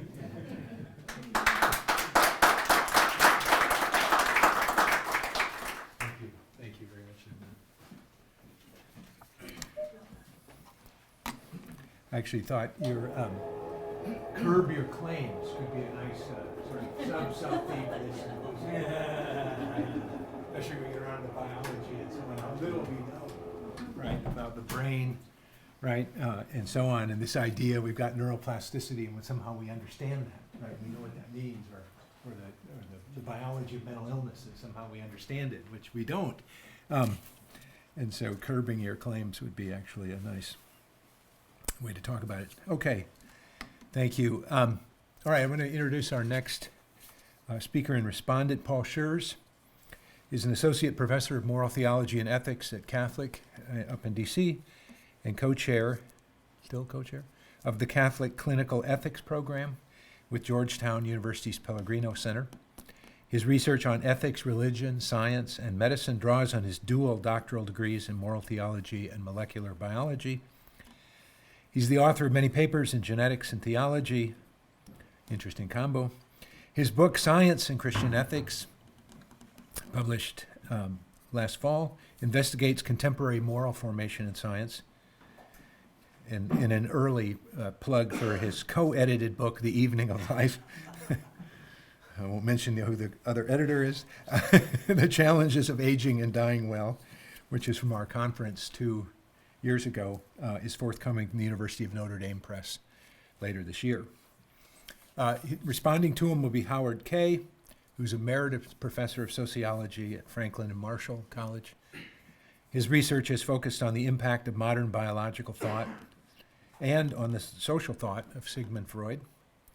In addition to his papers and reviews, etc., he is the author of The Social Meaning of Modern Biology, From Social Darwinism to Sociobiology, and most recently, and was the subject of a colloquium or a seminar here in the fall, Freud as a Social and Cultural Theorist on Human Nature and the Civilizing Process.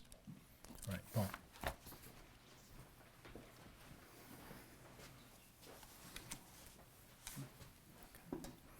Okay, thank you very much, and thank you all for being here.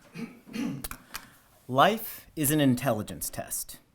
So begins a recent review of the genetics of intelligence. This test is mostly predetermined, according to the co-author Robert Plomin and his collaborators, in the sense that achievement in society is based on intelligence, which itself comes largely from heredity. Plomin is at the forefront of the burgeoning field of behavioral genetics, which seeks to find the sources of our traits, dispositions, mental illnesses, intelligence, achievement, basically all of that which differentiates us in our genes.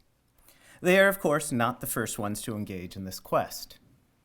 For 130 years, it has been perhaps one of the most contested claims in genetics.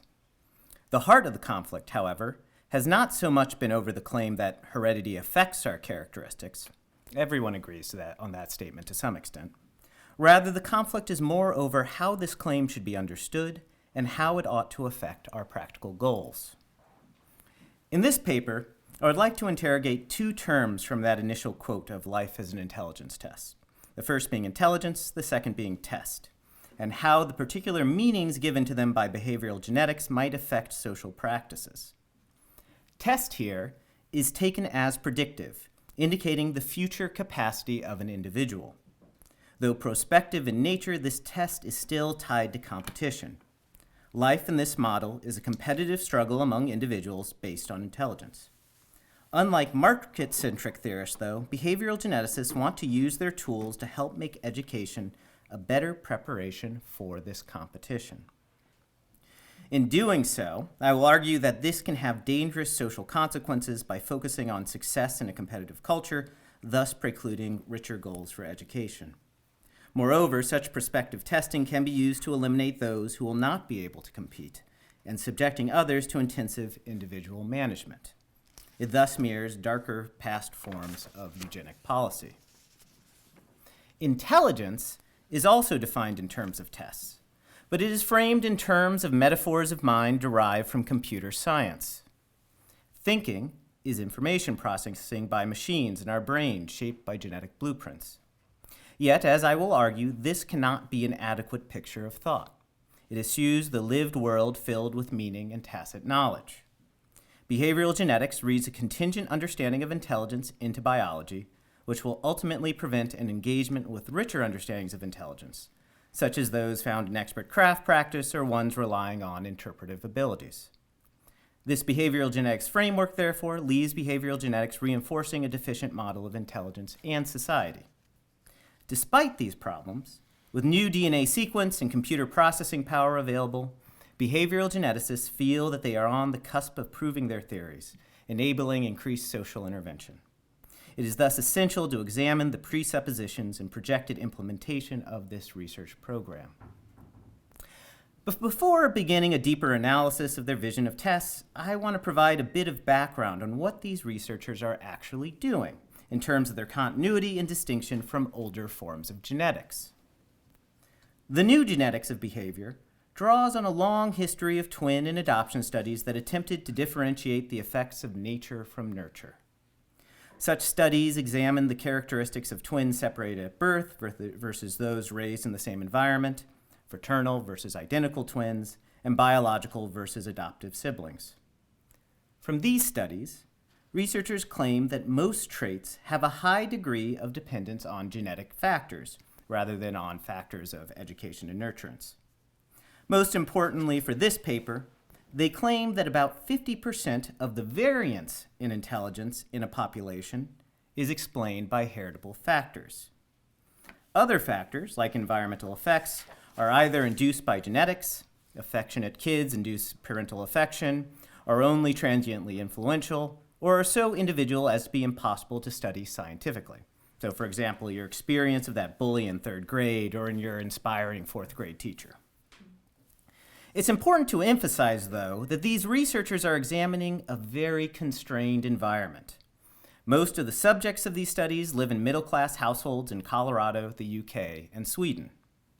Researchers admit that situations of gross poverty or neglect will have large effects, and it is far from clear whether their findings are applicable to different social circumstances or groups. Be that as it may, with this estimate of heritability, these researchers have moved on to genetics. Over the last 10 years, geneticists have gathered large aggregations of DNA sequence linked to background information and health records. Such databases include the 500,000 people represented in the UK's Biobank, or the millions of people who have sent their DNA to 23andMe. In general, these databases don't contain the entire genome sequence, but rather sequence hundreds of thousands of specific sites in the genome that are different in a population. Right? So most of the DNA base pairs in our genome are the same for everyone, but there's specific sites that are different between many individuals. These are called SNPs, or single nucleotide polymorphisms. Researchers can then run statistical tests to see how much each variant of a SNP is associated with a particular form of a trait. Is a certain gene variant associated with higher levels of intelligence?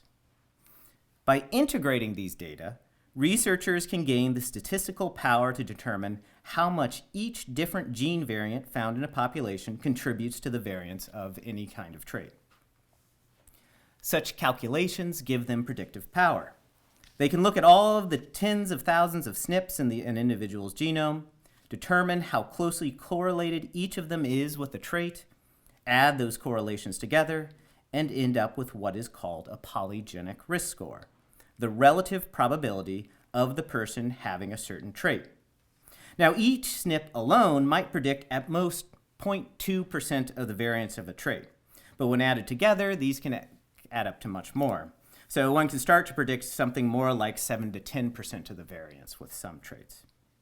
In the field of intelligence, this means the ability to suggest whether a particular individual is likely, at some level, to be high achieving or low achieving, whether someone is likely to have a reading disability or a mental illness. At least, that is the goal. Of course, these would not be deterministic predictions, but merely a suggestion of a propensity toward a certain trait. It is a statistic tied to a large population, so it has very little predictive power for any individual. And further, currently, the best study only predicts at most 7% of the variance in intelligence of a population. Really, it's somewhere between 3.6 and 6.8%, but the media reports 7%. Still, at the population level, such predictions could be useful for administrators, therapists, and educators, allowing for, in their words, precision education tailored to individual needs. It is a testing that estimates future capacities rather than past accomplishments. This new form of genetics of intelligence is very different from the functional genetics popular in the 1990s that was tied to pharmaceutical development. This former paradigm sought to find one or a small number of variants that caused a disease or a trait, and then use that knowledge to fix that disease. For example, one might seek a mutation in a serotonin receptor that leads to depression and then develop a drug against it. Unfortunately, almost none of these kinds of mutations have been identified. Instead, traits are influenced by hundreds or thousands of variants that all have very small effects. It would be impossible to manipulate all of these variants, so researchers have turned from using genetics as a resource for developing biomedical therapies to using it as a predictive tool that can then guide social interventions. It is this promised social intervention that is the justification for this research, since the actual biological knowledge gained has largely been trivial, such as that genes involved in neurodevelopment are also involved in intelligence. I mean, this is things that everyone could predict from kind of common sense. But wait, you might ask yourself, haven't we heard many of these claims of connecting behavior to genetics before? Indeed, the debate over the genetic basis of intelligence and personality traits spans almost the last 150 years. So, just in the early 2000s, there was evolutionary psychology, the idea that the genetically encoded tendencies of our Pleistocene ancestors on the savanna governed social problems like rape, divorce, or aggression. The 1990s saw The Bell Curve, a book that argued that racial and class differences in achievement were genetically determined, and thus that the effectiveness of social programs in closing the achievement gap would be limited. The 1970s witnessed E.O. Wilson's sociobiology and Arthur Jensen's IQ research, the intellectual precursors to the ideas found in evolutionary psychology and The Bell Curve. The forebearer of all of these frameworks was the eugenics movement. Eugenicists sought genetic causes of unfitness of various sorts, things like pauperism, criminality, and feeble-mindedness. These researchers sought to test the population in regard to various characteristics, including intelligence tests for the entire draft population of World War I, and then intervene to prevent future social ills caused by so-called low-quality individuals. The criticisms of these positions have been largely consistent from the beginning.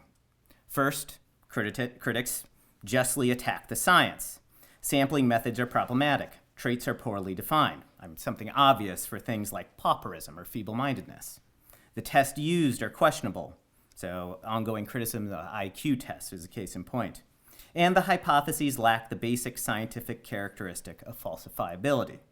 They are, in Stephen Jay Gould's words, just so stories of how our hunter-gatherer ancestors behaved.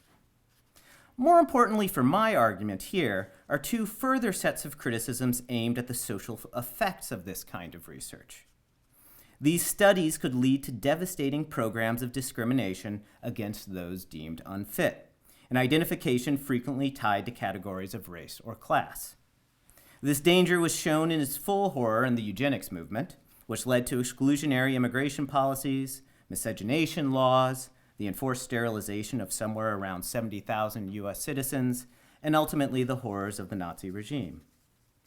Secondly, and more subtly, such research could serve as an ideological justification of the socioeconomic status quo because one of its claims is that wealth and status run in families largely for genetic, meritocratic reasons.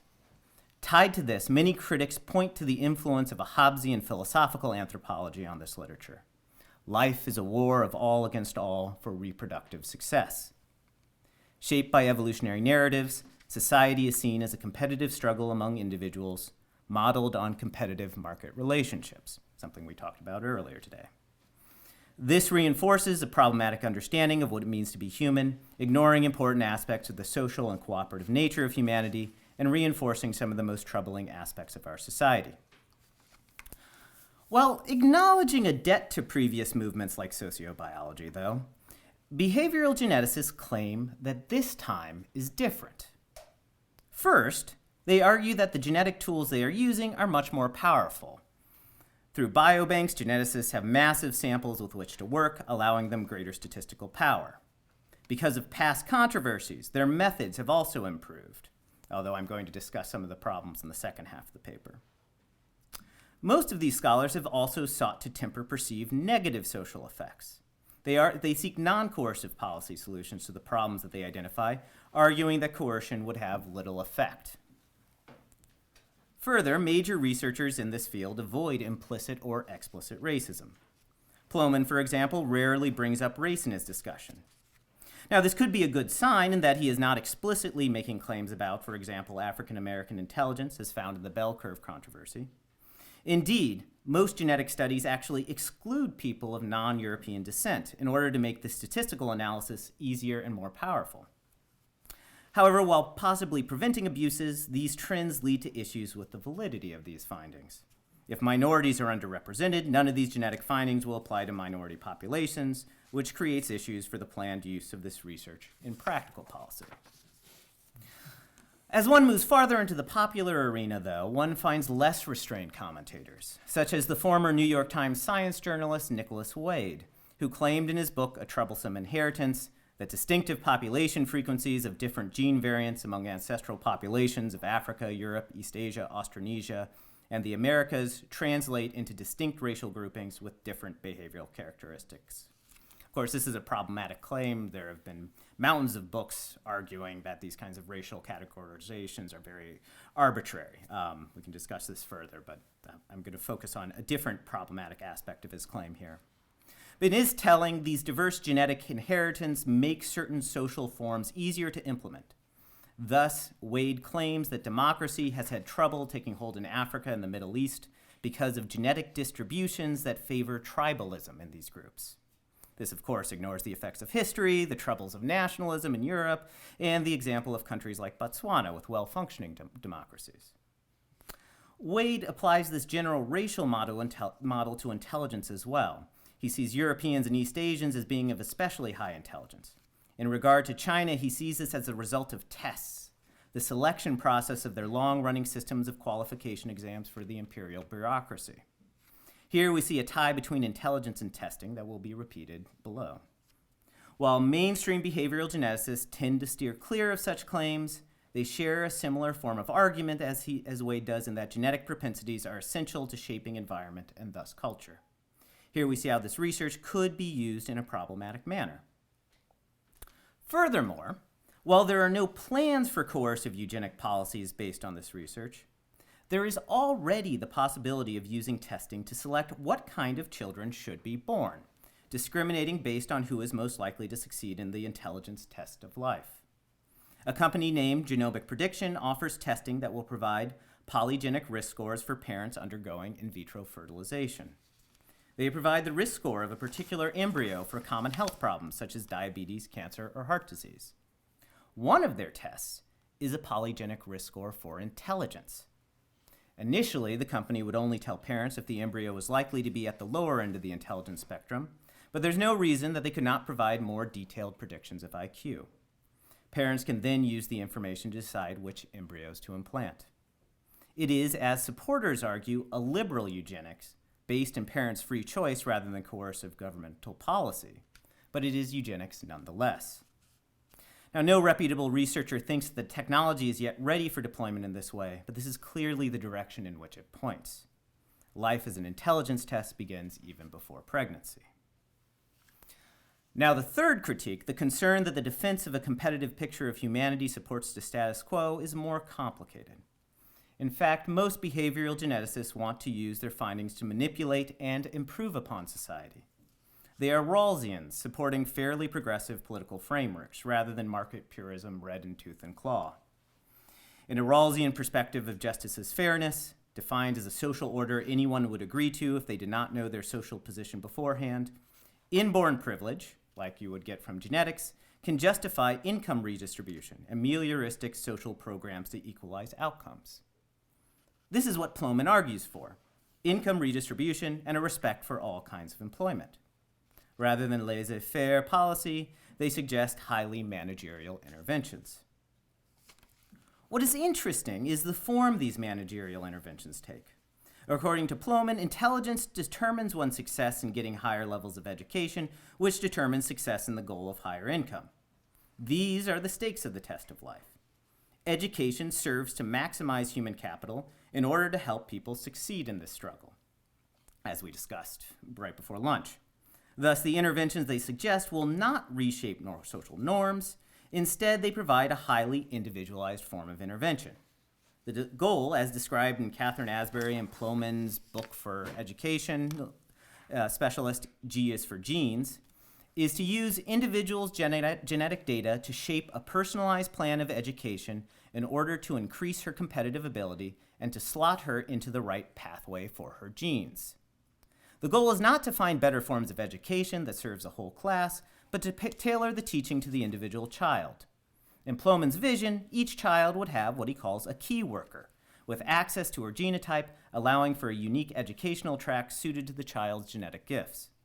There would still be choice in the system, but choices would be shaped by expert genetic interpretation. Yet there are problems with this vision. Practically, as noted, the actual predictive powers of genetics is low. Even if one knows a person's risk scores, they will still land somewhere on a distribution of a tree. Thus, following genetic data will lead to frequent mistakes, even in the best case. Theoretically, there are questions as to whether this is the vision of education that we want. It includes other possibilities for education and other grounds for critique. As Ivan Illich worried, it could merely perpetuate an educational system that prepares children to be consumers and competitors managed by bureaucratic systems. Its immersion in the logic of its own culture fails in the face of Bourdieu's criticism of contemporary education as merely a credentialing system. There are also issues with the centralization of power in expert systems of prediction. For these reasons, behavioral genetics remains open to criticisms. The test continues to serve the role of prospective filter leading to discrimination or intensive management that perpetuates problematic aspects of our current system. But beyond these general problems with the social effects of behavioral genetics, there are also issues with its specific understanding of intelligence. Scientific research is only effective insofar as the object of study is properly defined, especially when dealing with the large-scale correlational research of genomics. Now, this problem of defining the exact trait runs throughout most of kind of psychological research using genetics. So defining schizophrenia or autism is impossible. Intelligence is just as difficult to define. This is especially so because behavioral genetics continues to use a problematic model of mind based on the metaphor of a computer. As Steven Pinker describes, quote, intelligence is a form of information processing, and mental life can be explained in terms of information, computation, and feedback. Beliefs and memories are collections of information like facts in a database, end quote. In this vision, the functioning of the mental information processing program, rather the groups of programs, is shaped by the genes that construct the machinery of mind through the process of neurodevelopment. The genome provides a blueprint for the neural circuitry. There's many books on this entitled Blueprint. Right? Genetic diversity means that different individuals will end up with slightly different brain machines and thus different propensities for action based on given data. It is this shaping function that makes genetics so important to behavioral geneticists. But as philosophers Hubert Dreyfus and John Searle argued in relationship to artificial intelligence, such information processing models fail to explain the data of consciousness, human experience, and human behavior. Such models have no place for a world in the phenomenological sense, which one engages as purposeful and which one interprets and finds meaning in. In our experience, we do not encounter reality as a discrete body of facts that we then build into a framework, but we meet it as a whole horizon of meaning through which we understand individual facts. These different models of mind perhaps explains why behavioral geneticists and their critics talk past one another. We can see how these distinct models of mind create different visions of the person in society when we look at how behavioral geneticists respond to critics like Stephen Jay Gould or Marshall Sahlins, which is clearly expressed in the title of Steven Pinker's popular book, The Blank Slate. Pinker takes his intellectual opponents to claim that the mind is indefinitely pliable, unaffected by internal mental structures. Critics are described by Pinker as either leftists, embracing a Marxist philosophy of strict economic determinism, in which personality is completely shaped by social structure, or naive behaviorists, assuming that all behavior can be infinitely modified through psychological technique. Asbury and Plomet lament that, quote, the entire education system is predicated on the belief that children are blank slates. Environmental determinism has become the norm, with all of the smugness and censure that it inevitably entails, end quote. Critics are taken as largely politically motivated because behavioral genetics would undermine the scientific basis for attempts at the social engineering of behavior, either through economic transformation or complex forms of Skinnerian operant conditioning.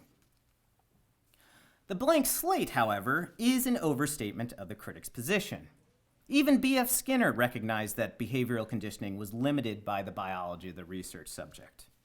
The scientist apparatus, quote, exerts a conspicuous control on the pigeon, but we must not overlook the control exerted by the pigeon. The behavior of the pigeon has determined the design of the apparatus and the procedures in which it is used, end quote. Behaviorism saw itself as an adjunct to evolutionary studies. Quote, the task of scientific analysis is to explain how the behavior of a person as a physical system is related to the conditions under which the human species evolved and the conditions under which the individual lives, end quote. Barry Schwartz has shown the parallel between the behaviorist and sociobiological understanding of the world as they interpret both evolution and mental development through the framework of a competitive process of natural selection. For Schwartz, behaviorism serves as a psychological paradigm that best links sociobiology of the species to the economic analysis of individual rational action. The actual point of many of their critics, although not Skinner, of course, is that our dispositions, personalities, and drives are only expressed in a context that is already embedded in a world expressed through a cultural order, which is symbolic and interpretive. Kinship is perhaps the clearest example here, as Marshall Sahlins showed. Whereas geneticists influenced by sociobiology would predict a strict focus on maximizing the fitness of closely related genetic kin, anthropologists have repeatedly pointed out that most systems of kinship do not follow a straightforward logic of genetic relationship. Those you regard as kin may primarily be identified by who one lives near, and only somewhat through genetic relatedness. Kinship may not even be understood as formed through birth, but through other processes. This becomes even clearer when affine kinship becomes involved, or in religious systems by which traditional kinship becomes reinscribed in new sets of relationships formed through ritual action. For example, in Christianity, the kinship of all believers as sons and daughters of God is initiated through the ritual of baptism. The difficulty that sociobiologist E.O. Wilson has in giving a convincing description of Mother Teresa's actions using his theory is noteworthy. As my respondent Howard Kay has pointed out in his book on the topic, to understand her altruism, Wilson is forced to embrace a concept, group selection, that he has already disproven elsewhere. The transformation of her interpretation of reality by religious belief is perhaps a more likely explanation. The problem lies in behavioral geneticists' inability to engage with the interpretive work of culture. In the behavioral genetics picture, culture is just a collection of facts. In Pinker's words, quote, a pool of technological and social innovations that people accumulate to help them live their lives, not a collection of arbitrary roles and symbols, end quote. However, culture is better thought of as giving a conceptual framework that shapes experience, a paradigm through which one's engagement with the world is interpreted. This emphasis on interpretation, symbol, meaning, and analogy is nearly impossible for behavioral geneticists to come to grips with because of their model of mind. So based on this understanding of mind, the field assumes that intelligence is one general capability called the G factor. This presupposition goes back to a 1904 paper by Charles Spearman. This assumption has been criticized for almost as long. Part of the problem with either criticizing or defending the G factor is that there is no theoretical definition of what it is. As one expert writes, quote, specialists studying different manifestations of intelligence do not present anything like a united front on the meaning of the general factor, end quote. It isn't defined entirely in relation to intelligence tests. G is the general factor that explains correlations in performance on intelligence tests of whatever type. These intelligence tests only examine the most general problem-solving skills, things that can be tested in 2 minutes or 1 hour for anyone in the population. This is the conception of intelligence one might find emerging from a computational metaphor of mind. The G factor becomes something like computer processing power. Originally, Spearman thought of it exactly in these kinds of mechanical terms. He argued that, quote, G may be regarded as indicating a mental energy, whereas the variations of lower-level mental operations represent so many engines into which this may be directed alternatively, end quote.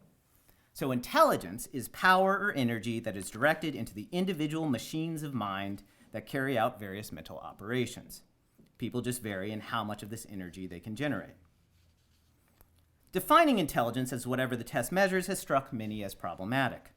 The claim that there is a common G factor underlying these is a non-falsifiable conclusion, since, using advanced statistical methods, one can always find a higher common factor among multiple factors.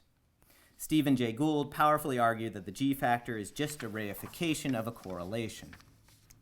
Though commitment to a single G factor is the dominant opinion in psychometric research, this kind of intelligence testing, there are many in the field who disagree.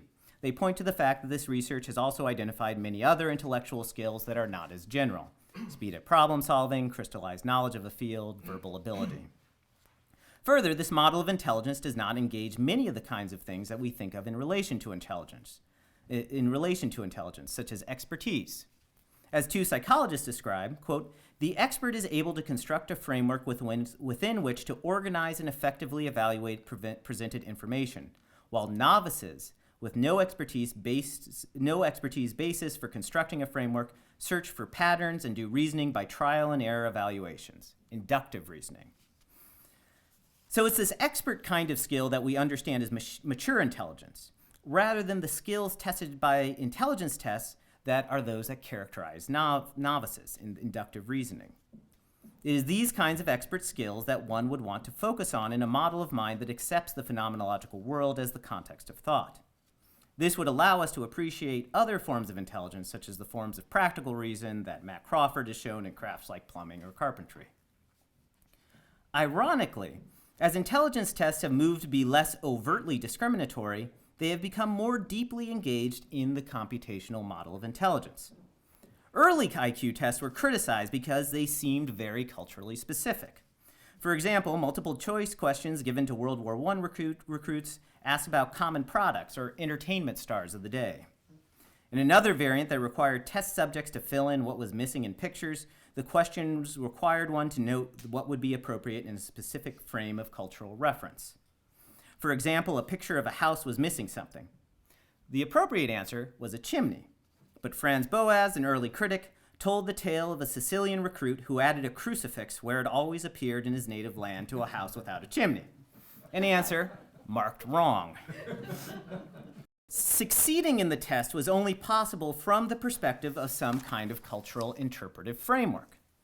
Now, clearly these tests were inappropriate, but the alternative has been to strip intelligence testing of reference to any cultural framework or interpretive ability, which holds its own dangers of encouraging a highly limited model of intelligence. So with the development of large genetic databases, even this kind of intelligence testing has become too cumbersome for the research enterprise. Intelligence tests tend to be long, and the best ones require specialized administration. With 500,000 or 1 million participants in the UK Biobank or the US All of Us program, sheer scale makes such focused, lengthy testing impossible. The intelligence test used for the UK's Biobank intake screening was only 13 questions long and timed for 2 minutes. This is the basis for most of this research now. Direct-to-consumer genetic testing companies like 23andMe extract such information only through short, fun quizzes and questionnaires. There was a need then for a surrogate measure for intelligence, which was found in educational attainment. Educational attainment is generally defined as the number of years of schooling, or sometimes the highest degree obtained. Studies have found that certain gene variants do tend to correlate with educational attainment, with the most recent published study able to predict up to 3% of the variance of educational attainment in the population. That's not a lot, but as some commentators have noted, at the institutional level of who among tens of thousands of applicants to admit to college, it could make a difference. Interestingly, such polygenic risk scores based on educational attainment can be even more predictive for intelligence. The one I discussed predicts 4% of variance of intelligence versus 3% for educational attainment. This odd results make sense once one understands that the definition of intelligence is based on those abilities that allow one to succeed in our educational establishment, such as test taking. Definitions and social structure are interrelated. Intelligence's success on intelligence tests correlates well with our educational system based in competitive achievement testing. So this inadequate definition of intelligence itself may lead to problematic policies. As geared toward an understanding of intelligence shaped by computer problem solving, it limits what education can be thought to achieve. It aims merely to give tools and maximize power and speed. Plomin thinks education should aim at 2 goals. First, providing a skill set consisting of reading, writing, math, and technological interaction. Second, providing skills that benefit the economy. Goals beyond these are fine according to him, but more like icing on the cake. These further goals should be chosen in consultation with the key worker to fit the child's genetic abilities and interests. Gone in this vision are any hope of a shared background provided by education, a shared set of knowledge foundations that all can bring to public discussion, creating a shared world. No longer can the focus be on developing interpretive abilities, narrative skills, or expertise. Its own dependence on testing and problem solving prevent behavioral genetics from engaging criticisms emerging from defenses of the liberal arts that are focused on testing grades and utilitarian skills, risk degrading the rich formation of the citizen that education once sought to be. As focused on individualized problem-solving power, it removes all of the shared aspects of education. Education becomes heavily focused on technology, as one might expect from a computational model of mind. Gone are many classroom interactions, as by necessity, most of the teaching in this vision is provided by educational software. Teachers cannot be expected to personalize instruction for every student in a class, according to their genetic readout, so technology is necessary. Individualization thus drowns out shared knowledge or even intersubjectivity. This also leads to the loss of other goals that education might have, like induction into a longer tradition of knowledge, or engagement with other minds. Everything becomes tailored to this vision of optimized individual problem solving. Already, the goal is inherent in the presumptions of the research.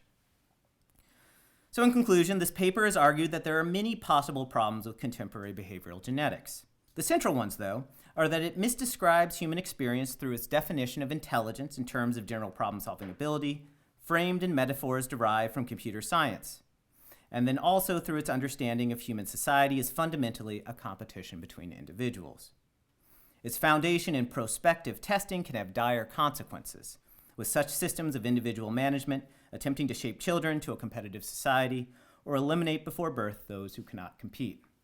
Educational initiatives based on this framework would aim only at such success, precluding richer goals. These researchers assume the current order and cultural values, reading them into biology rather than seeing them as the historically contingent form of engaging intellectual ability that they are. More deeply, the understanding of intelligence as problem-solving power precludes other concepts of intellectual ability. Intelligence is tied to testing, thus obviating the forms of genius that surround us in the practical, aesthetic, and contemplative life. In this way, intelligence research may prevent us from finding a path to what we most truly need as individuals and society: wisdom. Thank you.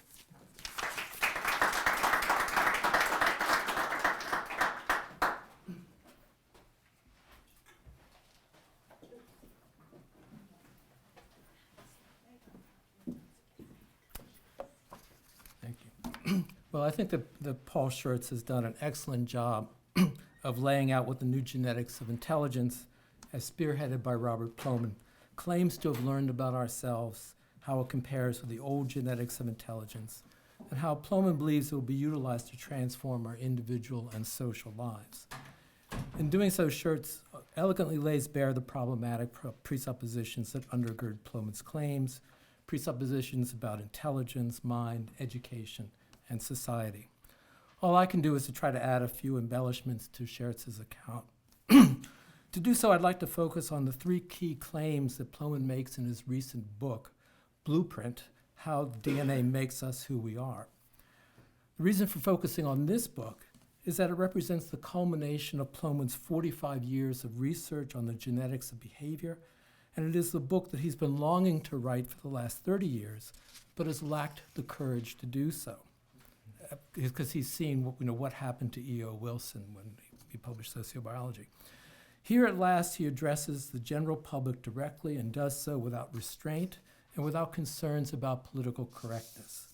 So far, the book has attracted considerable and largely favorable attention, particularly in the UK, and thus it may significantly influence the public's understanding of how our genetic makeup shapes our individual lives.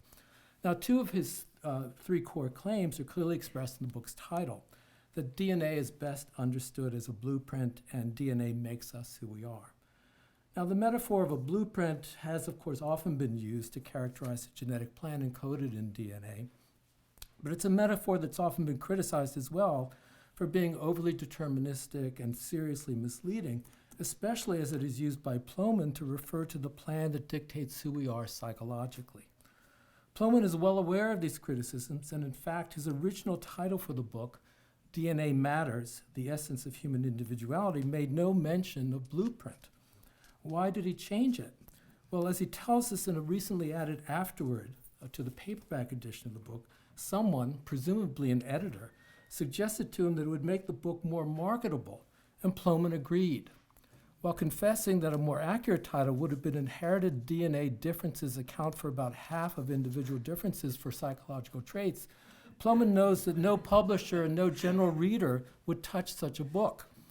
Now, as a reader, I appreciate Plomin's honesty, but for someone who repeatedly and rightly criticizes other scientists for, quote, cheating, unquote, by massaging data to make their findings seem more certain and more significant than they really are, it's unfortunate that Plomin fails to recognize the damage done to both the public's understanding of scientific findings and the public's respect for the scientific enterprise by massaging words and metaphors for a similar purpose. The second big claim he makes in the book title is that it is DNA that makes us who we are. This claim, too, is seriously misleading and overly deterministic, as Plomin knows perfectly well, since he acknowledges that DNA differences account for about half of the individual differences for psychological traits, leaving the other half of such differences to be accounted for by non-genetic environmental traits. What he fails to see, however, is just how deeply flawed his understanding of human identity really is.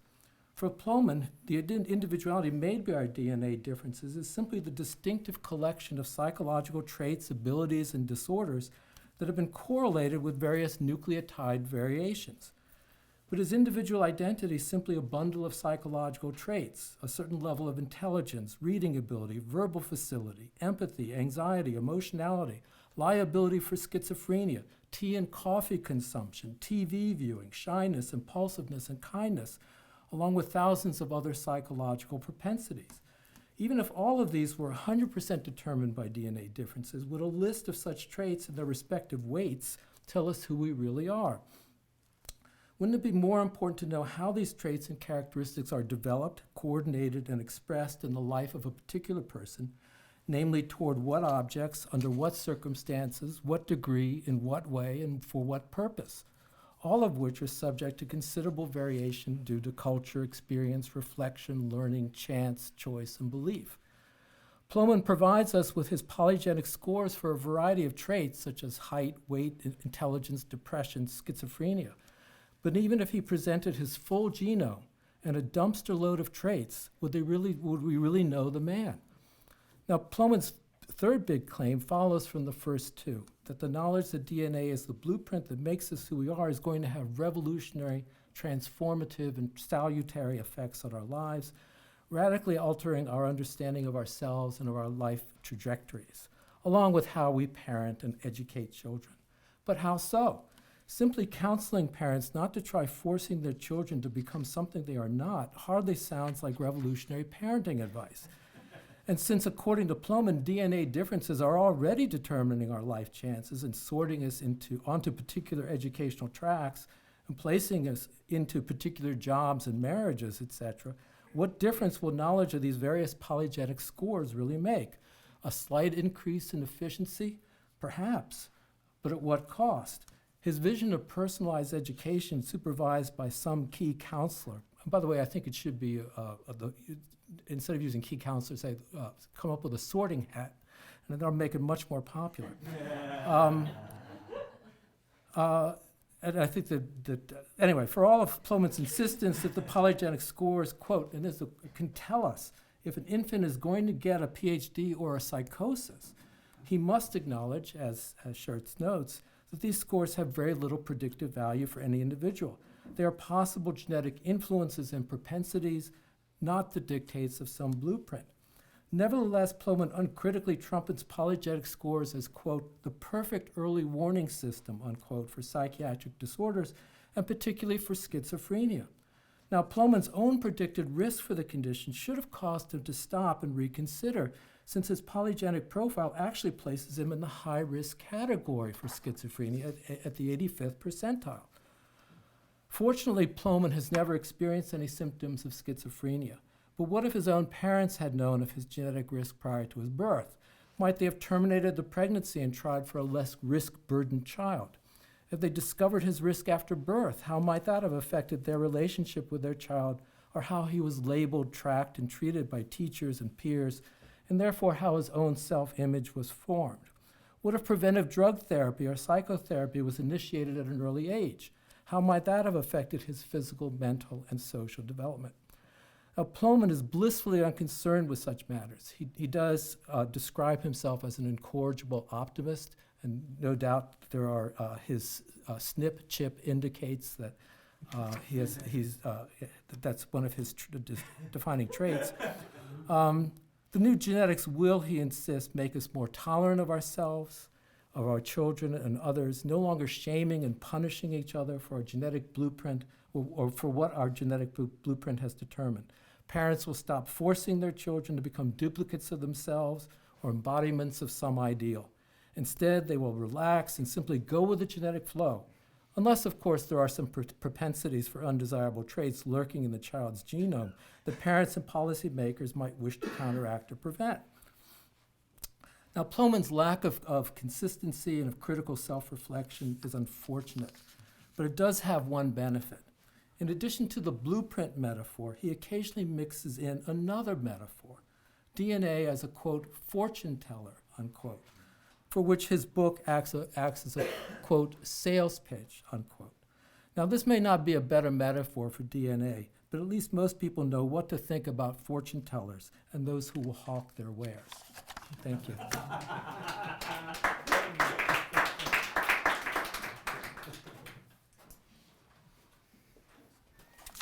Thank you very much. That was wonderful, and yeah, I mean, it really filled out a lot of things that in my talk that forms his total vision.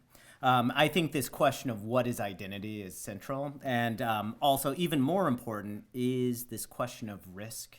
How do we deal with risk? How does risk affect our understanding of ourselves and future action in our parenting strategies? And this is one of my major research interests because this is coming online with precision medicine, like doctors using risk scores to kind of shape future health, and with a lot of kind of people want to do genome testing, full genome testing on all young children. So I mean, I think highlighting that and the social effects is key.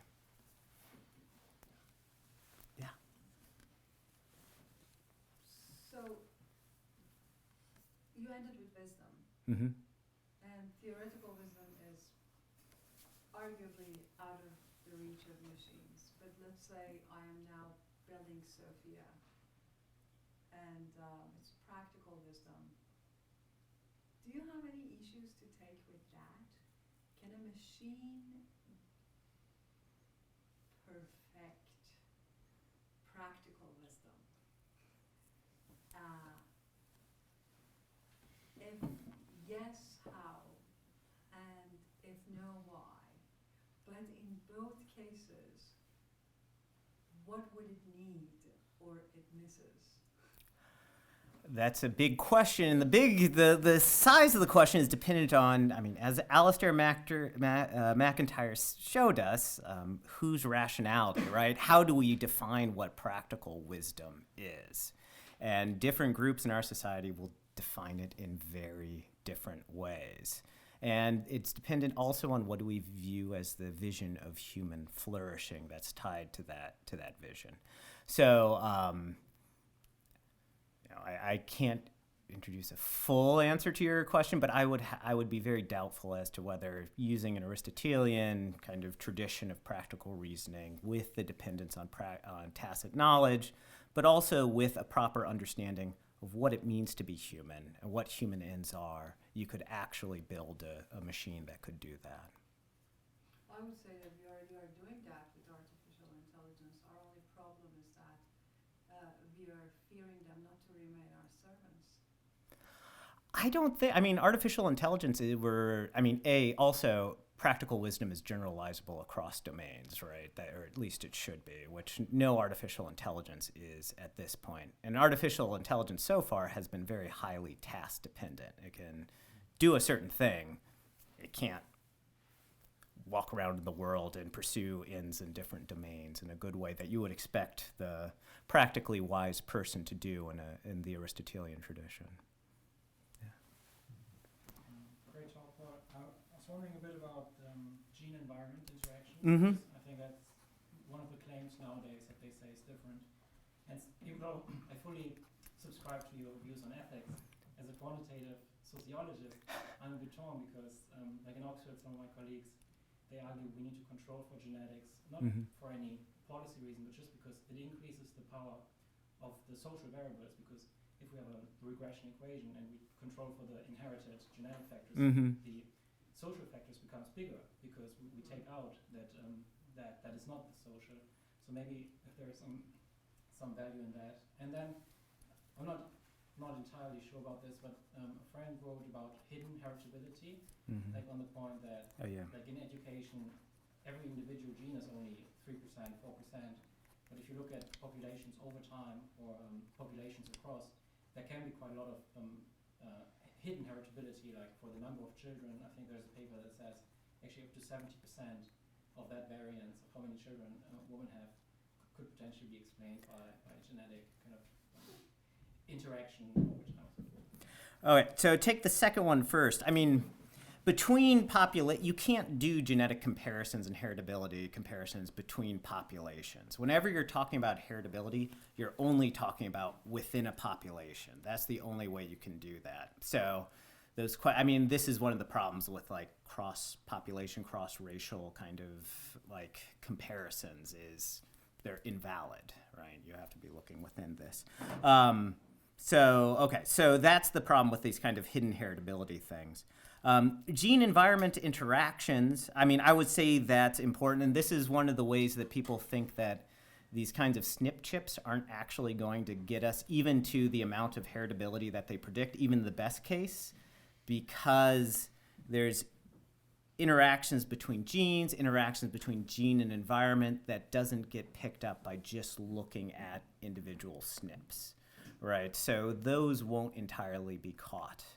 The other side of the things is that Plomin makes a strong argument that your genetics influences your environment, right? Changes the environmental and social factors because people respond to you differently if you're optimistic or extroverted versus introverted, right? So that would be his argument using his kind of framework.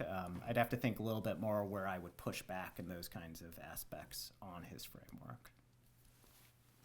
Yeah, I was curious about some of what you said about parents selecting for more intelligent kids. So, as you went along and explained some of the difficulties with that process, look, we don't have a great definition of intelligence.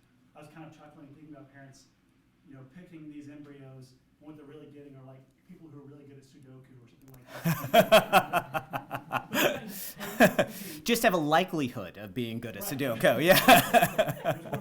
But then I was wondering, maybe some, I don't know, but maybe what we're testing for in a lot of these intelligent tests, maybe it actually does map on pretty well to kind of like a growing aspect of, I guess, global economy, sort of like information-centric jobs, these technicians that allegedly are increasingly important in the economy. There's a lot of calculations, a lot of sort of like narrow technical skills. I wonder if there is, maybe it's not really intelligence they're picking out, but maybe they are picking out some kind of trait that does help their kids get a certain kind of influential job in the world today. You could say that maybe it picks out something or other. I mean, the difficulty is like all of those technical skills are going to be automated away by artificial intelligence pretty soon, right? And it's these things like entrepreneurship and things like that and creative abilities, which intelligence testing definitely doesn't pick up. I mean, if you read these kind of predictions of what the job market is going to look like.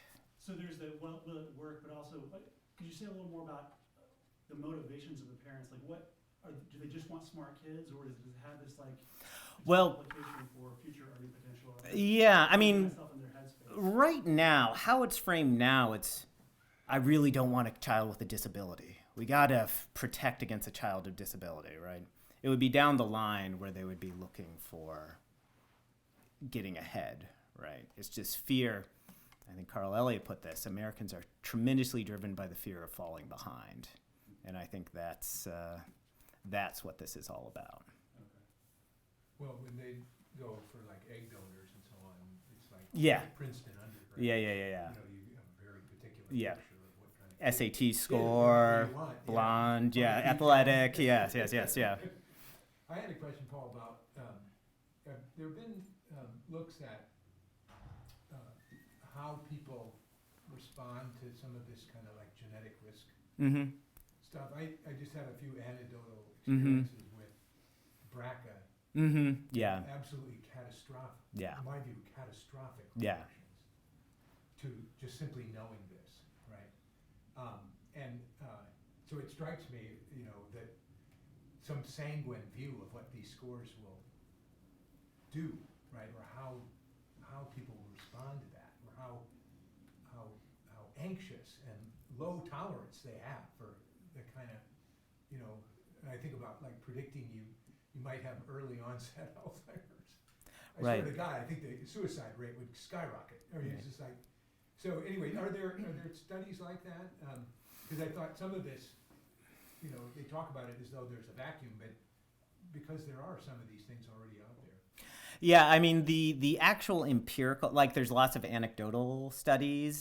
The actual empirical studies are conflicted, and that's something I'm working through right now as part of my next project on risk, is exactly what, I mean, you get these kinds of, people having catastrophic reactions. Other people who are in favor of expanding genetic testing will say, well, it's not really as bad as you think, right? I mean, they'll interpret the data a different way. A lot of this comes into survey research where people are interpreting, what does the survey say? What does the data look like? But, I mean, I think there is, especially with BRCA, with Alzheimer's research, I mean, there is solid things that people overreact in major ways and in problematic ways. Yeah, and I would want to survey people who actually have the thing. Yes. Not the general public on what if I did. Exactly, yeah. Because, on this kind of psychiatric stuff. When it's not your problem, Well, I mean, you think about it one way, and when it is your problem, you think about it in a really different way. well, a lot of time what doctors don't like about is actually the people who don't test positive, because then they're like, oh, great, I don't have to worry about, getting mammograms or if it's heart disease, keeping my cholesterol down. I can't, because I'm not genetically determined. Yeah, so you have the two things where it's this kind of deterministic model. Yeah. And I was just thinking, but aren't there, we had a bioethicist come talk to us. Aren't there also cases where people are actually choosing certain disabilities or, like the deaf? Yeah. So I'm just, there is a certain amount of human variation Mm-hmm. that, hopefully helps in the longer term. But variation in tastes, and preferences. So I was just wondering, there is a flip side to this as well, right? I mean, choice goes all. It could be. I mean, this is the big case is the deaf community. Yeah. Largely, there's like 2 or 3 cases in the literature about IVF and selecting for deaf children. Mm-hmm. More, it's about cochlear implants, right, and things like that. And the trick with that is most people who have deaf children are not themselves deaf. Right, and most people who have will have a child with a disability will not themselves have disabilities, and so that kind of respect for variation and difference doesn't apply to most of the people who will have the disability. Yeah. Yeah. I really enjoyed the paper. It was pretty devastating, I think. But I just had a small question. You referred to the issue of falsifiability Mm-hmm. a few times, and the problem with a number of these behavioral genetic studies lacking falsifiability. Could you maybe distinguish for me, in this case, how a sort of pernicious falsifiability in this case differs from, say, the difficulty of falsifying something like a complex phenomenon like climate change or something like that with lack of media? Oh, okay. Yes. Now I see. Okay. So, falsify being climate studies and actually how the science relates to climate. You can falsify climate studies by like looking at the models and doing predictions over short terms and looking, historically at cores and things like that. The falsifiability problem is really more with the evolutionary psychology literature that was in the past, right? So that's been where it's majorly been talked about, where people are saying men are more promiscuous today because back on the savannah 20,000 years ago, they didn't need to invest as much in caring for their children as women do, so they would run around, and so therefore men are more likely to be promiscuous, right? That's just a story, right? That you can't falsify. So that's been the major problem. I think if we're looking at these kinds of studies, the problem with falsifiability comes more with the issue of they do this on all the data. They do these tests on all the data they have, right? And they make their model. And then it's difficult to know that they don't generally have a good second set of data to test the model on, right? And that's, I think, the major issue with a lot of these studies. Okay, thank you. Yeah.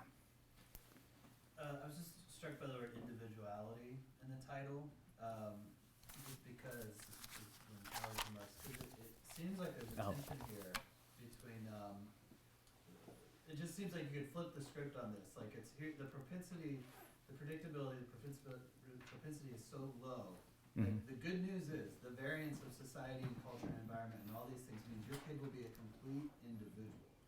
And so I totally understand the falling behind. There's just that fear of having a child who can't keep up. It's like, understand that, but it seems like the liberal eugenics at some point has to recognize its own sort of conservative, it's literally weeding out those that do not conform, sort of pulling us back into the one-dimensional society sort of 1950s, everybody is the same, right? So at what point do parents, and these are still bourgeois values of individuality and that kid being totally an individual, yet the genetics is like, let's make you the same as all your peers as best as we possibly can. Yes, I think that's how if you look at how this gets played out on the internet, sub-communities on the internet, in college communities, right? People want to be different, but all in the very same way as everyone else in their peer group, right? And I think that's parents as well, right? They want to be different in all the same way. I think what you're pointing to, I think what you do note is something that's interesting in how this is framed, right? The way they're framing it is like, okay, 50% of what you have is according to, your heritability. But then that means that 50% of your identity is, not identity, right? But because we don't want to use identity, but 50% of your traits are entirely determined by the contingency of your historical lived experience, right? And that would be something that you could bring out of this interpretation, that what matters is the trajectory of the individual life, and what happens to that individual, the interactions they have, all the strange variations that occur and shape us to who we are. So this seems like a project of milking that 3%, like the word blueprint, like that is a predetermined, like yes. It doesn't sound like what we individualistic Americans typically want. Well, because we want to manage it, right, in an individual manner to maximize the outcome. Hey, we've got a chance to take a break. I think there's coffee and some soft drinks and so on. All right, let's thank Paul for it.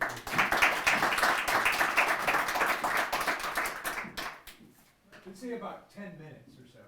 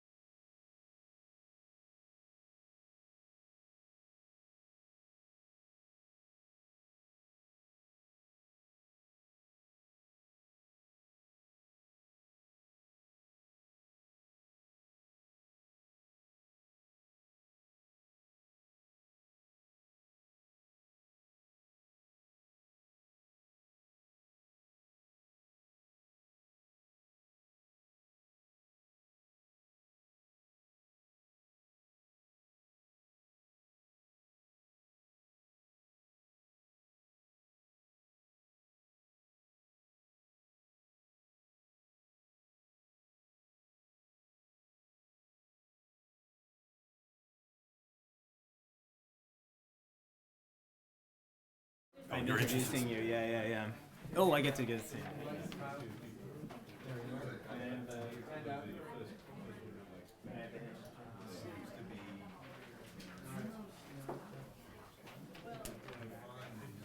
This is my last task for the conference.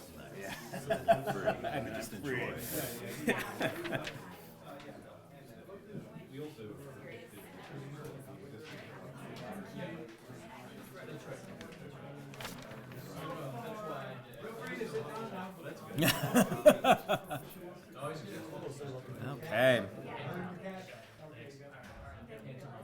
Okay. So our last speaker for today is William Hasselberger, who is a philosopher and professor of politics at the Catholic University of Portugal in Lisbon. He also has a long connection with UVA, having received his PhD in philosophy here and continued on as a postdoctoral fellow and now a visiting fellow with the Institute. His research focuses on virtue ethics, specifically the relation of virtue to tacit practical knowledge and how reductive accounts of personhood distorts our understandings of ethics. His paper today is The Psychology of Happiness and the Phenomenology of Value. His respondent will be my colleague from the Catholic University of America, Jonathan Butacci. There, he is assistant professor in the School of Philosophy. His research concerns theories of knowledge, learning, and the soul in ancient Greek philosophy with a focus on Plato and Aristotle, with his current work focusing on Aristotle's model of mind. He seeks to connect these classical arguments with more recent debates in 20th and 21st centuries on similar topics in philosophy of mind and philosophy of science. Very good. Well, it's always good to be back here and nice to see a number of you. And I've very much enjoyed the talk so far, and this connects with, I think, some of the stuff this morning as well. So it's a nice setup. So the last 20 years or so have witnessed an explosion of social scientific research on human happiness or well-being, including happiness economics, affective neuroscience, and most prominently, positive psychology. The imperative to scientifically study, measure, quantify, and offer proposals to maximize the happiness of individuals and groups is now everywhere. And when I say everywhere, I mean everywhere. Interdisciplinary research centers devoted to the science of happiness have mushroomed. University classes on the topic now attract large numbers of students. Tal Ben-Shahar's popular course at Harvard is an example of this. There are now social science journals called the Journal of Happiness Studies and the Journal of Positive Psychology. There's an Oxford handbook of the psychology of happiness that comes in at over 1,000 pages. But the most prominent researchers and institutions working on the science of happiness have aims in addition to mere empirical description and scientific explanation. They hope to make us happier. The use of the latest social science and biology to try to define and measure and enhance happiness now extends well beyond the academy into the fields of medicine, business management, government, and public policy, and even into the work of international and non-governmental organizations. We are awash, I think it's fair to say, in different metrics and indices of happiness that purport to provide objective, scientifically grounded criteria to assess individual well-being and the average levels of happiness of different demographic groups, professions, or even whole countries. Both the United Nations World Happiness Report and the Organization for Economic Growth and Economic Cooperation and Development Better Life Index move beyond reporting on the material and economic conditions of their member states and provide quantitative rankings based on the latest social science of different countries' average levels of happiness, couched in terms of subjective reports of life satisfaction. I'll just say Portugal, where I live, ranks a mere 66 out of 156 countries on the 2019 World Happiness Report, with a population that is found to be less happy than that of Kazakhstan and Kuwait, and roughly on par with Pakistan. I like to tell this to my students, and as call to mind the Portuguese family on the beach drinking their coffee, complaining about how hard life is. So, the economist Lord Richard Layard, whom The Guardian calls the UK's happiness czar, has launched a political action group in Britain called Action for Happiness, arguing that recent work by positive psychologists like Ed Diener finally enables national governments to accurately measure human happiness, and that governments should use findings in the sciences to enhance the happiness of their citizens, including providing lessons on happiness in public schools and judging schools in part based on the progress in enhancing the happiness of their students. The positive psychologist Martin Seligman, who's been pivotal in moving psychology beyond the study and treatment of illness towards the promotion of happiness, advocates a new, quote, politics of well-being, end quote, which will employ the latest science to enhance our levels of happiness within various institutions. And people with real influence, including governments, are paying attention. So this is not just an academic phenomenon. Seligman helped to design a wellness test for the U.S. military to the tune of $125 million called the Comprehensive Soldier Fitness Test, which aims to measure the, quote, psychological strength of soldiers, including their emotional, social, and spiritual well-being. I'll come back to that. The British government under David Cameron followed suggestions from happiness scientists and ordered the Office of National Statistics to begin collecting national data on levels of happiness, qua subjective well-being, as an official government statistic, along with GDP, and has created the Behavioral Insights Team, popularly called the Nudge Unit, which, with help from psychologists and social scientists, which studies national well-being and proposes policies that may nudge us towards better decisions and happier lives. This has included seemingly relatively benign things like the training of thousands of therapists in cognitive behavioral therapy, and less benign things like certain qualifications for receiving government welfare for certain parts of the population premised on whether or not they attend cognitive behavioral therapy. This is unemployed people who are judged to, have a problem and must take cognitive behavioral therapy before they receive their welfare checks. In 2019, Prime Minister Jacinda Ardern of New Zealand announced at the Global Gathering of Economic and Political Elites at Davos that her government would formulate a, quote, well-being budget, world's first well-being budget, she put it, using national statistics of well-being designed solely around, quote, well-being priorities, with a special focus on the unhappiness suffered by the worst off in society. The European Commission has set up a project called GDP and Beyond, which aims to objectively measure and analyze data about well-being in all 26 EU member states. Beyond governments, several large corporations and firms have recently created the position of Chief Happiness Officer, a new role within the management structure, different from HR, with the responsibility of monitoring and managing employees' levels of happiness and satisfaction at work and using cutting-edge findings on happiness and its measurement. I could go on for like a long time about this. It's really hard to overstate how much stuff is out there in this direction. So in this paper, I'm going to analyze in philosophical terms the most popular and influential conception of happiness underlying, at work in this imperative to measure and analyze and tweak and enhance happiness. The conception of gradable subjective well-being from positive psychology. I will draw upon philosophical ethics, phenomenology, and a bit of the philosophy of action to argue that this reigning conception of human happiness is seriously flawed.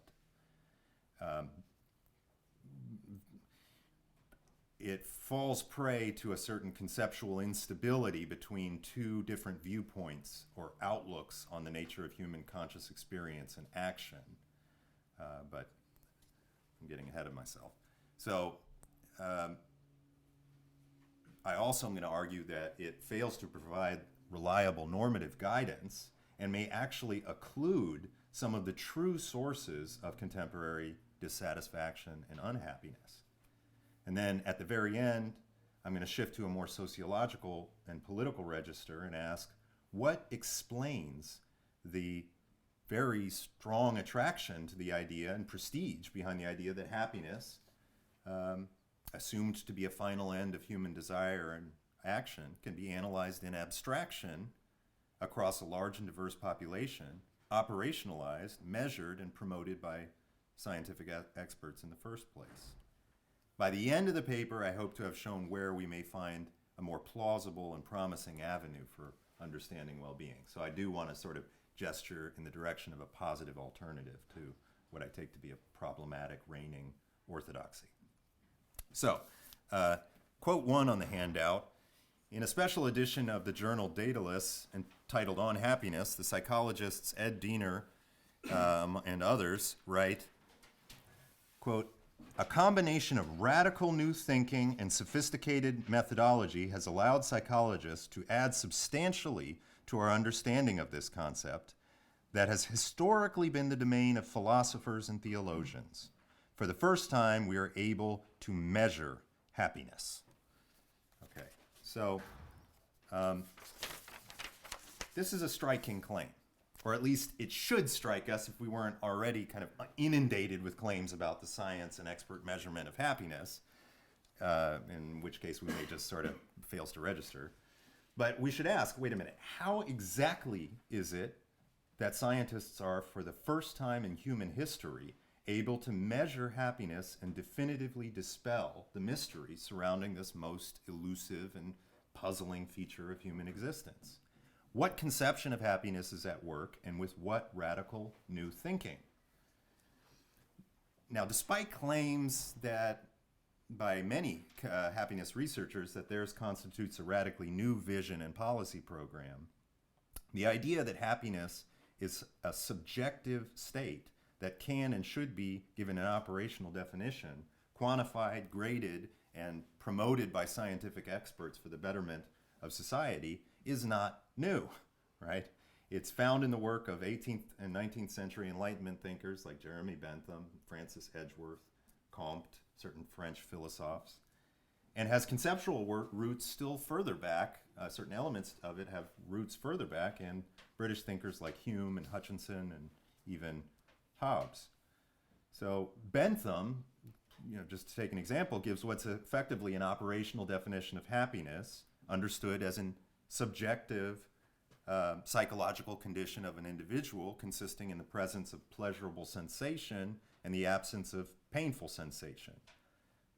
Pleasure or pain can in turn be quantitatively measured in terms of 7 formal components, most centrally being the felt intensity of the pleasure or pain and its duration. This conception of happiness forms the foundation of Bentham's famous philosophic calculus and the utilitarian imperative to maximize net social happiness through public policy, including Bentham's proposed reforms to British political, judicial, and penal institutions. In the late 19th century, the economist Francis Edgeworth attempted to provide a more precise quantitative calculus of happiness than even Bentham had achieved, and imagined a psychophysical machine for precisely measuring the, quote, pleasure units over time, what he called a hedonometer. Let me just read this one quote from Edgeworth that I love this quote. It's not on your handout. I should have put it on the handout. "Let there be granted to the science of pleasure what is granted to the science of energy. To imagine an ideally perfect instrument, a psychophysical machine, continuously registering the height of pleasure experienced by an individual exactly according to the verdict of consciousness, or rather diverging therefrom according to a law of errors. From moment to moment, the hedonometer varies, the delicate index now flickering with a flutter of passions, now steadied by intellectual activity, now sunk low whole hours in the neighborhood of 0, or momentarily springing up towards infinity." Right? So the contemporary metrics and programs to define and measure and enhance happiness are, I think, much more sophisticated. They have much more better mathematics. They have better brain science and so forth. But I think they're firmly rooted in this project. And some people, as like Richard Layard and Daniel Kahneman, are clear about that. Others proclaim that this is some sort of radically new thing. Now, what is the view of happiness that they're using here that would make sense at all of this kind of project?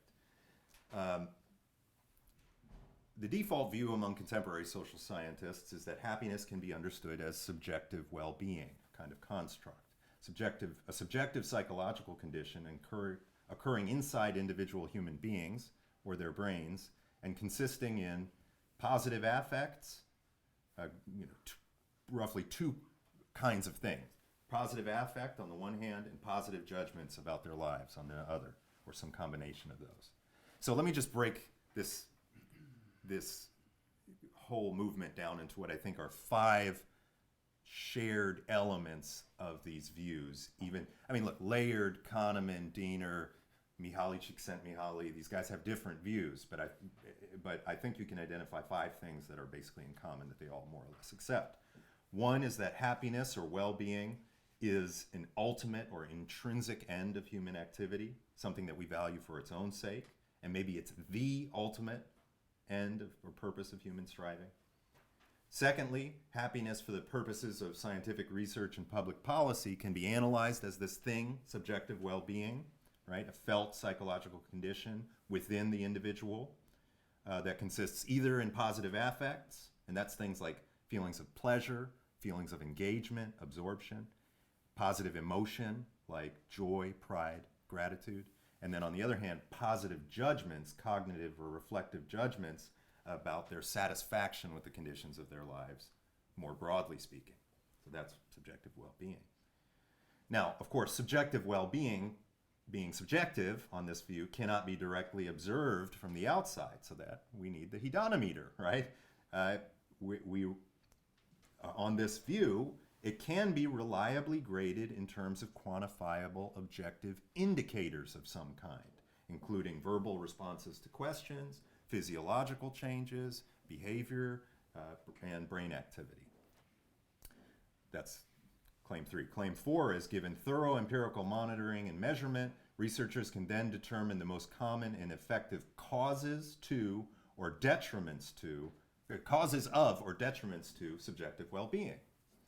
And then lastly, happiness science can be used to offer tests and policy proposals for the assessment and enhancement of happiness within various institutions and areas of human life.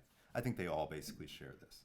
In the paper, I go through some more of go a little bit into the weeds about the differences between, say, Layard, who's more of a hedonist, Kahneman, kind of a hedonist, versus Ed Diener, who combines the positive affect. His account of subjective well-being includes both positive affect and this component of judgment about satisfaction with your life. Csikszentmihalyi adds this notion of flow and engagement with one's activities. And then Martin Seligman, who offers the most complex view, describes authentic happiness or flourishing as consisting in this wide range of positive emotions, including basically everything these other guys say, but in addition to that, a sense of accomplishment for its own sake, not for any end that gets you, just doing something, and a sense of meaningfulness, which he defines as the condition in which an individual feels like a part of something bigger than him or herself. So there's various ways to try and measure this stuff, various indicators that people pick. Ed Diener has the satisfaction with life scale, where you ask things like, you give someone a set of statements like, I am satisfied with my life, and then you give them options like strongly agree, slightly agree, neither agree or disagree, slightly disagree, or strongly disagree. This is kind of the thing that most of the non-governmental organizations use, is this satisfaction with life scale. Csikszentmihalyi, on the other hand, and Kahneman like this other model called the experience sampling method, where what you do is you stop someone in the middle of doing something in the day. Say they wear a pager or a device that buzzes at random intervals, and then you ask them some questions that have to do with, that prompt them to, quote, rate her state of consciousness on various numerical scales, including concentration, motivation, and subjective happiness, end quote. So, as opposed to the Diener thing, which is more of this reflective judgment, how satisfied are you with your life, this is supposed to capture the moment-by-moment felt character of your experience, right then. And it does that in particular because Kahneman thinks that our memories are very dodgy and our reflective judgments tend not to line up very well with our experienced utility, as he puts it. Okay, other methods of measurement are more straightforwardly physiological and neurological. Some researchers use functional brain imaging techniques to attempt to identify a, quote, pleasure center in the brain. That's the title of a relatively new book. That can be seen as the seat of happiness, with many particularly interested in the orbitofrontal cortex and the amygdala, or places in the brain that are rich in serotonin receptors. The famous example of this is the psychologist Richard Davidson at the Laboratory of Affective Neuroscience at University of Madison in Wisconsin, who's conducted all these studies on Buddhist monks trained in meditative practices who are found to have unusually high levels of activity in the left prefrontal cortex, which is a part of the brain that is associated with positive affect. So there's this guy, Matthew Ricard, one of the monks studied by Davidson, who's been found to display particularly high levels of prefrontal cortex activation. And this has led him to be dubbed by various newspapers and organizations as the happiest man on earth. Now, he was a guest of honor at Davos in 2017 and gave a special talk, and come back to why maybe the sort of business and political elites are interested in this Tibetan Buddhist monk. So happiness here is understood to be a matter of positive sensations and affects produced by certain brain mechanisms and involving neurotransmitters like dopamine and biochemical substances like serotonin. And taken strictly, this picture implies that everything other than subjective states and associated brain mechanisms, other stuff like love, art, sport, creative activity, contemplation, family, etc., can only have the status of a contingent causal trigger of the thing one really responds to and enjoys. The surging hormones and biochemical changes that constitute what are sometimes described as reward mechanisms within the evolved biology of Homo sapiens. So, from this vantage point, the measurement of happiness, assumed to be subjective and experiential, can be replaced by the measurement of wholly objective phenomena like changes in brain activity and so forth. And here I think we really see the contemporary incarnation of Edgeworth's dream of a psychophysical hedometer, which an expert can use to accurately read the quality of another person's inner life from the outside, even without talking to them or engaging with them. You just sort of read it. Right? Yeah, so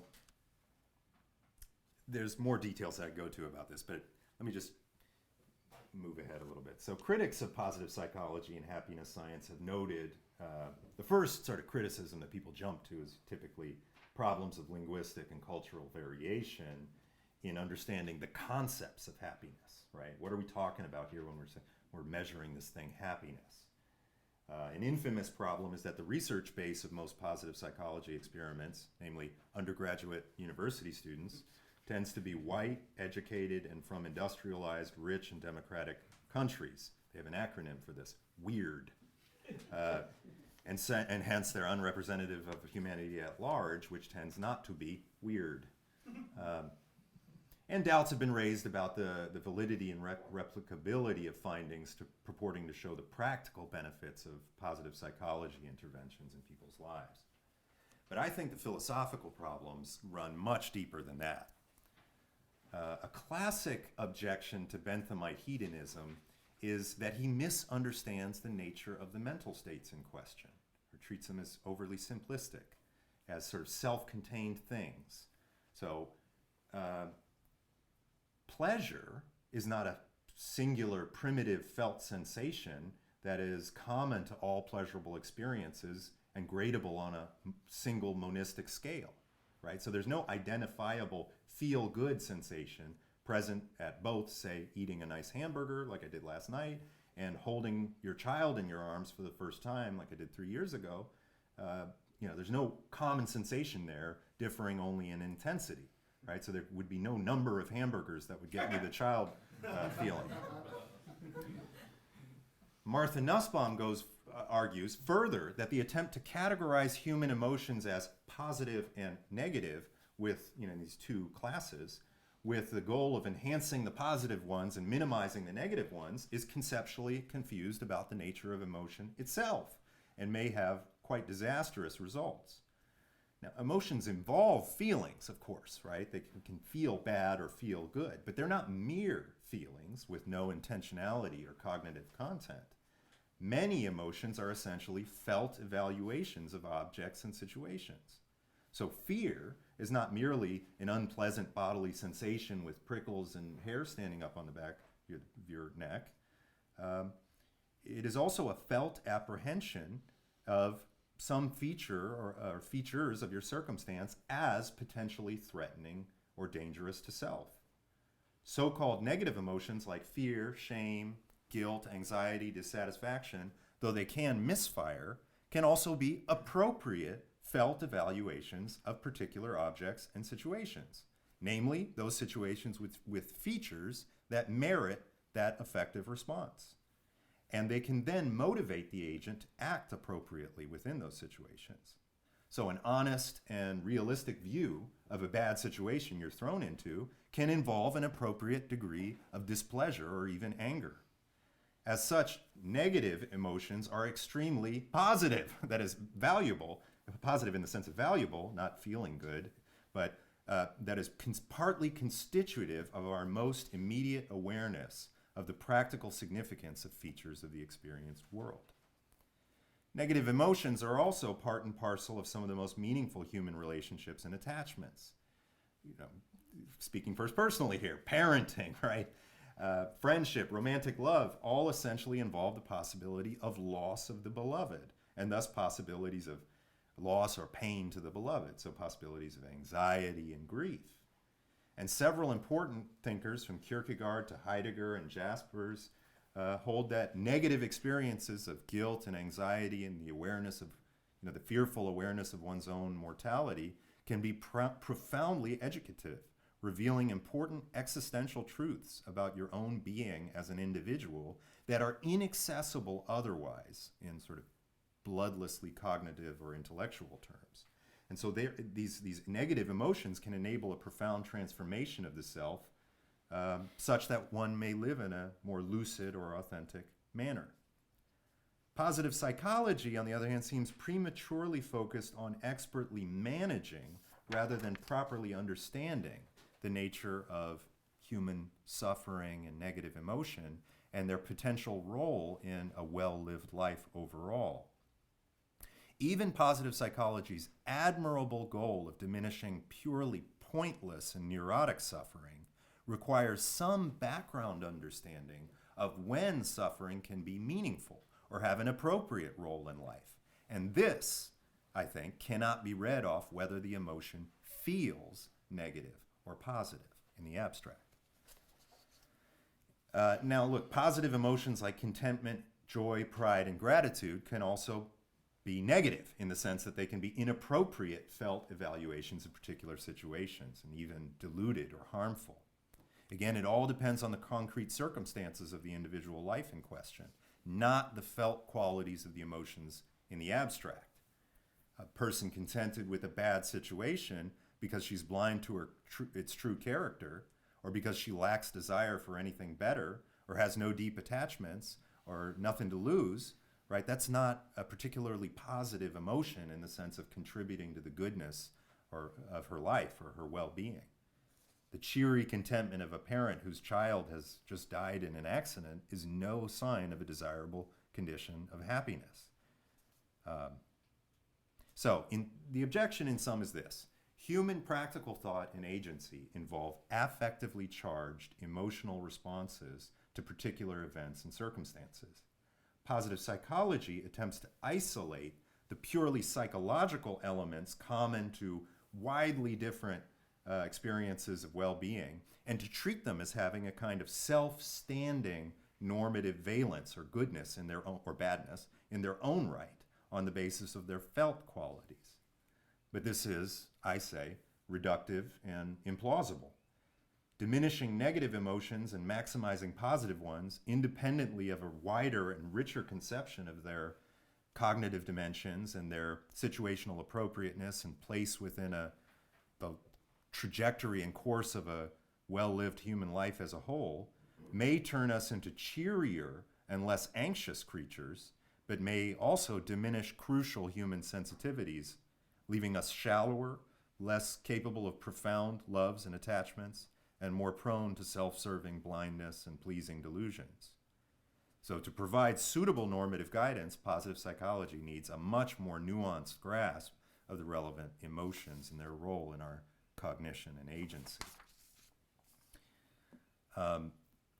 So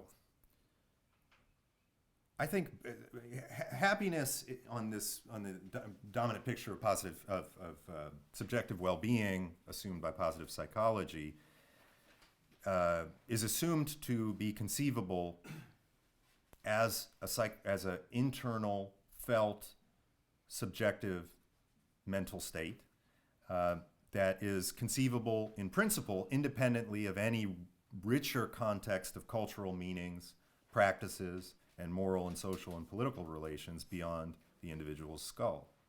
Bentham, I think, set the course for this when he wrote, quote, "Strictly speaking, nothing can be said to be good or bad, but either in itself, which is the case only with pain or pleasure, or on account of its effects, which is the case only with things that are the cause of pain and pleasure."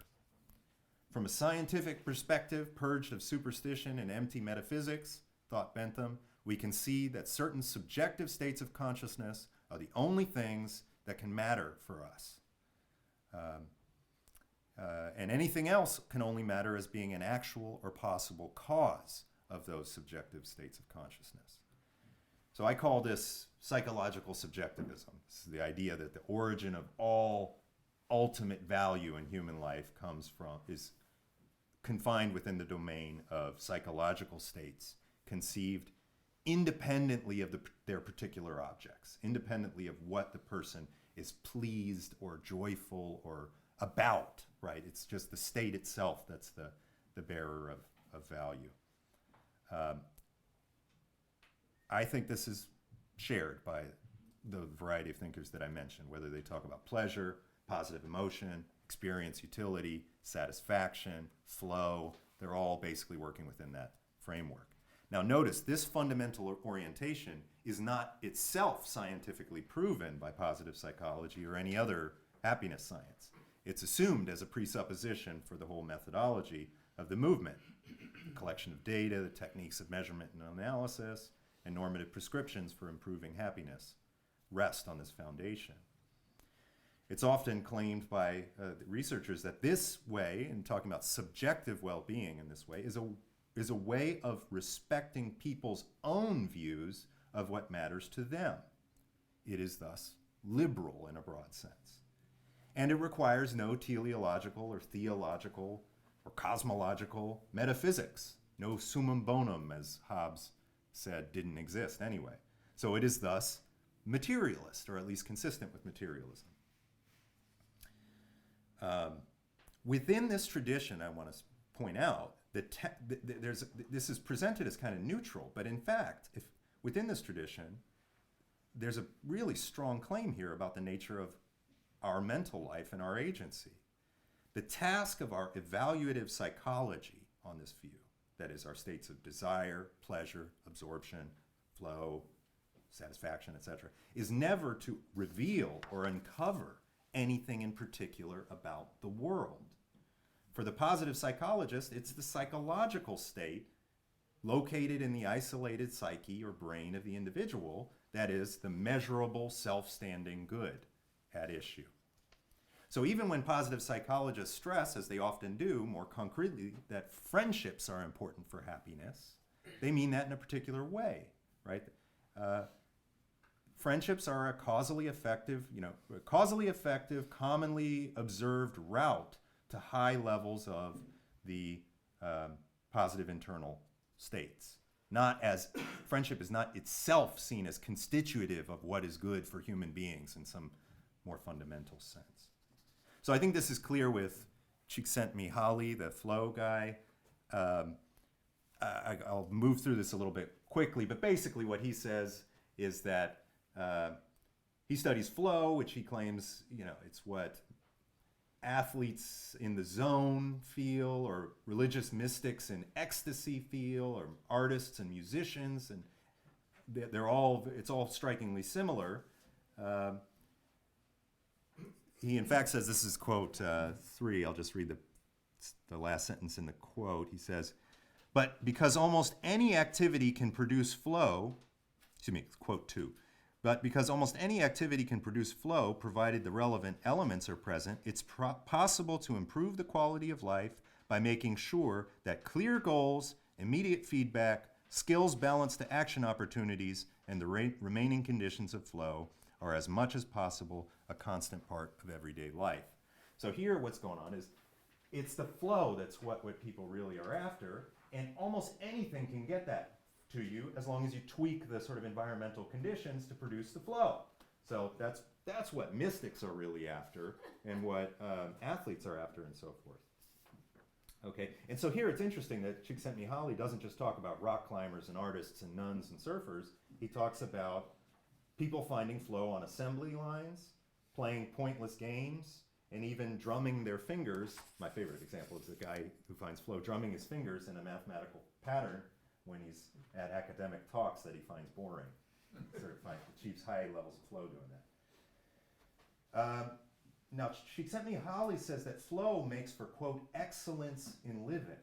But if flow can be got at high doses in these ways, is it really fit to play the role of an ultimate end in life and to make for excellence in living?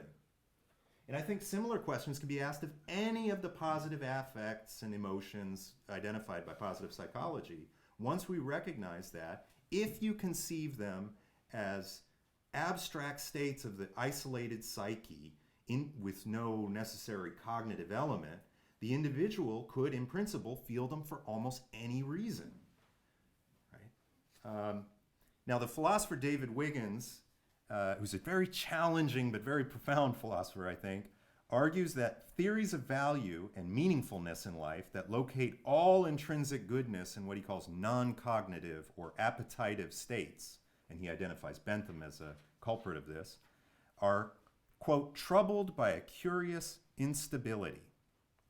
Okay, and what's this instability? It's because from the outer view, the view out, maximally depersonalized scientific view outside of human experience, nothing shows up as inherently or intrinsically valuable or good or meaningful, right? Including psychological states, hormonal discharges, brain firings. These look like mechanical pushes and pulls in some impersonal medium.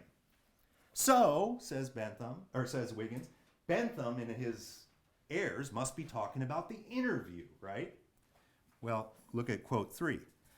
But as experienced, that I would say from the inside of our phenomenology, the inner view too will reject this view of value, namely the view that all value comes from our own feelings. For adopting the inner view and supposing with Bentham that certain conscious states are good in themselves, we must take these states as they appear to the inner view. But then one cannot say without radical misconception that these states are all that is intrinsically valuable. For from the inside of lived experience and by the scale of value that they impose, the shape of an archway or the sound of the lapping of the sea against the shore at some place, at some time, may appear to be of an altogether different order of importance than the satisfaction that some human being once had from his breakfast.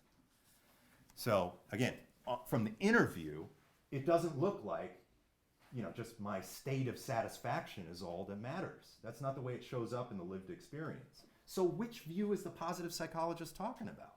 The outer view of hard science or the inner view of human? It's kind of, Wiggins claims this is essentially a reflective instability in this kind of picture of value. It's not really coherent at the end of the day. Positive psychology claims to study, quote, what matters most to people, end quote. but invariably ends up trying to force what matters to us into this psychological subjectivist frame that does not respect our evaluative experience on the inside. Let me just read a couple quotes from this. What I then do in the paper, I'm going to sort of move a little quickly here. What I then do in the paper is take a look at the interview, really. Like, let's pay attention to the phenomenology carefully and not just say everybody wants flow. Let's actually look at a careful, thorough, first-hand description of some moment of enjoyment or flourishing. So take a look at quote 4. This is a first-person account of the intense experience of joy and fulfillment in swimming in freezing cold lakes and waters in Wales by someone named Roger Deakin, who is a swimmer who swam all over the UK and wrote hundreds of pages about the joys of swimming. So he writes, "I went to Wales because the place is still with magic, because the Rheinog Mountains are something like a wilderness where I could be free to wander like pipe smoke in a billiard room, and with the kind of apparently random purpose with which the laughing water dashes through the heather, rocks, and peat. I went there to be a long way from all the powerful stimuli Wordsworth said prevented us these days from doing any proper thinking." It's interesting, he's connecting the swimming with thinking. "My only purpose was to get thoroughly lost, to disappear into the hills and tarns and miss my way home for as long as possible. If I could find a string of swims and dips, each one surpassing the last in aimlessness, so much the better. The great thing about an aimless swim is that everything about it is concentrated in the here and now. None of its essence or intensity can escape into the past or future. The swimmer is content to be born on his way, full of mysteries, doubts, and uncertainties. He's a leaf on the stream, free at last from his petty little purposes in life." So this shares something with Csikszentmihalyi's account of flow and absorption and flashes of intense living. But what becomes clear from the Deakin is that these flashes of intense living are appreciated for their very specific objects in their concrete particularity, including an exceptionally vivid sense of embodiment and place. You know, these lakes, these waters, this place. I mean, it's not some abstract state in his head. So let me read one more.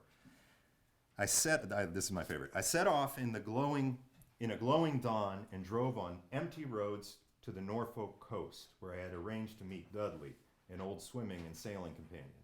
I could think of no better prospect than to enhance the day with bathing, walking, and conversation on one of the best beaches I know. The sudden lightness of being there, with such endless miles of level space, feels like a holiday, even for a few hours. Time passes slowly when you're a dot on the horizon. There is no antidepressant quite like sea swimming, and Holkham is where I usually go when I'm feeling sad. Dudley and I set off barefoot over the sandy boardwalk through the wooded dunes and emerged blinking from the shade into the gleaming theater of Holkham Bay. We made for the surf across the almost deserted beach and half waded, half walked into the sun. One of the great joys of Holkham Beach is to swim in the lagoons that appear in the sands as the tide goes out. Most are just deep enough for a wallow. Some are up to 4 feet in places. They can be very warm, and I once stepped on a Dover sole in one. Miles from anywhere, we came upon a watering hole that was especially long and deep, and splashed about it like 2 desert travelers in an oasis." So I quoted all this Deakin because I think, these descriptions resonate with us, or at least they resonate with me. I know I can sort of be there. I'm like there on the beach in the sun and sand. And Deakin is surely feeling good, experiencing utility, absorbed, savoring moments of intense living, etc., etc. The kinds of psychological subjective phenomena that positive psychologists take to be so essential to human happiness. However, his positive affective experience, it has this, I think, very strong cognitive side, which is he's attending to, he's immersed as an agent within an experienced field of a life world made up of these beaches and these waves and these dunes. And the intentional content of his experience is essentially active, embodied, and world involving. It's these waters, this beach, and even shared with his friends. So I think the nature and significance of his enjoyment as he experiences it cannot be separated from all that context. The sort of worldly arena of bodily agency and interaction of those particular beaches. That's what it's like, as philosophers put it, to have that passionate experience in question. From the inside, it makes no sense to say that Deacon could enjoy that fulfillment or well-being by becoming pleased or absorbed or satisfied with some entirely different object or a situation, so long as his measurable happiness indicators were the same. That's the first thing to take from this description. Second thing to take from this description is this. We resonate with his description, I think, or I resonate with his description, as it makes sense to me as an example of human fulfillment or happiness, but not because we just note the presence of some merely formal or value-neutral psychological property, feeling good or prefrontal cortex activation or something like that. Our response to Deacon's description is premised on an extremely complex and mostly tacit background of human understanding, an underlying shared grasp of what it's like to be alive and human, and to feel the sun and the water, feel one's body awake and responsive and moving, to share an afternoon with a friend, explore a beautiful place, feel at home, and forget everything for a moment. And this sort of tacit stuff, which is in the background, I think, when we read a text and make sense of it, when we read that stuff, constitutes a framework of intelligibility within which we encounter and make sense of potential instances of human agency and enjoyment. Deacon's passionate attitude is intelligible to us, I think. The same could not be said, I say, if what he was doing was blissfully flowing and repeatedly picking up and dropping a coin over and over. This suggests that a formally identifiable psychological condition cannot count as some kind of self-standing intrinsic good for us humans.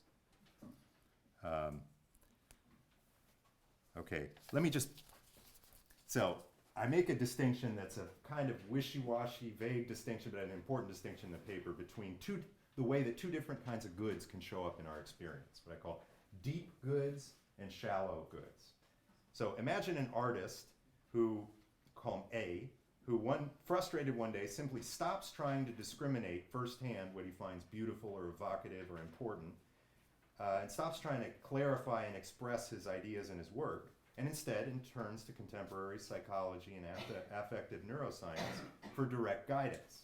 He focuses on the latest psychological and neurological findings about how people and their brains respond, on average, to certain stimuli, and uses these data in a purely technical and procedural manner to attempt to produce certain subjective psychological responses in his audience.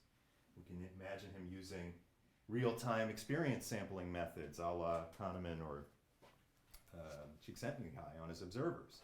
If certain shapes and color combinations tend to get higher numerical scores on Kahneman's hedonometer units, Kahneman uses that term in an homage to Edgeworth. If they get high scores, then he adds those shapes and color combinations. If not, he doesn't. You can even imagine him using neurobiological metrics. Right? But before he does anything, he seeks guidance from these scientific authorities. He proceeds methodically and churns out work. Now, forget whether this counts as art or not. I mean, that's a vexed question in philosophy. Think about what's missing, what's gone missing in this case. What's wrong about this case? What's missing there that's present in the case of a true artist, we would want to say. A is acting in a calculative and psychological managerial way that is entirely detached from the living, passionate, evaluatively charged experience that is characteristic of an agent who loves to make or enjoy art. He lacks a first-hand, non-theoretical appreciation of what I call the deep human good internal to passionate creative activity and aesthetic enjoyment. So deep goods are elements this is my hand wavy definition here, they're elements of our lived experience that show up first as having an intrinsic or non-instrumental value. They're good for themselves.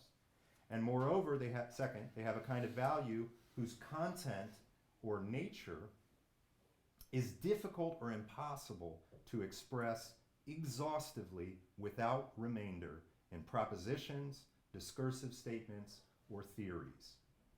Deep goods on the inside are experienced as calling to us or drawing us, and they resist definitive expression in our attempts to explain what's drawing us, especially to people who have no first-hand experience of the thing in question. Shallow goods are any desired objects or activities that are not deep in that sense. So either because they're instrumental or because we can fully explain them without remainder. So intuitively, romantic love is a deep good, whereas having a working toilet is a shallow but important good. Encountering something so beautiful that it leaves you speechless, or gazing upon the face of your sleeping child, or musing contemplatively about the shortness of life and the vastness of the universe, these are deep goods. Having a decent tax accountant, shallow but important good. Now, an agent's experience and understanding of a deep good can grow more vivid and discerning over time and thereby transform the agent herself and redirect her desires and affects. Let me just skip ahead a little bit. So positive psychology feels, I think it knows that it should discuss the deeper elements of human fulfillment and well-being and satisfaction, but it has real difficulty in accommodating them in any way that doesn't end up looking kind of comical.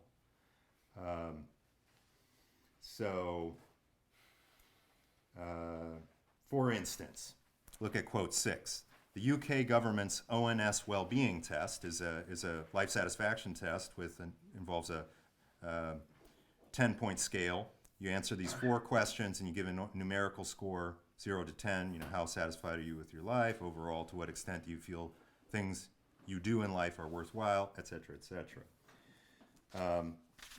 So this was designed by an expert committee of happiness experts. Notably, they were all social scientists and economists. There were no philosophers, no theologians, no artists, right?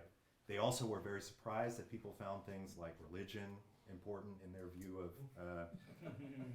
really, people would find that important. So, against criticisms that such metrics are merely hedonic measures of positive feelings, the ONS insists that the metric is about people evaluating their own lives, right? And that the metrics can capture the variety of things, a full variety of things that people value, including deeper, even spiritual aspects of life. The deeper elements are supposedly covered by question 2. Overall, to what extent do you feel that the things you do in life are worthwhile?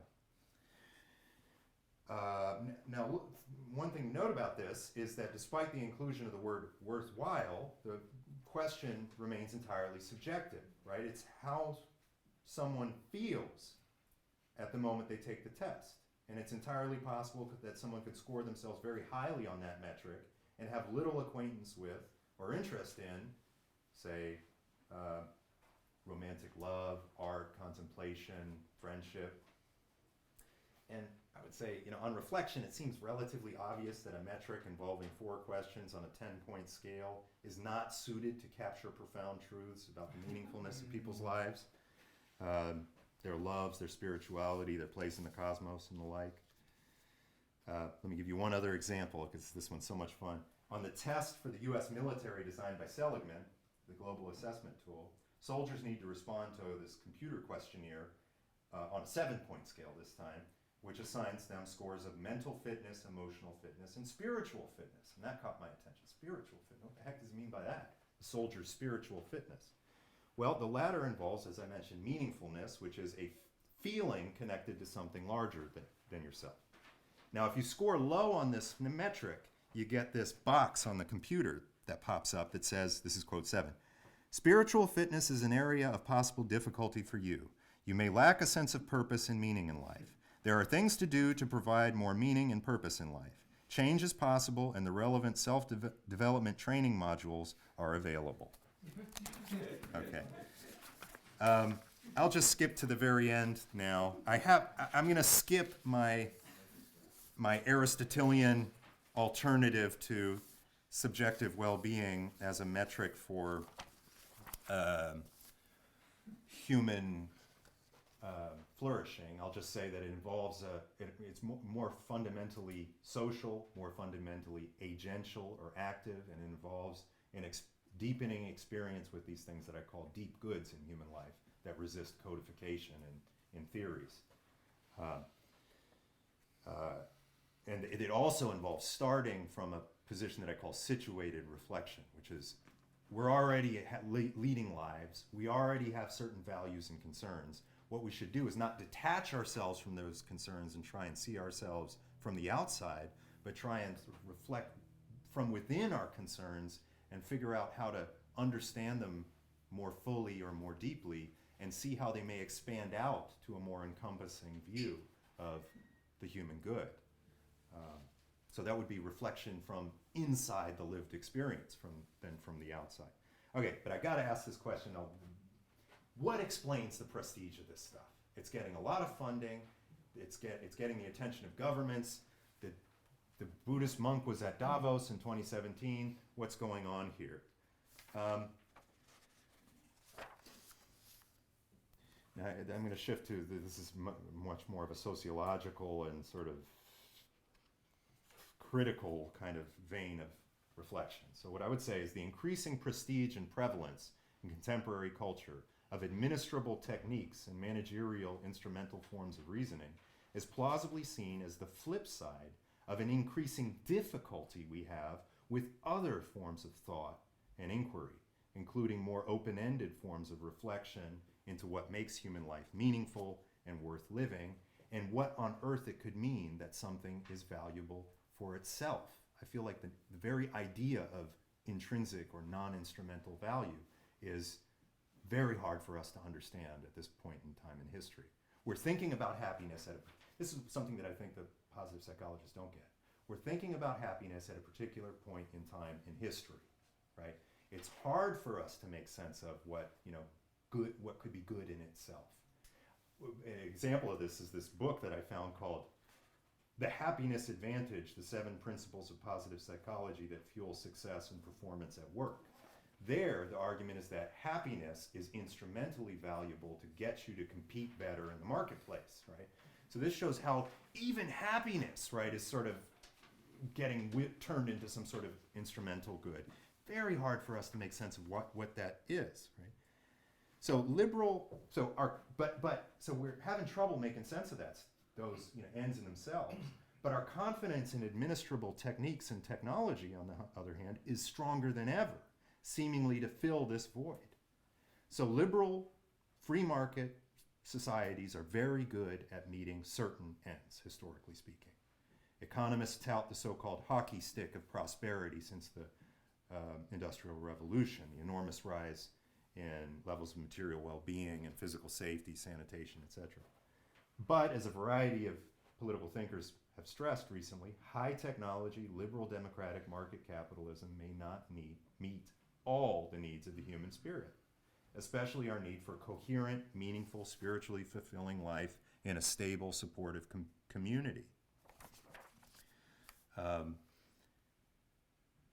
It is reassuring, and not just to elites, to think, especially in a context in which people are feeling increasingly alienated from the large-scale institutions that affect them and govern them. It is reassuring, and not just to elites, to think that the difficult aspects of the human predicament are slowly being conquered through scientific rigor and technique, just as the natural world has been. Right? If only happiness and contentment could be turned into an administrable technique.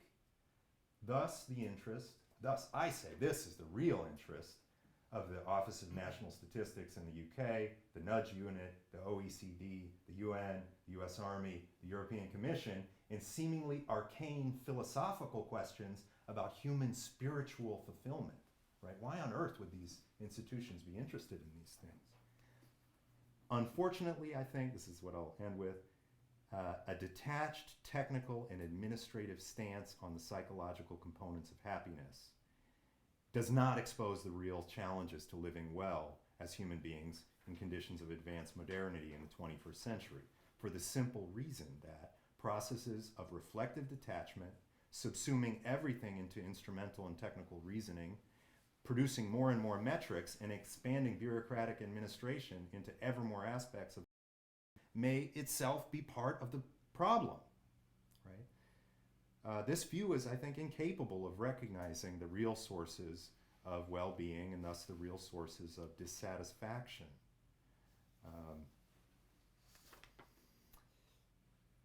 Including the sort of threat posed to the institutions and spaces in social life where we may, the non-bureaucratically administered spaces in social life where we may develop a deeper appreciation of certain goods like friendship and creativity and contemplation.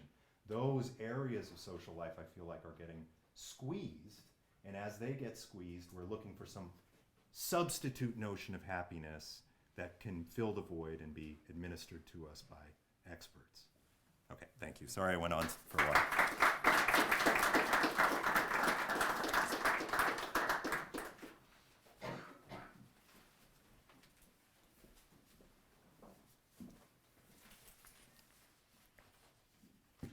I'm short, so I have to adjust it. So thank you for the paper. I think we're running low on time, so I'm going to try to just get to the nuggets of this, my comment.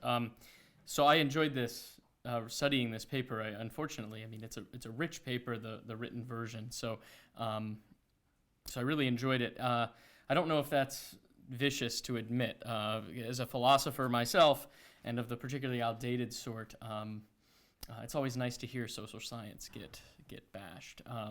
But I'm just joking, I'm pleased to be here because this kind of multidisciplinary, interdisciplinary conversation is the only way to get at the kind of unified real object of each of our inquiries. Each of us only has an aspect of it. So this is a very fruitful conference.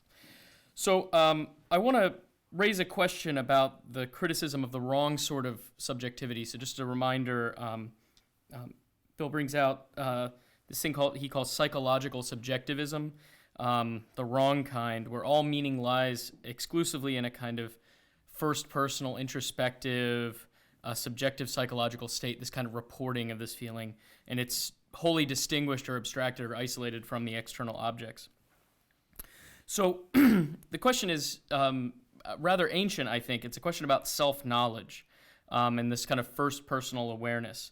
So I study Aristotle, and one of these puzzling things Aristotle says is that when you achieve scientific knowledge, or a theoretical achievement, when you genuinely possess knowledge of a thing, it can't escape your notice. You're going to have a first personal authority. You'll be able to report that you know the thing that you actually, in fact, know. And you might think that he has a similar account of happiness. He thinks that the happy life is the most pleasant, and that the truly happy person would report that. Now, that doesn't mean that our first personal reports are incorrigible, right? We can mistakenly suppose that we're happy, or mistakenly suppose that we have scientific knowledge. Okay. But those who are really happy are going to be able to report it. So classical theorists, and I don't just mean philosophers, but tragedians like Sophocles, I'm pleased that I'm not the first person to bring up Sophocles today, but also historians like Thucydides are obsessed with this question of getting it right. It's not easy to know if we know, but when we really do know, we'll know it. Okay, you see how this generates this enormous problem of self-knowledge in antiquity. So that's why I think Socrates, when he brings up this problem of self-knowledge in one of the dialogues, he remarks that if he didn't know his friend Phaedrus, he wouldn't know himself. And Aristotle, too, in his treatise on friendship, says, the happy man needs friends, not just as one good among many, but as a way of structuring the happy life, so that he can see himself like in a mirror. Not so he can just live the contemplative life better in general, but so that he can contemplate himself better. Okay. So this raises a question about friendship in this account. So if a flaw in today's happiness science is its individualism, one wonders if it could be improved by interviewing a subject's friends, handing them maybe the exact same survey. Now, if replication is a problem already, then surely this is going to introduce a whole new dimension of problem for the studies, but it's an interesting question, I believe. And I also wonder about Asperger's himself, his own view, the way in which friendship plays a role not merely as an activity, not merely as one of these deep goods that constitutes some one part of the fulfilling life, as one meaningful activity among many, but that it's actually forming the structure within which more particular life activities, right? Not everybody needs to know how to play the piano and enjoy fulfillment in that particular way, but it seems odd to think that friendship is optional. So I'm kind of curious about that. All right, so I'll skip to the next one. So that raises questions about this distinction between deep and shallow goods, which he gestured at, but it's developed very nicely in the paper. So I have a question about this. Similarly, we're all bringing up our children because it's sort of our own little informal laboratories to study these things. The only empirical evidence I have is with my children. So I have a question then about, say, take the particular example of playing music. So that's going to be one of these deep goods. That's going to be one of these goods that's non-instrumental. Non-instrumental in the relevant sense for our discussion. So it's sort of a stock case. But I've started teaching my son, who's 7, to play the piano, and it's amazing how the dexterity of one's fingers is an amazing achievement for those that can play piano, and his fingers just don't have it. So if somebody were to tell him that what he's doing on the piano is somehow markedly different from working on an assembly line, he might react with skepticism. Okay, so this raises a deep question about self-knowledge, about this sort of how do we know that what we're doing is a part of a kind of temporally extended, deep human activity, right? How do we know when we're in that lived, concrete, embedded experience? How do we know?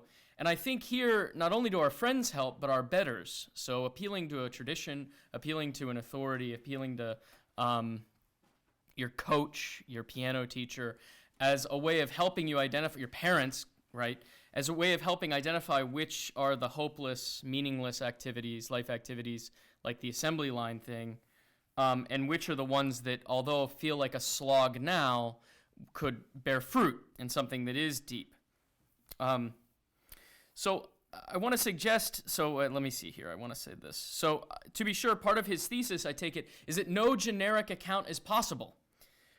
The second order distinction between deep goods and shallow goods, there's not going to be any context neutral method that we'll be able to do. I think that otherwise we fall into the managerial trap by another route. So I take it that that's part of his view, but I want to suggest a key part of the answer here is that, yeah, tragedies do happen. That studying Sophocles should be a core part of a happiness studies major in 50 years, whenever, God help us, that happens, right? Philosopher Aryeh Kosmin, who's an ancient philosopher, he, in kind of a technical paper, remarks that personal tragedies result when, in his own language, people mistake meaningful activities for meaningless ones, non-instrumental activities for instrumental ones, to use the idiom that we have here. And that's not an easy mistake to avoid. We can't simply eyeball the activities of our life from our embedded lived experience and say, this is the deep one, this is the shallow one. Now, I don't mean to say that he's committed to that thesis, but it might be a particularly tempting way to misunderstand him, it seems to me. In part of the paper that he didn't read, he says, either you recognize deep goods or you don't. And I think one kind of crucial way to misunderstand him on that would be to think that there's like this phenomenological eyeballing of our life activities where we can see the... But I think a more generous interpretation regards the possibility of tragedy, a life that pursues the wrong sorts of activities without noticing until it's too late, maybe. This is a feature of a classically oriented account of happiness and not a bug. I want to make one final mark to accentuate this particular difficulty in view of the remarks he made at the end of his paper about the kind of appeal of this technocratic, more quantitative approach.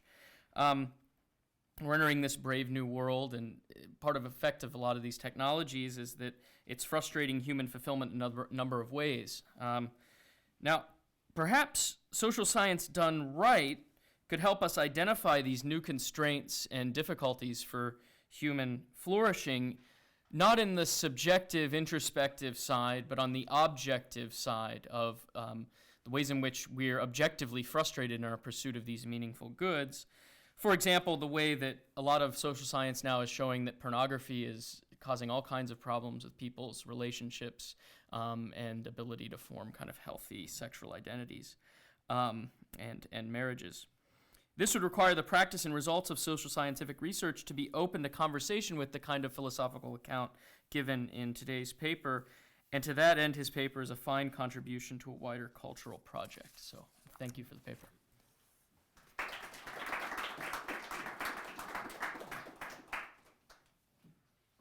Yeah, we got time.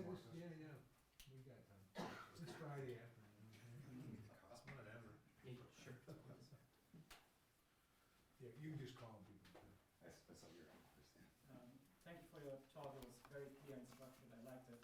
But I have to say, the introduction read like my intellectual biography. So I worked in the OECD advising New Zealand on the well-being budget. I worked in the European Commission on the happiness regime. My supervisor, Sir Andrew Delnett, he worked on the ONS advising the worthwhile question. So I'm kind of an insider of positive psychology in that way. And I was at UPenn with Seligman.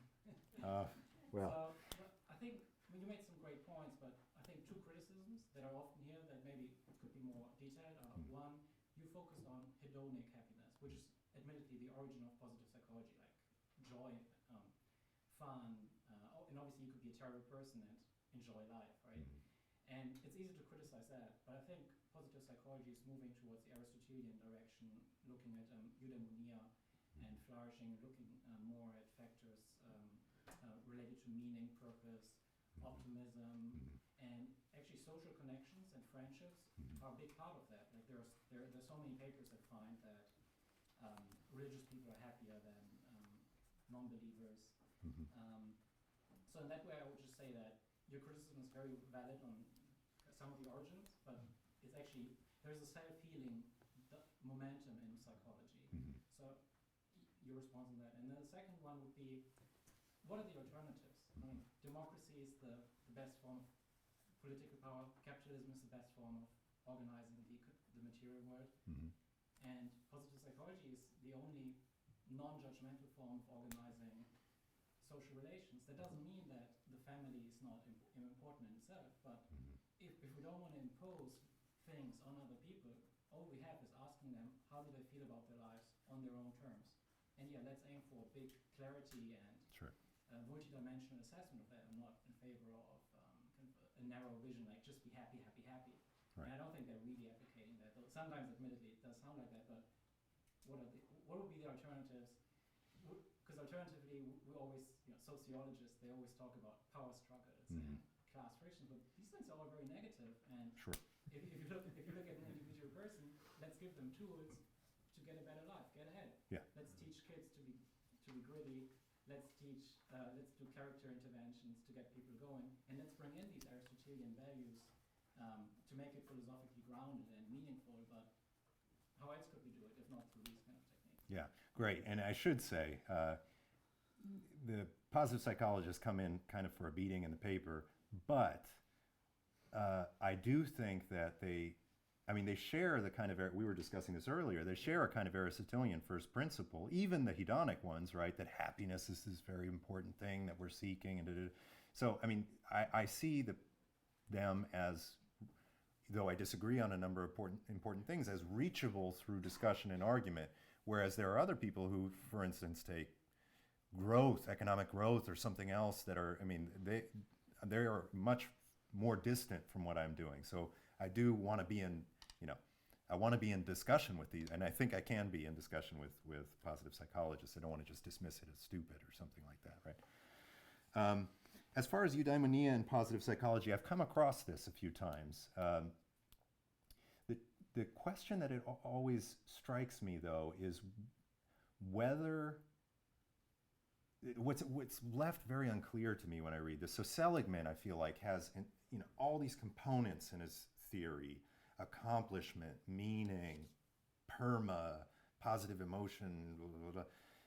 And it's relationships is in perma, right? So it sounds like relationships is a component of flourishing for Seligman. Now, there's two ways to see that. One would be to say that relationships themselves, that is the embodied human outer lived thing, that is the relationship that occurs in the world, that is itself partly constitutive of the good life. And if you don't agree with that, you're wrong, you're missing it, right? In which case, he's not being non-judgmental. He's saying that this is, and I would say, and good for him, because that's what we should say, because that is part of the good life, right? But then in other times it sounds like, well, no, relationships are valuable because they get you this other thing, which is this sort of satisfaction or some kind of self-reportable inner condition that is, and so friendships and relationships are valuable not inherently, but because they tend to get you this thing that we can measure as positive psychologists, which is satisfaction. Those, I think, are two different views. And I would say go with the former rather than the latter, but it's going to involve you in making a controversial claim about what's good, namely that friendships are good. And so if someone got higher levels of satisfaction by being completely alone in the basement playing Xbox and eating macaroni and cheese for his whole life or something, we shouldn't then say, aha, he's even more, has even higher eudaimonia, right? Because we have this independent grasp on this thing that we take to be the value of friendship. And we know that value not by seeing it show up as particularly high on the statistical surveys, but I would say we know it primarily through our lived experience as human beings who had friends as kids and friends as teenagers and friends as adults and have seen relationships deepen and come to understand the deeper value that friendship has that I take to be more important than its link to our satisfaction. The last thing, I'll try to be more quickly, on the non-judgmental thing. I'm not sure that positive psychology is being non-judgmental because it strikes me as at least the more hedonic stuff certainly is making a claim that, look, pleasure, feeling good, that's the good life. And the person who rejects that, interpretation of what they're doing. So, Csikszentmihalyi says that the monks are trying to get flow, or the artist is trying to get flow. He claims that that's a way of being non-judgmental, and then he can include all these different views of the good life. But what he doesn't see is that that's a controversial view of what the monk is doing, and probably one that the monk himself would say, I'm not praying to get flow, right? I'm praying because it's putting me in touch with divinity. Or you read like an artist's first-person account. I'm fascinated by these first-person phenomenological accounts, like Rilke, Letters to a Young Poet, or the Deacon, the swimmer guy, right? I don't think he would say he's doing that for flow. He would reject that description of his own experience. So in that way, the positive psychologist is actually, in a more subtle way, imposing a kind of subjectivist view on someone who may deny that that's what they're really doing or what they're really after. Whether or not our only option in a liberal democratic society is to go for these kind of one-size-fits-all views of the good, like satisfaction or utility, I mean, that's a big question, and it shifts us more into kind of political theory terrain in a way.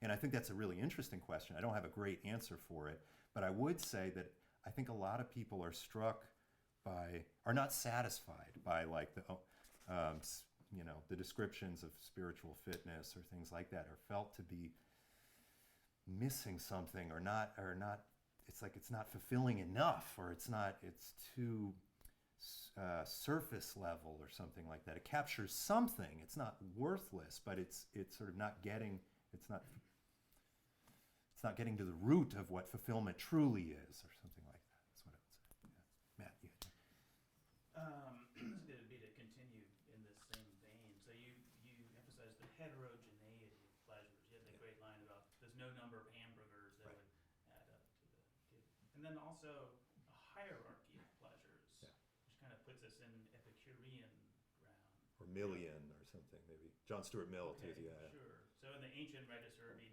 noble pleasures versus base pleasures. Right. But you end up with deep versus shallow. And I think you rightly emphasize that phenomenologically, pleasure is never a generic thing like flow. It's always particular. It's getting closer to God if you're the monk. We wouldn't even maybe call it a pleasure, probably.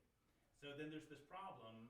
You called it liberal, where we're sort of squeamish about, or we insist on being agnostic about value. Right. And so that agnosticism about value is intimately tied, clearly, to this generic account that is phenomenologically untrue. So then positive psychology starts to look like it's operationalizing a value neutrality that is affirmed in our official public philosophy, but which is nowhere present in any person's actual experience. When you put it like that, it starts to look like a ideological project, and this is, you hear this about liberalism often, more generally, that it has a kind of disciplinary quality to it. So it's precisely the beginning determination to be non-coercive and non-judgmental that ends up feeling like this kind of smothering corrective project or something. Does that make any sense? I mean, at the very end of your talk, you said maybe this is the source of the problem, and I think you were getting at a similar thought. Yeah, I mean, there's a whole what is the source of 21st century dissatisfaction and the increasing rates of mental health diagnoses, or creation of the Ministry of Loneliness in the UK and things like that. I mean, it's there's got to be a million factors, but I do think that positive psychology of a certain kind, anyway, is sort of an expression of a administrative. Here's what I think it expresses. It expresses a kind of managerial stance that you can take on value in life and on your emotions.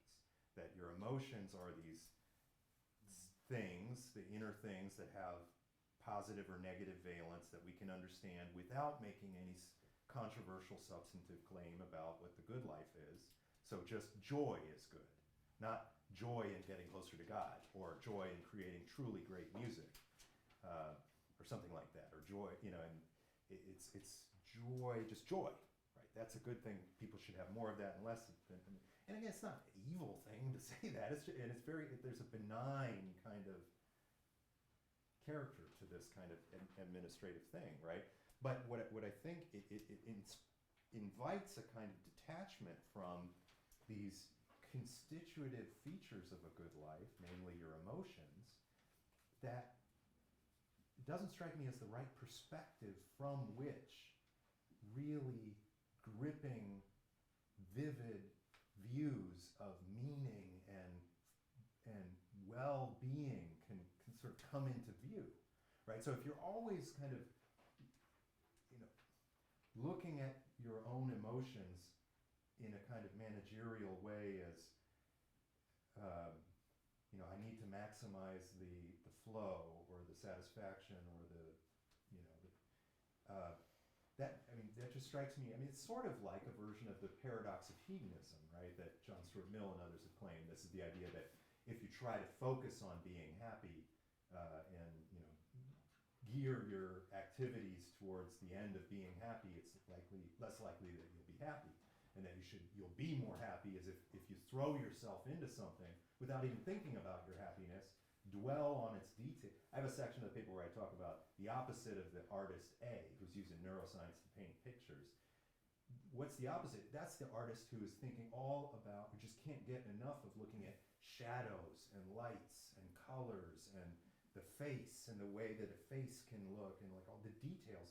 That artist is not thinking about happiness or thinking about, you know, that artist is in that stuff is secondary, and the flourishing or well-being arises by doing that really well, or doing that, you know, in a way in which the deep good is savored.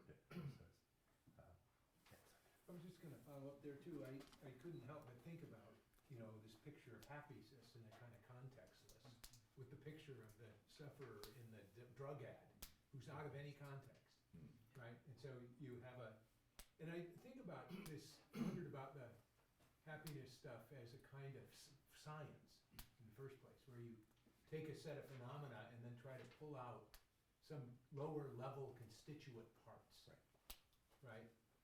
That then could be reassembled. So there's a technology, right, to the point of this, and all these happiness people write popular books that are turning their findings into techniques, right, that can be then used to do this very, you call it detached, I use that language too, it's a kind of alienated perspective on your own experience, right? That I can manage, if I can just reassemble these things, like have a purpose.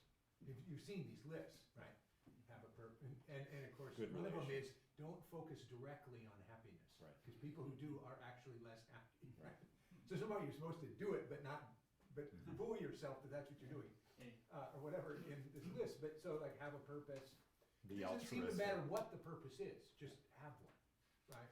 You know, and so on. So that it seems to me is the point of that kind of science, if you will, is kind of drawing out of these 10 things, this common denominator or something like that, is so that you can have a technology to reassemble them, right, in some way, and then rather than like you mentioned that idea, rather than living your life, you're just a manager of it. Is that it feeds that same thing. Yeah. And that is a picture of the good life. It isn't value neutral. It is itself a certain kind of picture of how you might live your own life in this kind of very detached manner. You see yourself from a certain kind of distance, right? And then manipulate yourself, you know, all that emotional intelligence, right? It's all about manipulating your emotions so that you manipulate yourself and you manipulate them. So it's a manipulative form, you know, et cetera. So it doesn't seem to me that's like neutral or not. Now some people go sort of, there's some recent criticisms of positive psychology and happiness science from a more ideological angle, that these guys, that this movement is actually, I wouldn't quite go this far. I recommended that book to you on happiness industry. Yeah. That book is, I mean, there the idea is, look, what these programs really are about is adjusting people to the demands of a certain kind of, you know, late modern capitalist competitive world that we live in, and it's to make us cheery and set goal setters. It's called Happiness Industry is the name of the book. Turn us into a certain personality ideal of a cheery, optimistic, goal-setting, goal-achieving, you know, self-manager, right? Who, when feeling bad, is sort of thrown back on himself to think about, what am I not doing right, that I can, instead of thinking like, well, what is it about my environment that's making me feel so terrible, including what is about my work or my culture or something like that that's to risk. Now, I think there's a grain of truth to that, but I also think there's a legitimate feeling. I think some of those books overplay that a bit and make positive psychology into this sort of tool.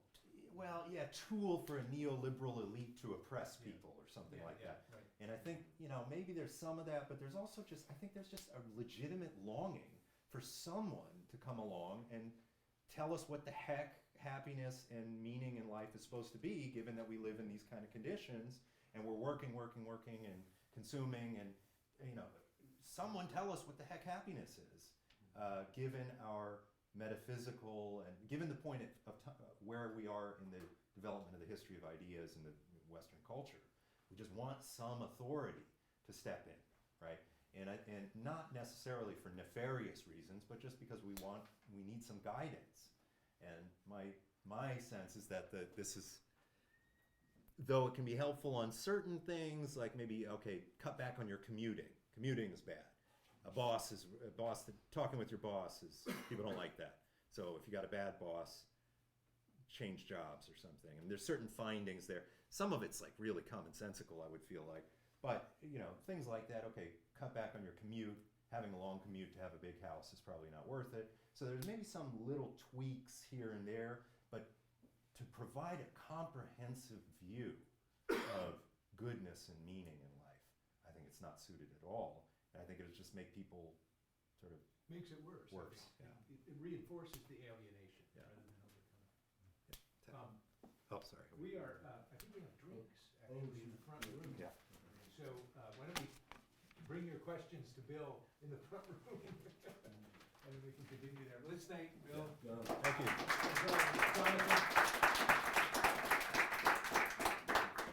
All right, we're back here tomorrow morning. I'm sorry. At 9 o'clock. No, I know.